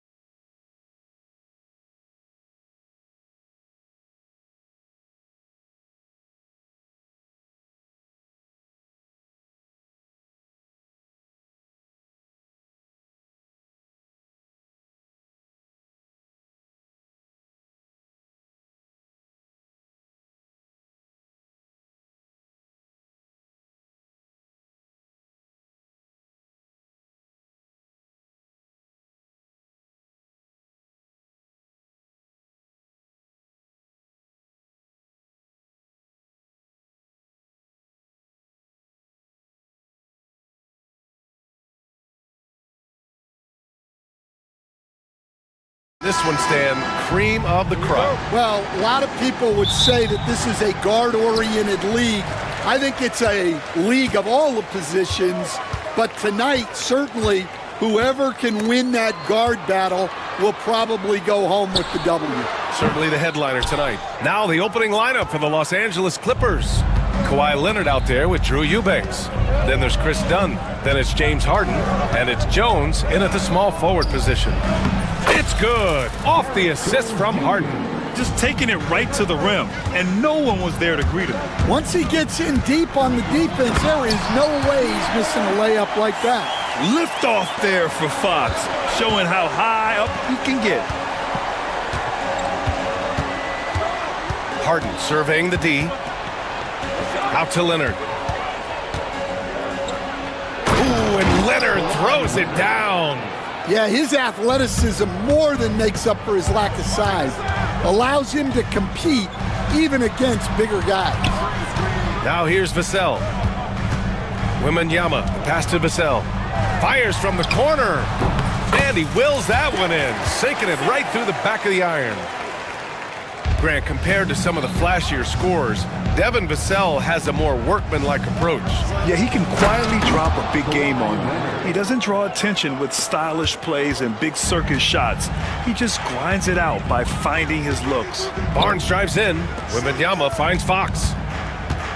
And he drives in. He's looking good. 2 buckets in 3 attempts. Such a terror on the drive.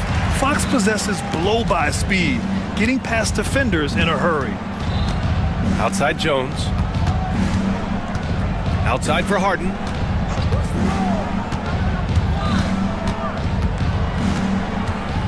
Back to Jones. It's stolen by Wembanyama. Back come the Spurs in transition. They get the rebound. Vassell passes to Barnes. Fox outside.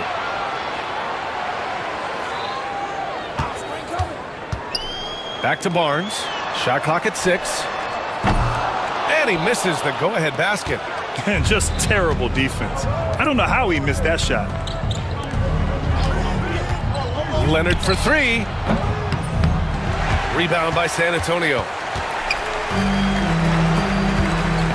From deep, Wembanyama. Always a nice way to start. Makes his first one. Scouts love this from Wembanyama. A big who can hit smooth. Oh, my goodness! What a dunk! That'll be a move to remember. Wow. Yeah, great creativity in the air. Fox deciding where to go with it. Barnes against Jones. Barnes passes to Wembanyama. Got a piece of it. The Clippers have gone 4 of 5 so far, looking sharp. Not sure why he committed the intentional foul. No purpose. I think everyone's a little confused, but weird plays happen. On defense, the Spurs. And Leonard, here we go. And the dunk by Leonard.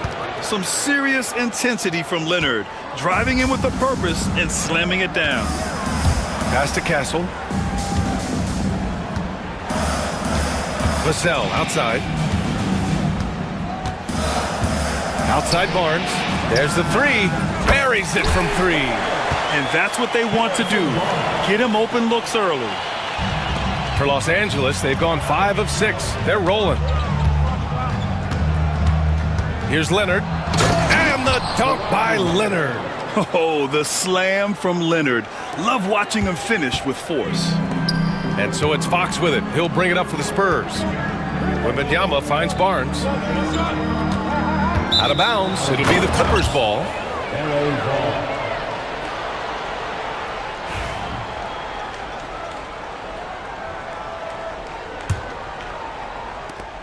For Los Angeles, they've gone 6 of 7 and looking good. Harden, the pass to Jones. Left side, Harden.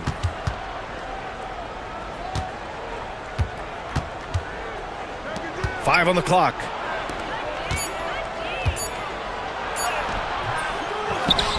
Out to Leonard. The 3 is up. It's good. Off the assist from Harden. Leonard's got 11 points. And he's a selective three-point shooter. Kawhi only takes them if he feels he has a good look.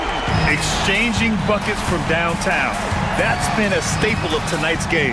Yeah, sometimes you get in a shootout like this, but you just hope that you can get a stop first. And I love how he's pushing the tempo and creating for others. He does this game in and game out. Incredible. Yeah, and when you're moving the ball like that, it just keeps everyone engaged in the game. And they may have talked about shot selection coming into this. Now here's Harden. The layup misses. Not really what we expected. You know he wants that one back. Tie game in San Antonio. Don't go away. We'll be back with the second quarter.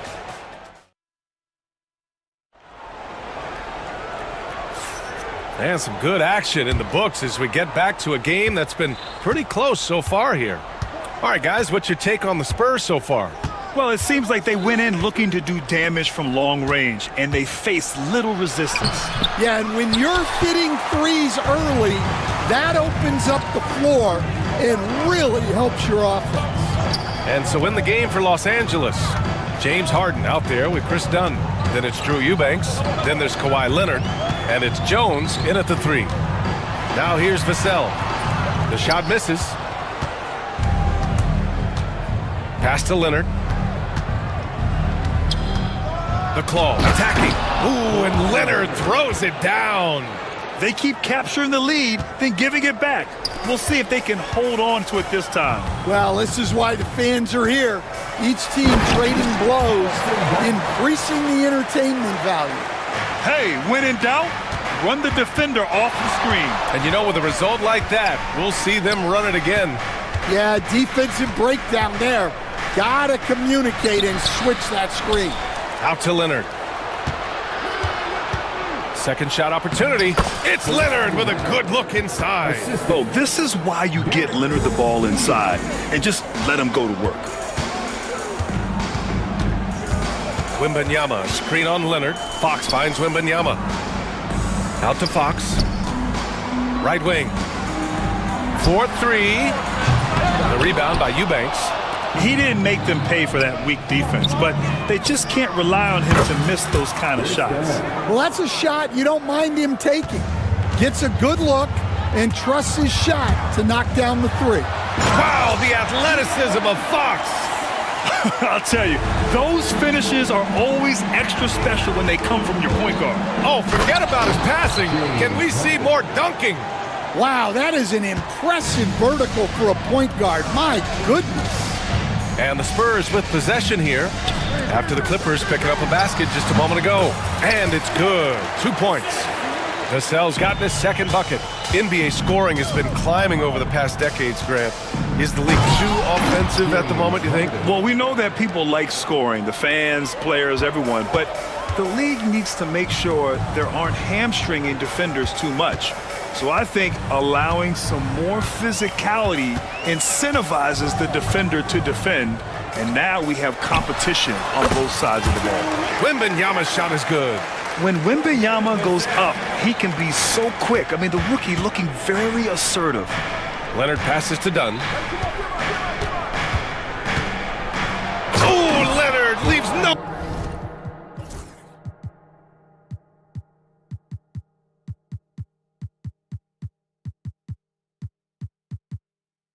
No room for error. Sends it home with some passion. I think he's rubbing it in a little bit here, hanging up there like that. They set the pick. Barnes with it. Dunn in his pocket. Barnes, no good. Los Angeles leading by 5. It's stolen by Wembanyama. Fox outside. Wembanyama, screen on Leonard. Fox. No, stopping him there. Jams it in, and he's fouled. An opportunity at a three-point play. That's going to go on Drew Eubanks.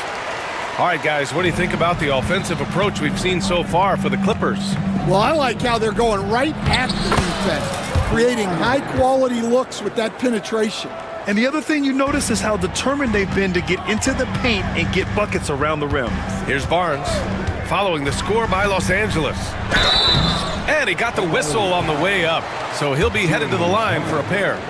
Heady play to stop that easy layup right there. I mean, make him earn it at the line.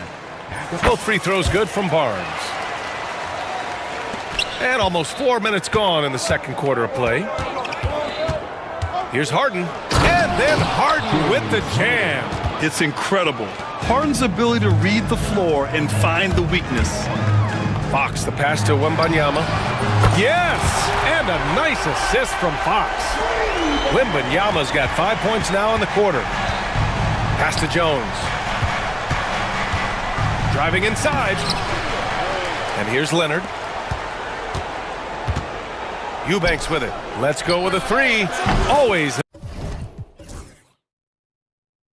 a nice way to start. Makes his first one. And that was a good read from Leonard, noticing the overcommitment and exploiting it. Wembanyama finds Fox. Here's Castle. Pass to Fox. Back to Wembanyama. Clock at 4. Wow, that wiry strength of Wembanyama. Man, Wembanyama getting it done. Woo!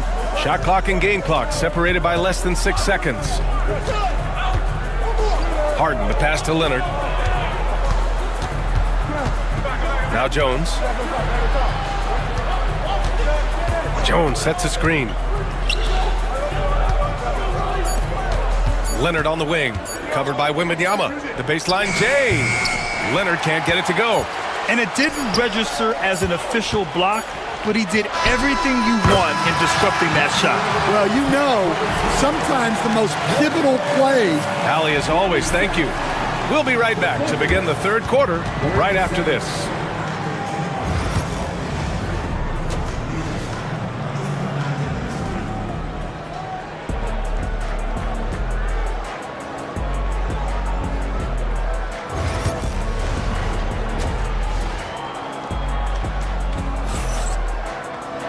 We've got second half action for you, and if the next couple of quarters are similar to the first, this one could go down to the last possession. It's been one outstanding game from Kawhi Leonard. He's been dominating down low. Gotta assume they'll keep feeding him the rock. Well, that's certainly what I'd do. Until the defense shows they can stop him, ride the hot hand. Johnson is at the 3 with Sohan down at the 4. Then there's Chris Paul, and it's Branham in at the 2-guard position. That's who's in the game for the Spurs. Oh, what ferocity on the throwdown. I just love when he goes up with purpose. Where was the D right there? The effort lacking big time. And with the score as close as it is, these are the opportunities you truly can't allow. Here's Coffey. Sohan covering. Coffey can't get it to go. Well, he's more than comfortable in the mid-range, but you can't make them all. Outside Paul. And he lays it up and in. And the Spurs lead by 2. Yeah, when he's inside, Paul is so good at finding those little creases. Pass to Coffey. Picked by Bogdanovich. And down it goes. Jam that one home. Making sure of it with the two-hand slam, B.A. Yeah, I don't blame him. With the score this tight, you cannot take a chance here. Paul, shot is off. Finding space on the perimeter, but he couldn't capitalize. One of the more consistent players in the league, Stan, Bogdanovich. Yeah, Brian, averages in double figures every year, shoots it well from deep, a very underrated ball handler and playmaker. You love having guys like Bogdanovich that you can rely on every night. Bogdanovich, that's good. You like seeing Bogdanovich get it done inside, an opportunistic score around the rim. Here's Paul. And San Antonio again with a bucket. He's having a good night from the field. Now, I know the defense is really keying in on him, but they need him involved if they're going to pull this out. Coffey, the pass to Bogdanovich. Back to Coffey. Picked by Bogdanovich. Top of the key. And the basket by Coffey. Coffey's got 6 points. San Antonio trailing here. Picked up by Sohan. Paul looking it over. Here's the pick. Pass to Mamukelishvili. Johnson with it. Puts one up from 19. Again, the Spurs score. Yeah, not the easiest shot. Johnson not afraid of a challenge. Here's Bogdanovich. And then Bogdanovich with the dunk. Back to the basics, unleashing the one-hand flush. Boy, he makes the basics look pretty outstanding, though, huh? That's true. Picked up by Sohan. Over to the left wing. Outside Johnson. Back to Sohan. Oh, and a beautiful feed leads to a monster jam. A little raw skill-wise, but Sohan has that rare physical traits and a tremendous upside. Outside Bogdanovich. Pass to Coffey. 19-footer. Off the left rim and out. Man, coach is going to have a few words with him after that shot. Yeah, that definitely wasn't the shot they were looking for. You got to keep the ball moving in that situation. Johnson against Bogdanovich. It's stolen by Bogdanovich. Batum, right side. Here's Coffey. Sohan covering.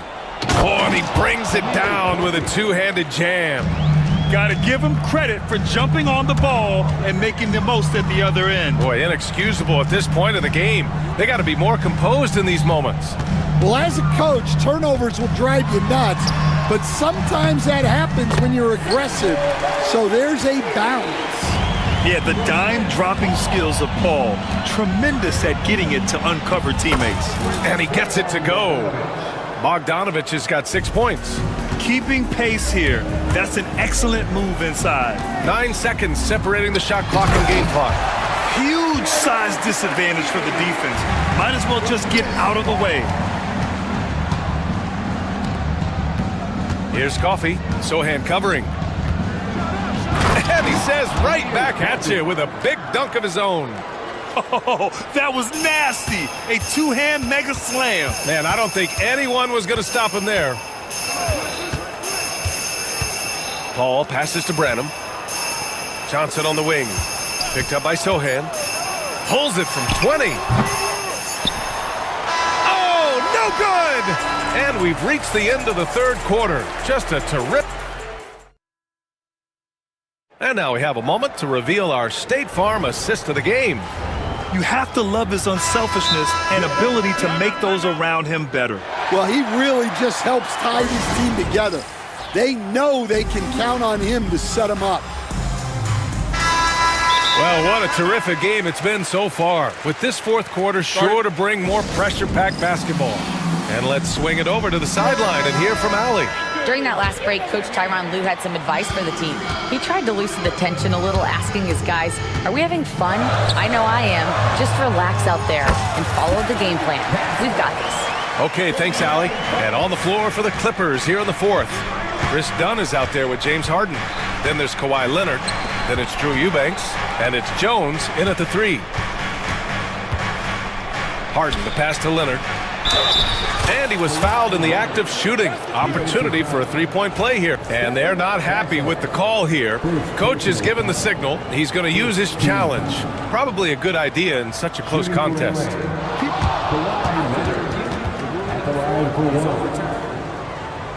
Game.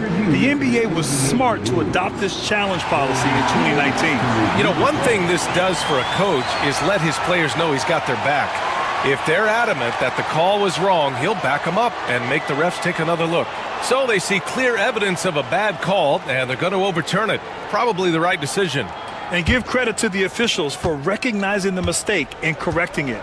Nobody likes to say they got it wrong, but they fixed it in a hurry. Wembanyama up top.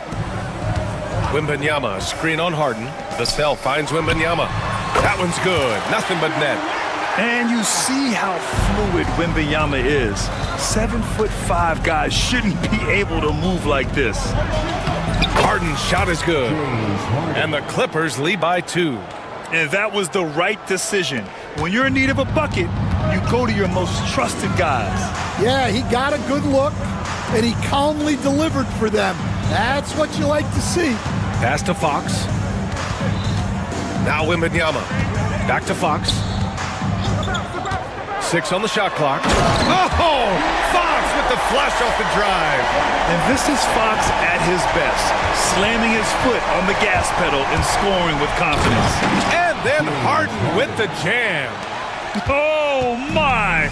That's why we have those breakaway rims. Dude, he risked pulling the whole thing down to the floor right there. And here's Harden. He'll bring it up for Los Angeles. 2-point game. Leonard for 3. Rebound by San Antonio. Castle's got 4 rebounds in the game. Wembanyama, high post. Oh, a sturdy shot from Victor.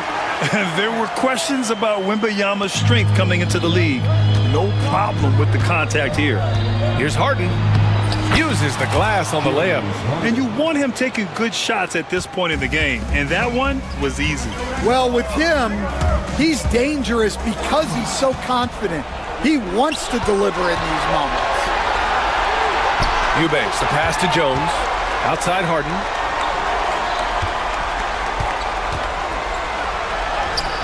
Ooh, now 7 for 9 after that make. I love it. When Harden shoots, he commits. A little contact isn't going to upset his mechanics. Wembanyama finds Barnes. The 3. Yes! And it's Wembanyama picking up the assist. Wembanyama's got 4 assists in the game. Los Angeles has gone 3 of 5 from the perimeter in this game. Back to Harden. And the foul is called. He missed it. And here comes the coach's challenge. He disagrees with the foul. He does not hesitate to ask for a second look. It's a pretty heated game. Every call matters. Taking 2 shots. The players under video review under NBA rules. Many of these personal foul calls still disputed even after the video review. There's no doubt there's going to be a gray area in a lot of these calls. But at least we have the option to take a second look, so the officials can be sure they get it right. And they've made their decision. The call will stand. And as much as it hurts to lose a challenge, I think Coach would challenge that call again if he could. He really disagreed with the foul, and he's still peeved. Shooting 2.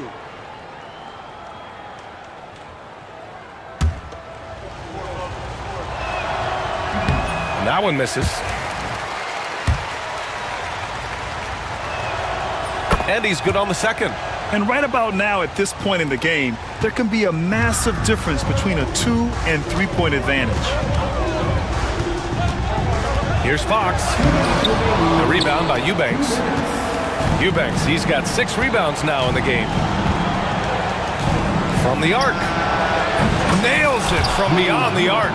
Everyone knows Harden is a talented passer. He can really rack up those assists. Spurs trail by 5. Here's Vassell. And right on target. That one's good. And his coaches will be the first to tell you Vassell wants the ball in these situations. He's not afraid of the challenge. Jones, the pass to Harden. Back to Jones.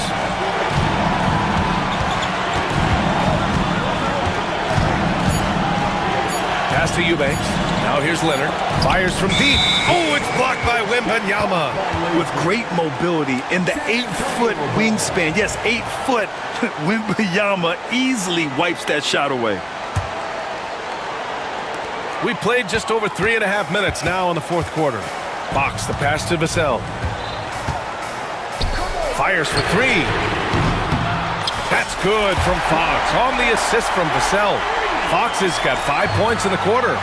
Someone who embraces big moments. De'Aaron Fox, huge points. Pass to Jones. And here's Harden. For 3. Oh, gets the 3 to fall. There is absolutely no fear in his eyes. He loves the moment. Yeah, and I can say from experience, his coach just breathed a huge sigh of relief. Here's Wembanyama. It falls! And that one brings them within one. No fear in this young man. We're already getting a sense of Wembanyama's killer instinct. Harden, the pass to Leonard. Back to Harden. 26 seconds left in the fourth quarter. And he buries it. Oh, can you say important bucket by Harden? James always wants the ball in these moments. Love it. Wembanyama, screen on Jones. The three from Barnes. Off target from downtown.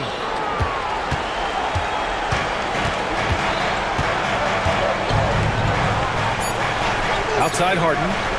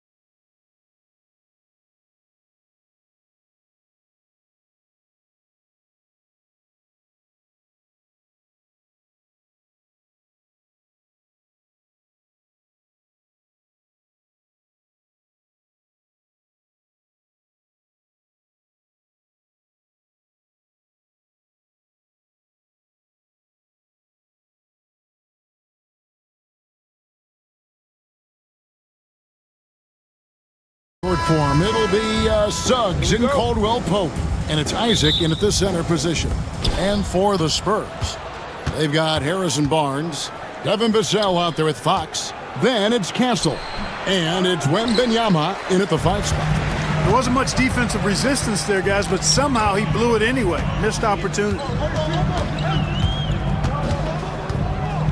Wembenyama sets a screen for Fox. Good. And if you claim to be a basketball purist, and Greg, I know you do, one thing you gotta love watching is great ball movement. Which is something both of these teams take pride in. It's always fun to watch guys be unselfish with the ball and look to make each other better. Strong defense against Banchero inside, but they can't break his focus, and he still manages to knock it down. Now, here's Fox. Into the lane, and the basket by Castle. And once he got to the 10, I think he was surprised to find himself that wide open. Well, this early, they should be showing a lot more energy on defense. It's not there. Banchero. And contact on the shot, so he'll be shooting free throws here. Clark, I know you'd agree, Paolo Banchero has certainly lived up to the hype, being a #1 overall pick. Yeah, you know, I loved him when he was in college. Loved his size, his athleticism, his IQ, his tenacity. I mean, I don't think there's anything on the floor that he can't do. Now, here's Fox, driving to the basket. Fox never afraid to take it right at the defense on the drive. Excellent display of speed there. Here's Banchero. Caldwell Pope on the wing. Off to a good start as he hits his first shot attempt. And you're going to take as many of those high percentage shots as you can get. And with an update from the sidelines, let's check in with David Aldridge. Well, Kevin, Greg Popovich and I talked for a few minutes. Now, we spoke briefly about how critical it is to slow down Paolo Banchero. Coach said he can be a force on offense when he gets a couple to fall. The energy and effort from our guys has to be high if we want to contain him. We'll see if that team can contain Banchero out there, guys. Back to you. Thank you, David. And Orlando has possession, following the bucket by the Spurs. Barnes finds Fox. And it's Wagner with the rebound.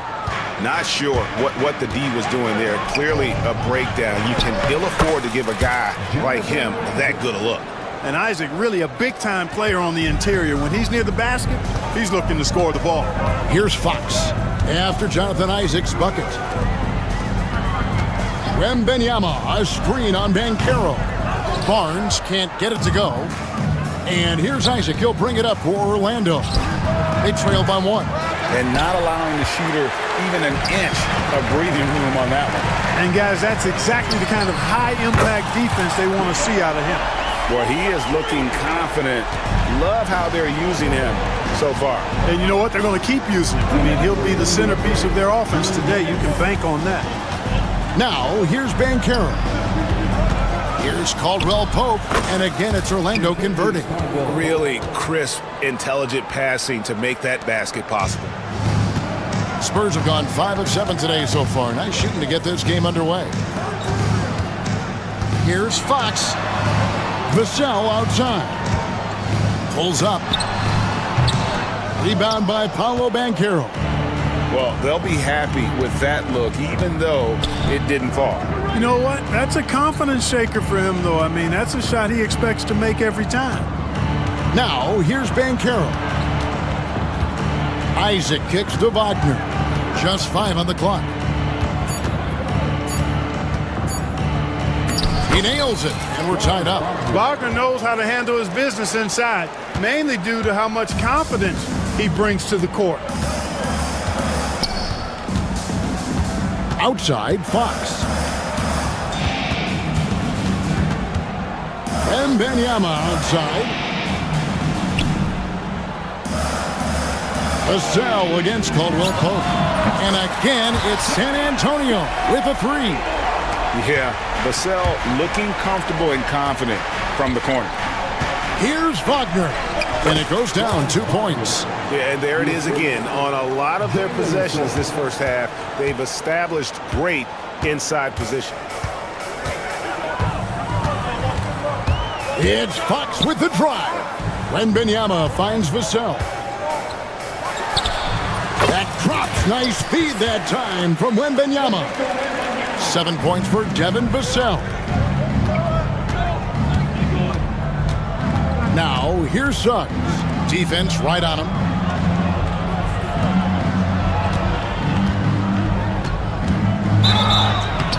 Foul call. Looked like the D didn't get there in time, and he'll shoot free throws. The Magic shooting their third and fourth free throw shots of the night.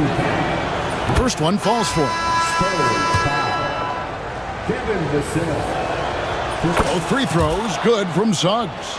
Free throw shooting is about mechanics, confidence, and your mental approach. He's locked in from there most every night. A three from Wembanyama, and the last second attempt doesn't fall. Both teams have it going here early and still close through the first quarter.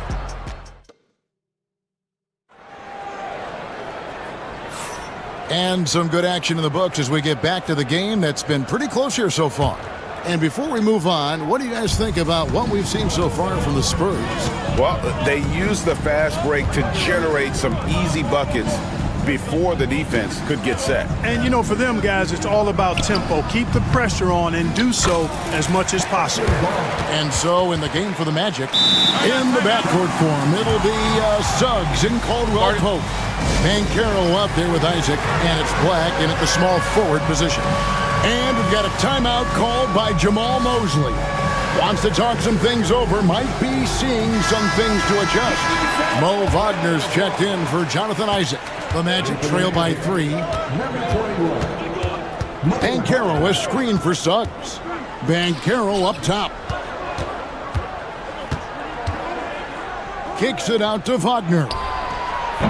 From outside, off the mark. Spurs shooting has been brilliant in this game, 67% from the floor. GA, there is a lot to like about the game of Stephon Castle. Size, playmaking, defensive intensity. I guess the question, is there that one thing that he can do at an elite level? That will be a crucial step if he's to become a star. And the wingspan of Wembanyama, massive. He's fantastic at using it to erase shots. Great idea to pull up and take the transition 3 there. And D was in position to block his path to the hoop if he took it inside. It's time now to hear from our Hall of Fame reporter, David Aldridge. What's the latest, David? Kevin, thanks. Last season, the Magic retired the first jersey number in their franchise's history, that of our esteemed colleague and Hall of Famer, Shaquille O'Neal. Orlando's #1 pick back in 1992, Shaq went on to lead them to their first NBA Finals appearance in 1995. The honor is well-deserved, Kevin. Yep, he's our teammate, isn't he, David? We love him as a guy, and we love him as a player. And the rejection by Wembanyama. Here's Banchero.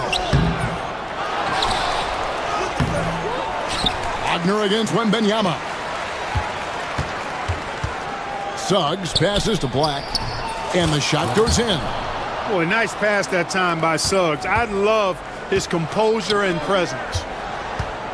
Wembanyama finds Barnes. With the drive.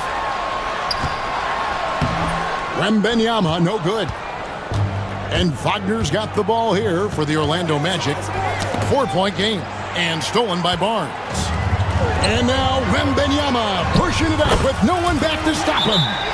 And this is what you want to see. Wembanyama attacking with authority inside. And we've got a timeout called by Jamal Mosley. He wants to check in with his team and regroup.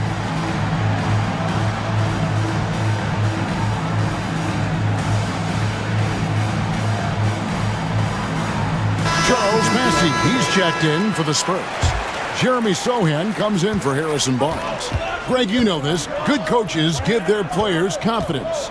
But what's the balance there between affirmation and accountability? Well, when you believe in a player, that also comes with expectations. So a coach has to boost them up and also demand that they deliver. Here's Sohan. After the basket by Franz Wagner. Here's Fox. Back to Sohan. It's good. He makes his first shot of the game. There's 1:54 left here in the second. Harris kicks to Wagner. Good, and Harris gets the assist. Wagner's got 5 points now this quarter. Wagner always a threat from downtown, and I love the efficiency and solid mechanics of his shooting stroke. And that one's good, Bessie. And an eye for an eye. Both teams working to stretch the floor. Nothing like answering back. One team gets 3, you fire 3 of your own. Boom. Now here is Harris. He has yet to score. And the shot is good. The Spurs lead has been cut down now to just 4 points with the basket from Wagner. Pass to Sohan. Vassell wide open. And again, it's San Antonio with a 3. And there is no hesitation on Vassell's catch-and-shoot jumpers. Any sort of room, and he's letting it fly. Here's Wagner. It's rebounded by De'Aaron Fox. Well, the defense got lucky there with him missing it, but they don't want to chance that again. And the basket by Vassell. Give them credit. Offensively, they've been the more efficient team. Well, you know, it's been all high-percentage shots for them so far. I mean, just the kind of execution you want in the first half. And the Spurs with some changes. Johnson comes in for Castle. And Paul subbed in for Fox. And a switcher also for Orlando. Isaac's checked in for Mo Wagner. And Wagner drives in. Can't cash in from close range. San Antonio leading by 9. Here's Johnson. Again, the Spurs good for 2. And this offense is in a perfect rhythm. And you can see how they're finishing their plays. Boy, this is borderline ridiculous. I mean, every single attempt finding the bottom of the bucket. Vassell outside. Paul right side.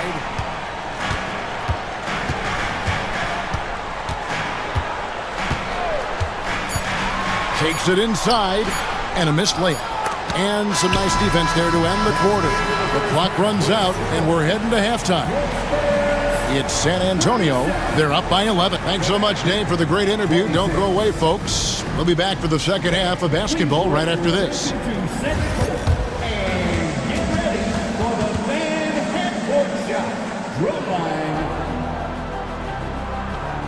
They're thinking about the shot.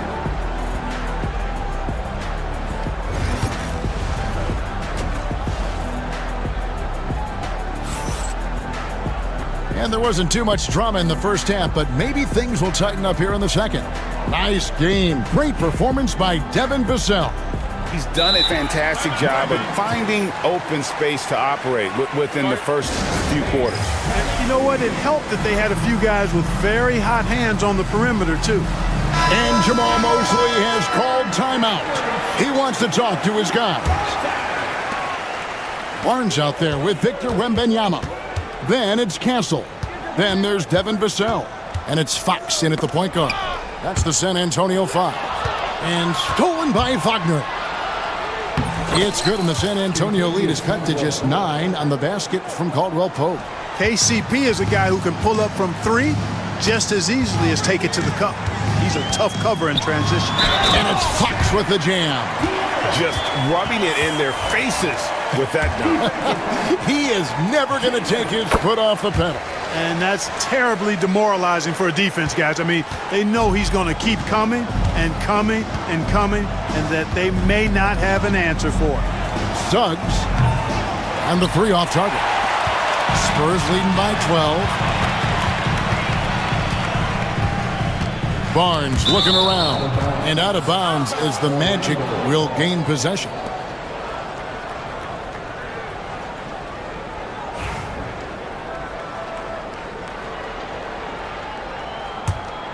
The Magic trail by 12.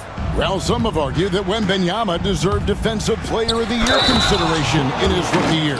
And, Kevin, I can see where they're coming from. His team went from a bottom 5 defense to a top 5 defense when he was on the floor. His impact is amazing. And the future Suggs has is certainly promising. An effective combo guard who can really get it going at times. He had a nice open look right there. Barnes has got the lead up to 12 now for the Spurs. And with the lead, I like the strategy here. Continue to get the ball to guys who can do something with it. If it's working, keep working it. That's what I say. Keep the pressure on him. Here's Wagner, and finished off by Wagner. Really like how Wagner has really gone after it on offense. That's part of why he's hot right now. Pass to Barnes. To the paint. Here's Castle. Vassell left side. Spurs working the ball around now. Another shot. Another one falls for San Antonio. Hey, that high release point really helps Vassell in that mid-range area. Here's Suggs. And he drops in the layup off the glass.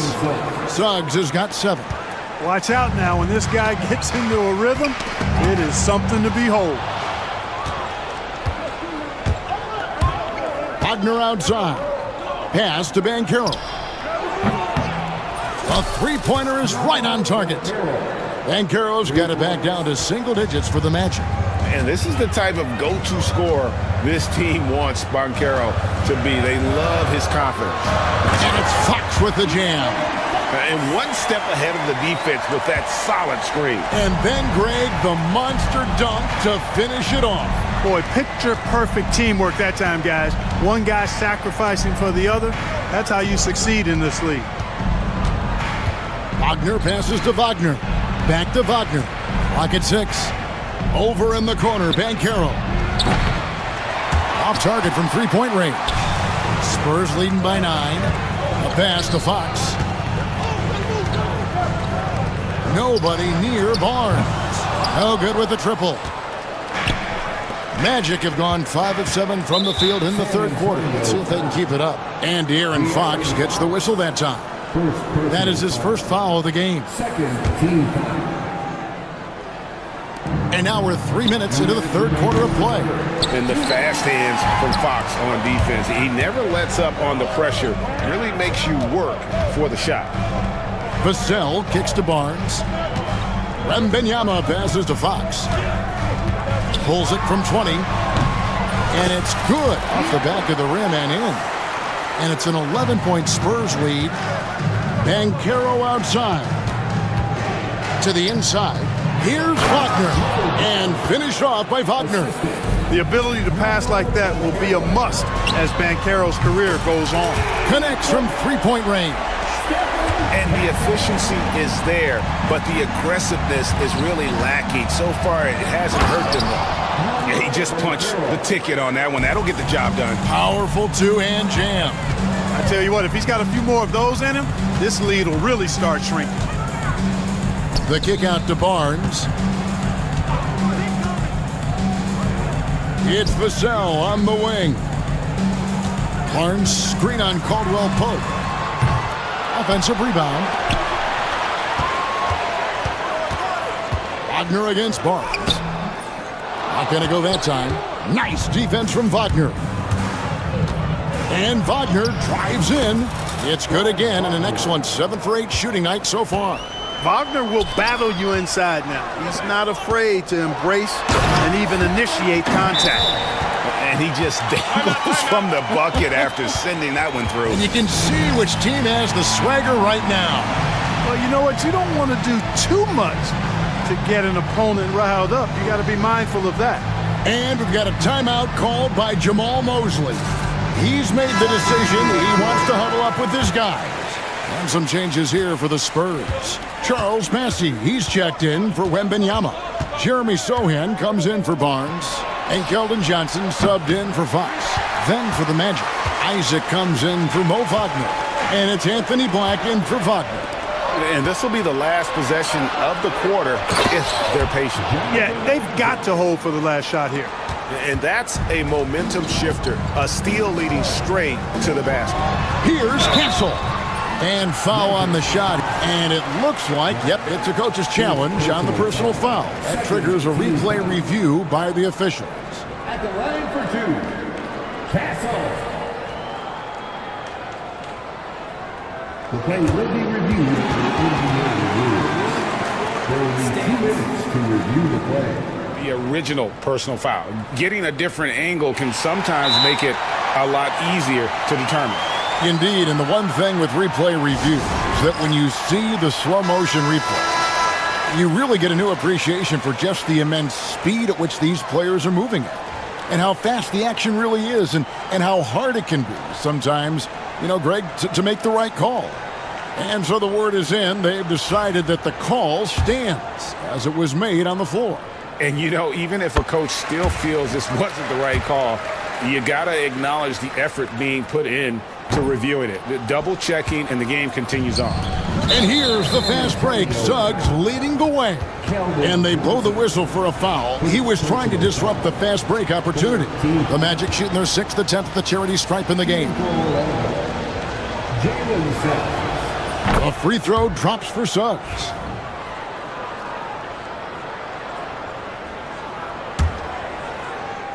Off the inbound pass, and Suggs throws it down. That should give them a nice little jolt. Yeah, it has to. They need a jolt, GA. And, you know, that's exactly what happens when you don't settle. That's the result. Tremendous effort and a big-time finish there. And a great show through 3 quarters as we enter the 4th. Who will carry the day? And it's time now to bring you our State Farm assist of the game. And the winner today, the big fella here with the sweetest of dimes. What a plus it is to have a post player who's got this ability to find. Boy, that's a nice asset to have. It's a huge boost to any offense, too. It adds a whole nother dimension when you've got a big guy that can pass. And this is it. Glad to have you along for this 4th and final quarter. 4th quarter on the floor for the Magic. In the backcourt form, it'll be Suggs and Caldwell Pope. Banchero is out there with Black, and it's Isaac in its center. Here's Banchero. Rebound by Sohan. That's not the type of opportunity he fails to convert very often. The 3 from Johnson. Pass to Castle. There's the triple. It's hauled in by the Magic. Here's Black. It's tipped, and they'll keep possession. The second chance effort. Plenty of space. And right on target with the swish. And smart ball movement there from Banchero. And that selflessness will endear him to his teammates. Here's Vassell. Rebounded by Isaac. Isaac's got 4 rebounds now tonight. Trying to break that ice-cold streak. And finished off by Banchero. Oh, just solid on the one-handed slam. And guys, when it's a tight ball game like this, he's the guy they want with the ball. Somebody you can count on. He is an extremely reliable finisher. For the Magic, Wagner comes in for Isaac, and Wagner subbed in for Banchero. And let's head over to the sideline and catch up with David Aldridge. During that break, Greg Popovich really had some strong advice for his team. Now, they've been happy with the way the team is shooting. He reminded players to keep taking those threes, that they've had some clean looks. And when that 3 goes in, it's always a welcome sight. Guys? Thank you, David. Oh, great decision there. Get it to Wembanyama and let Victor finish as the roller. Drives to the hoop. Up top, Wagner. Defended by Wembanyama. And those plays can make a difference. And folks, the coach's challenge has been initiated for a personal foul. Close game like this, and he thought it wasn't a good call. At the line for the Magic, Mo Wagner, shooting 1. The play is under video review under NBA rules. Personal fouls can be tough. The action is so fast that it's really tough to catch everything in real time. The wonders of technology. We've seen replay reviews so effectively, and involving the coaches by being able now to challenge like this is something a lot of people have been hoping for. And the announcement on the review is that the foul was called in error. So they have determined to overrule the original call. And guys, this is what it's all about, getting the call right. And I think in this case, the video review showed that while it was a tough call to make on the floor, they got it right with the review. Oh, 3 ball, Wembanyama! Sometimes you watch Wembanyama and think this guy is a cheat code, hitting threes at well over 7 feet tall. And an eye for an eye. Both teams working to stretch the floor. Nothing like answering back. One team gets 3, fire 3 of your own. Boom. Just the kind of play they need in a game this close. You know, that's the kind of aggression they want from their floor leader. And it just forces the defense to pay more attention to him, guys, which we know can open up things for others. And it's Harrison Barnes with the foul. That's foul number 2 for him. First team. Now, here's Suggs. Tight defense on him. Here's Wagner. And the layup is good after a nice lead pass. Now that's 17 points for Franz Wagner. Here's Fox going inside. Good once again. That makes him 8 for 9 this game. And he's got it going now. When he's in this kind of a zone, boy, he's fun to watch. And it's Wagner missing. Well, you know, stopping him is never easy to do, but the defense was strong there. Fox passes to Barnes. Fox feeling it out a bit. He's still up. Now he is 9 of 10. Man, I like how confident Fox is inside. I mean, awesome. Absolutely awesome. Getting good positioning close to the basket. And you want him taking big shots for you in big moments. That one was as easy as it gets. Well, you don't want to give him any open shots at this stage. Never mind the layup. Come on now. My goodness. 1:14 left to play in the final quarter. Here's Wagner. Barnes grabs the miss. Spurs leading by 4. Wembanyama sets a screen for Barnes. And the dunk by Barnes. Hey, and Barnes not playing around when he gets near the bucket. He has the ball deep inside. He's looking to bang it. Right shot by Caldwell Pope, no good. There's 48 seconds left in the game. Here's Castle. They set the pick. Here's Barnes. And it's Barnes slapping it down. Late in the game, up big, they continue to attack. I don't think you want to get loose and sloppy or ease up, but it is time for them to start using that clock a bit. Gets the 3 to fall. Nothing like being assertive and aggressive in critical spots. KCP coming through for his team. About 3 seconds between shot and game clock. Now, here's Fox. Shot clock at 6. Puts up a deep 3. The shot, no good.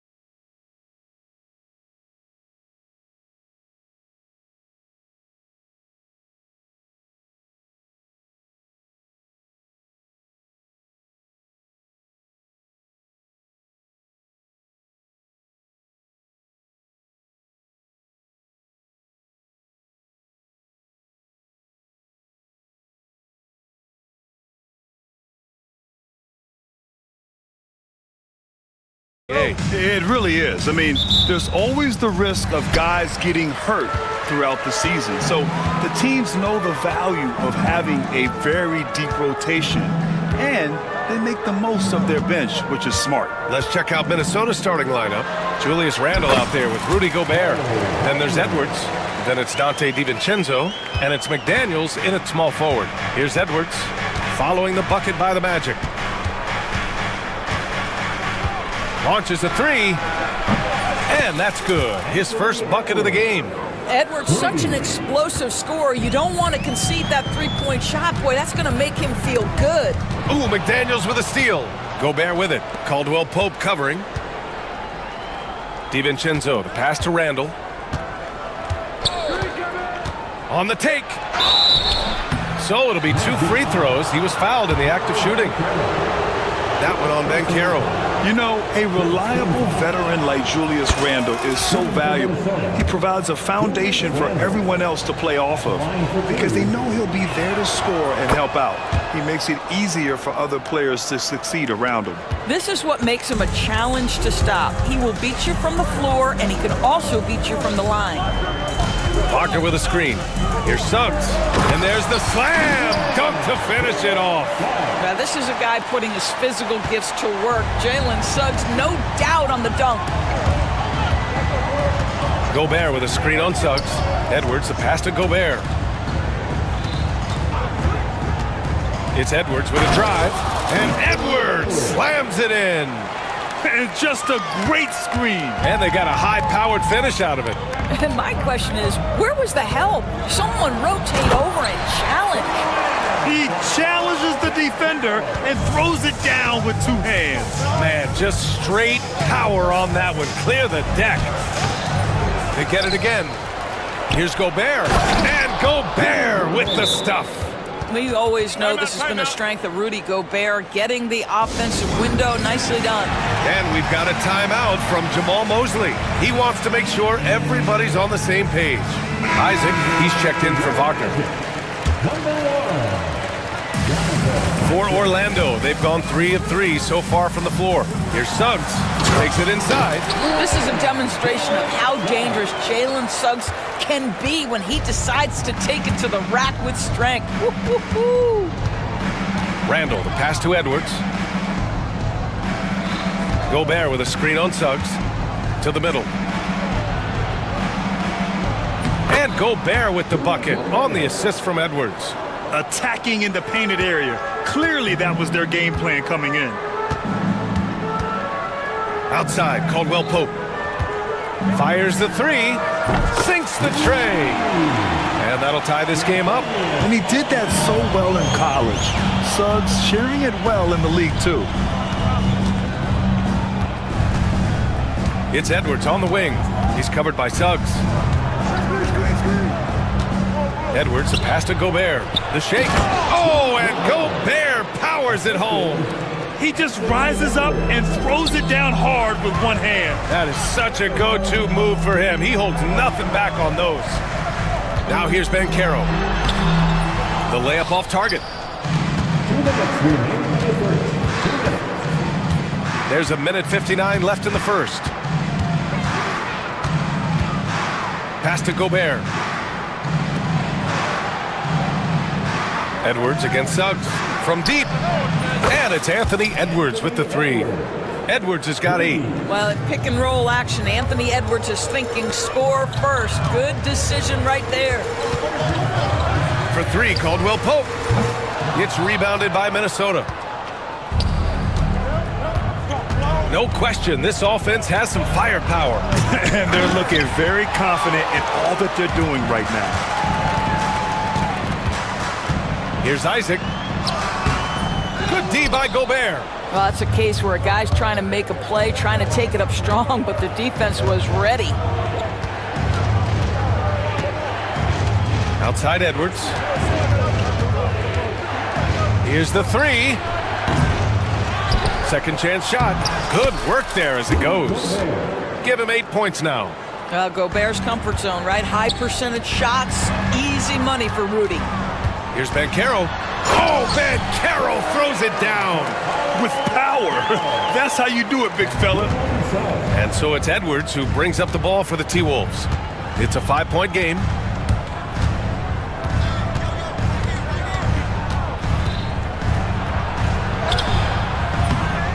Here's Gobert. Launches it. Edwards can't get that one to fall. Orlando has gone 1 of 2 from three-point land so far. Shot and game clock separated by 5. Suggs, no good. Minnesota leading by 5. Edwards with it. Give him 8. Uses the glass to finish the layup. Man, that strength and concentration from Anthony Edwards. Yes, there's contact. Doesn't bother him. And so Jamal Mosley calls for the timeout. Coach wants to speak to his guys, maybe alter some of the game plan.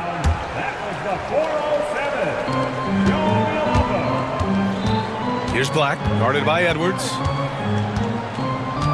Three-pointer. And another miss by Orlando. A free-flowing first quarter. Great scoring through 1. It's Minnesota. They're up 7. And we've got more action.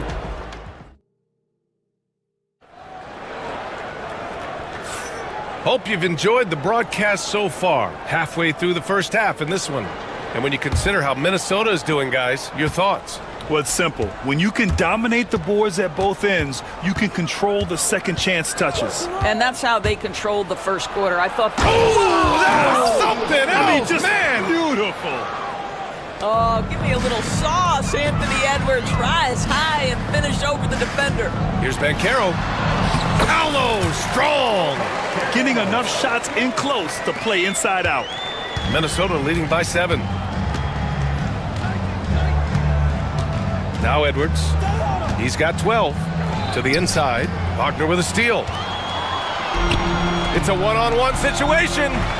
Oh, Banchero throws it down. In transition, Banchero already knows to turn on the Jets. I mean, he doesn't allow the defense to catch up on him at all. Edwards is doubled. Randall outside. From the arc. He buries it from 3. Randall's got 5. Well, you love the activity out there. What a play. This guy is busy on the offensive end. Banchero brushes off the contact and sinks the shot. Oh, too big, too strong. It'll take more than that to stop Banchero. Edwards looking for an opening.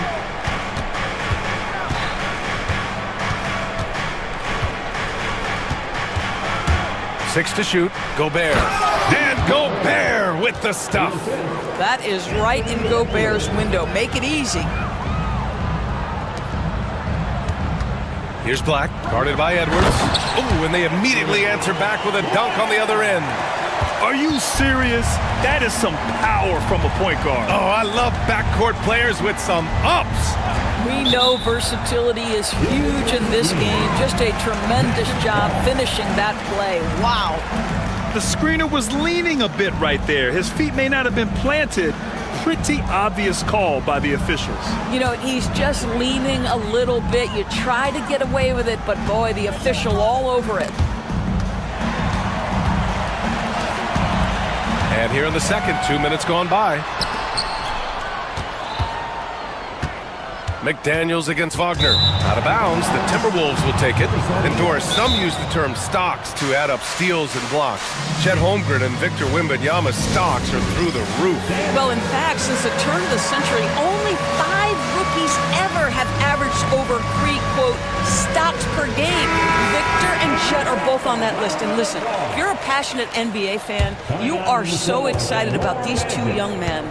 The size and the skill and the eye-popping things they're doing on a nightly basis. NBA is in good hands. Suggs is checked in for Wagner. Edwards, the pass to DiVincenzo. Back to Edwards.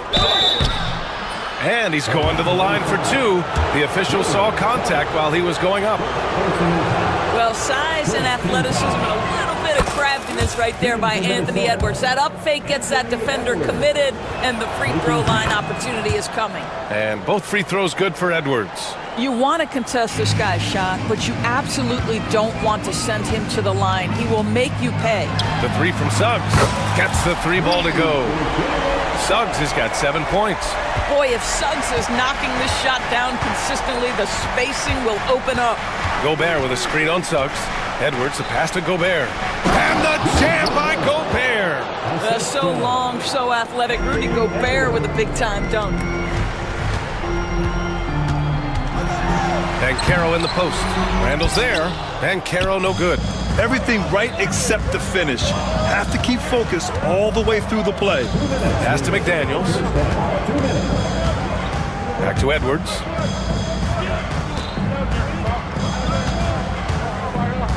Orlando foul.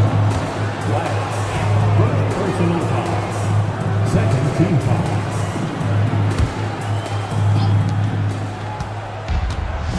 For three, DiVincenzo. Well, credit Mo Wagner for... Wow, Rudy! Fancy! Wow, that type of finish is just deflating right now for a team that's trying to make a comeback. Ouch. That's certainly a big-time finish right there. It was one big exclamation point, or maybe even a question mark. Here's Suggs.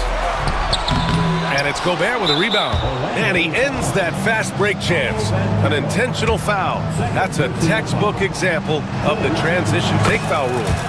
All right, guys, what do you think about the offensive approach we've seen so far for Minnesota? Ever since this game started, they've been attacking on the inside, looking for ways to bust up the defense and get high percentage looks. The other thing they've done a great job of so far is getting offense off of their defense, forcing turnovers, then quickly converting.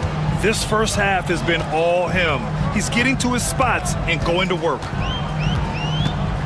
They need this. Suggs finds Wagner. And it's Gobert with a rebound. Gobert's got 9 rebounds in the game. Boy, he's getting it done. And he commits the intentional foul. I mean, I'm just not sure what he was thinking right there. I mean, he needs to get his head in the game. And he makes the first. Well, we know Edwards has an impressive skill set, but what really separates him is the competitive edge that he plays with. Wagner's checked in for Orlando. Here's Suggs. That's good. For the day, he's 4 for 6. And once more this half, they find a way to get great position inside. Edwards against Suggs. From behind the arc. Here's Gobert. And Gobert with the stuff.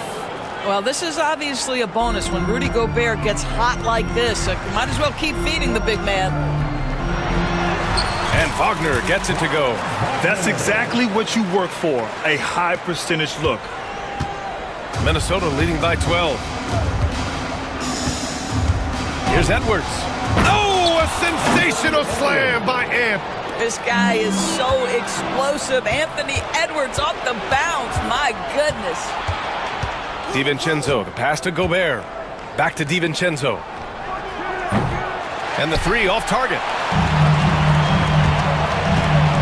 There's Wagner off the drive. And he throws it down with one hand. Now, B.A., you know they would love for him to get more of those opportunities. Well, that would cut into the deficit quickly if he does. And so it's Minnesota going into the break up 12. Building this lead up in large part because of how well they're shooting it. Back to the game after this break. Please direct your attention to center court. And get ready for the fan half-court shot. Drum roll. They're thinking about the shot.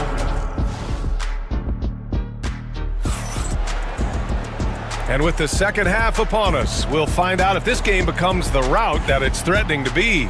And you know, Anthony Edwards has been really making it happen, guys. He was getting into the lane easily that first half. It's just relentless. Now, this guy is such a good finisher on the move, and so far, the defense has not been able to counter it. The backcourt is Suggs and Caldwell-Pope. Wagner is out there with Wagner. And it's Black in at the three, the small forward. So that's who Jamal Mosley starts the second half with. Boom! He jams it straight down. And a smart feed from Suggs.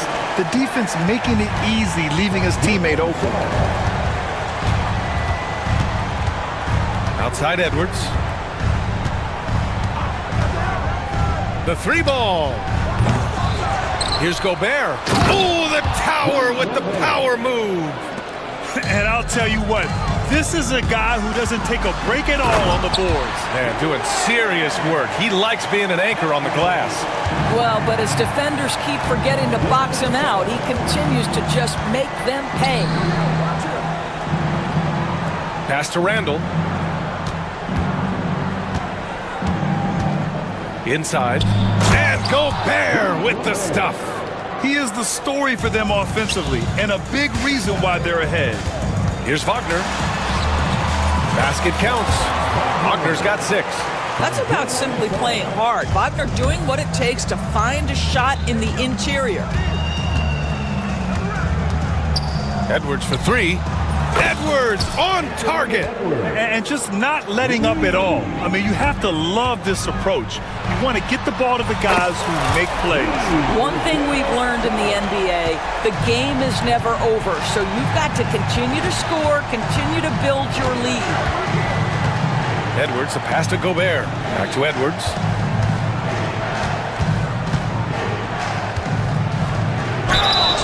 Oh, and he got fouled on his way up. And they've stopped the action here. They're using their coach's challenge to see if they can get this foul overturned. At the line for the Timberwolves, Anthony Edwards. Taking 2 shots. The play will be reviewed on the standing rule. It was smart to adopt this challenge policy in 2019. You know, one thing this does for a coach is let his players know he's got their back. If they're adamant that the call was wrong, he'll back them up and make the refs take another look. And they've made their decision. The call will stand. And as much as it hurts to lose a challenge, I think Coach would challenge that call again if he could. He really disagreed with the foul, and he's still peeved. Isaac, he's checked in for Orlando. Paolo Banchero comes in for Suggs. The Timberwolves also with a sub. Reed's checked in.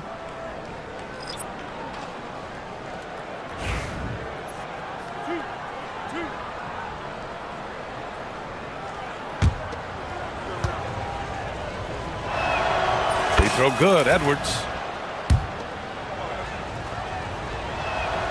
And both free throws good for Edwards. Magic trail by 14. For 3, Caldwell Pope. And again, it's Orlando with a 3. Know this about Franz Wagner. This guy very capable as a passer. Here's Edwards. He takes it in. Oh, misses the dunk. Oh, an easy look, but he decides to be a crowd pleaser. I'm sure he's upset for attempting that one. There is an imagination, a creativity. This guy's passing drives the offense. Randall deciding where to go with it. Over Banchero. Randall, good. Randall's got 7 points in the game. Well, the effectiveness of Julius Randle, wherever he is on the floor, the mid-range, one of those tools in the toolbox. And Dante DiVincenzo is going to pick up the foul. That's his first foul. Alexander Walker, he's checked in for Anthony Edwards. Shoots from the line. Gets rebounded by Minnesota. The biggest lead of the game, 15 points.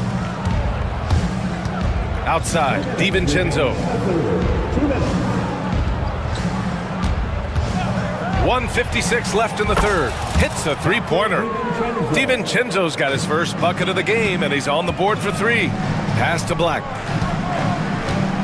Jacks up a 3. Can't hit that one. The Timberwolves lead by 14. Now McDaniels. Lots of room. And another basket for Minnesota. I love the efficiency he's playing with tonight. Not scoring as much as usual, but he's been effective and they're winning. The rebounding numbers make it obvious why they're in front. Well, they've absolutely dominated that category in this one, and it's reflected in the score. Yep, that one goes. Well, you know, it's already tough to play like this at home, but it's even tougher to do so on the road. Boy, just sheer dominance, the ability to step into enemy territory and flat out take over. This is impressive. And it's Alexander Walker penetrating. It's rebounded by Banchero. And so it's Banchero who brings it up for Orlando. They trail by 16. Banchero delivers inside. I mean, it's incredible. Banchero can be so dominant. A young player with such a promising future. Randall, left side. Reed, a screen on Banchero. Outside, Alexander Walker. Clock at 6. To the wing on the left. Outside, DiVincenzo. Reed sets a screen. It's hauled in by Black.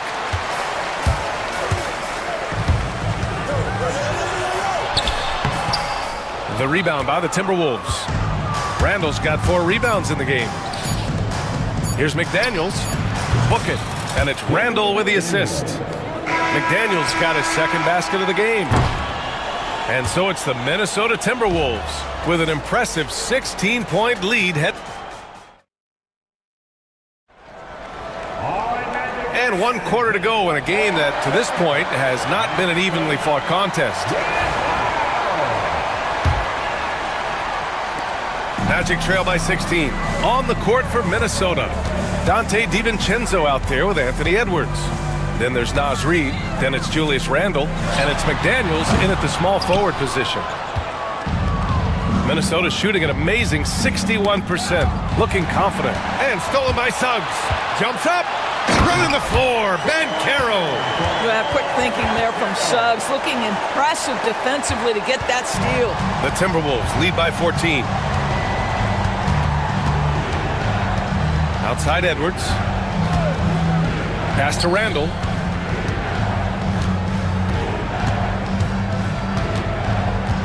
Back to Edwards. Just 5 on the clock. The 3. Randall can't hit. Well, the Magic shooting an efficient 64%. Excellent. Wagner, the pass to Suggs.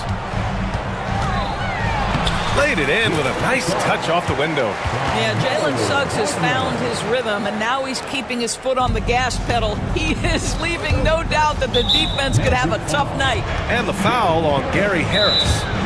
That's his first foul of the game. And we've got a timeout from Jamal Mosley. He clearly wants to talk it over and make sure everyone is focused. Caldwell Pope's checked in for Orlando. Time now to hear from our reporter, Allie LaForce. Thanks, guys. I got a chance to hear what Jamal Mosley was saying to the team. He was harping on the number of offensive rebounds that they've given up. He told them they have to recommit to the defensive glass. He said, quote, "We're not walking away with the W if we don't box out." A simple message, guys, but an important one. All right, Allie, thanks once again.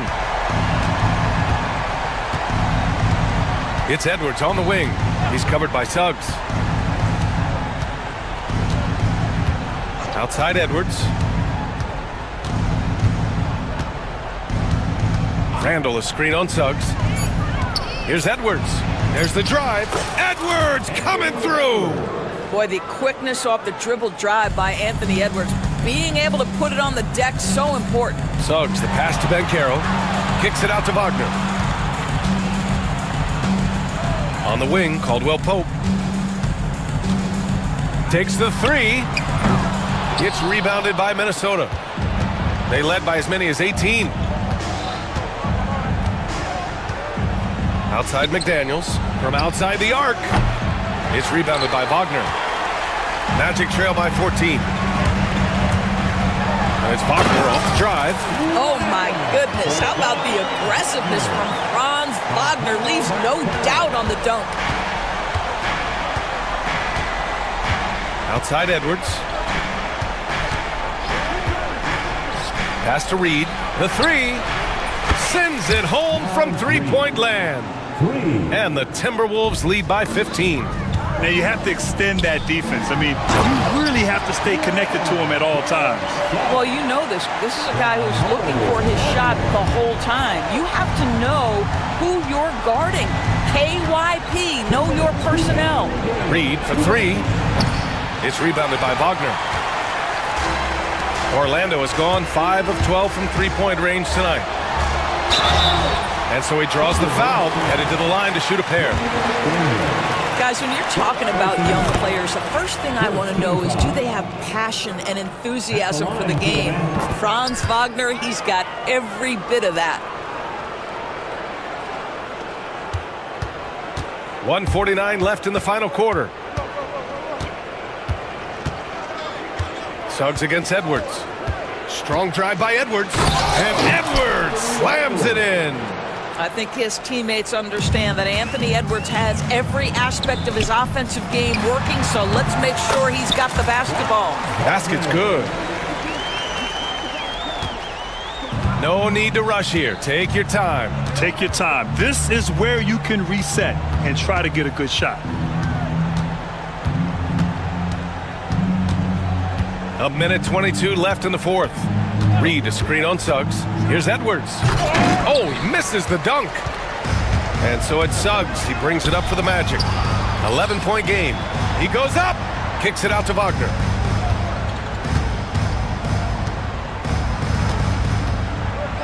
Oh, and that one, no question, powered it down. Ooh, that's on the defense there. Ideal positioning for Franz Wagner to throw it down. Here's Randall. And the 17-footer goes down. Both sides are simply waiting for the clock to make it official. This is going to end up in the books as a nice win for the Timberwolves. Hey, if you get yourself to the line and cash in on those opportunities, you paint your opponent into a corner. Yeah, they were so successful with that all night. Aggressive, fearless, whatever you want to call it, they really pushed the action and got rewarded.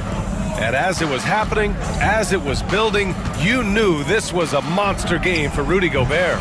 Boy, this guy played with some swagger and intensity on the boards tonight, dominating the physical aspect of the game. Here's Banchero. Oh, Banchero throws it down. 26 seconds left in the game. And here's Edwards.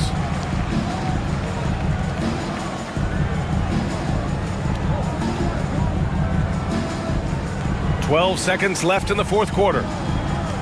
Just 5 to shoot. Fires away from way outside.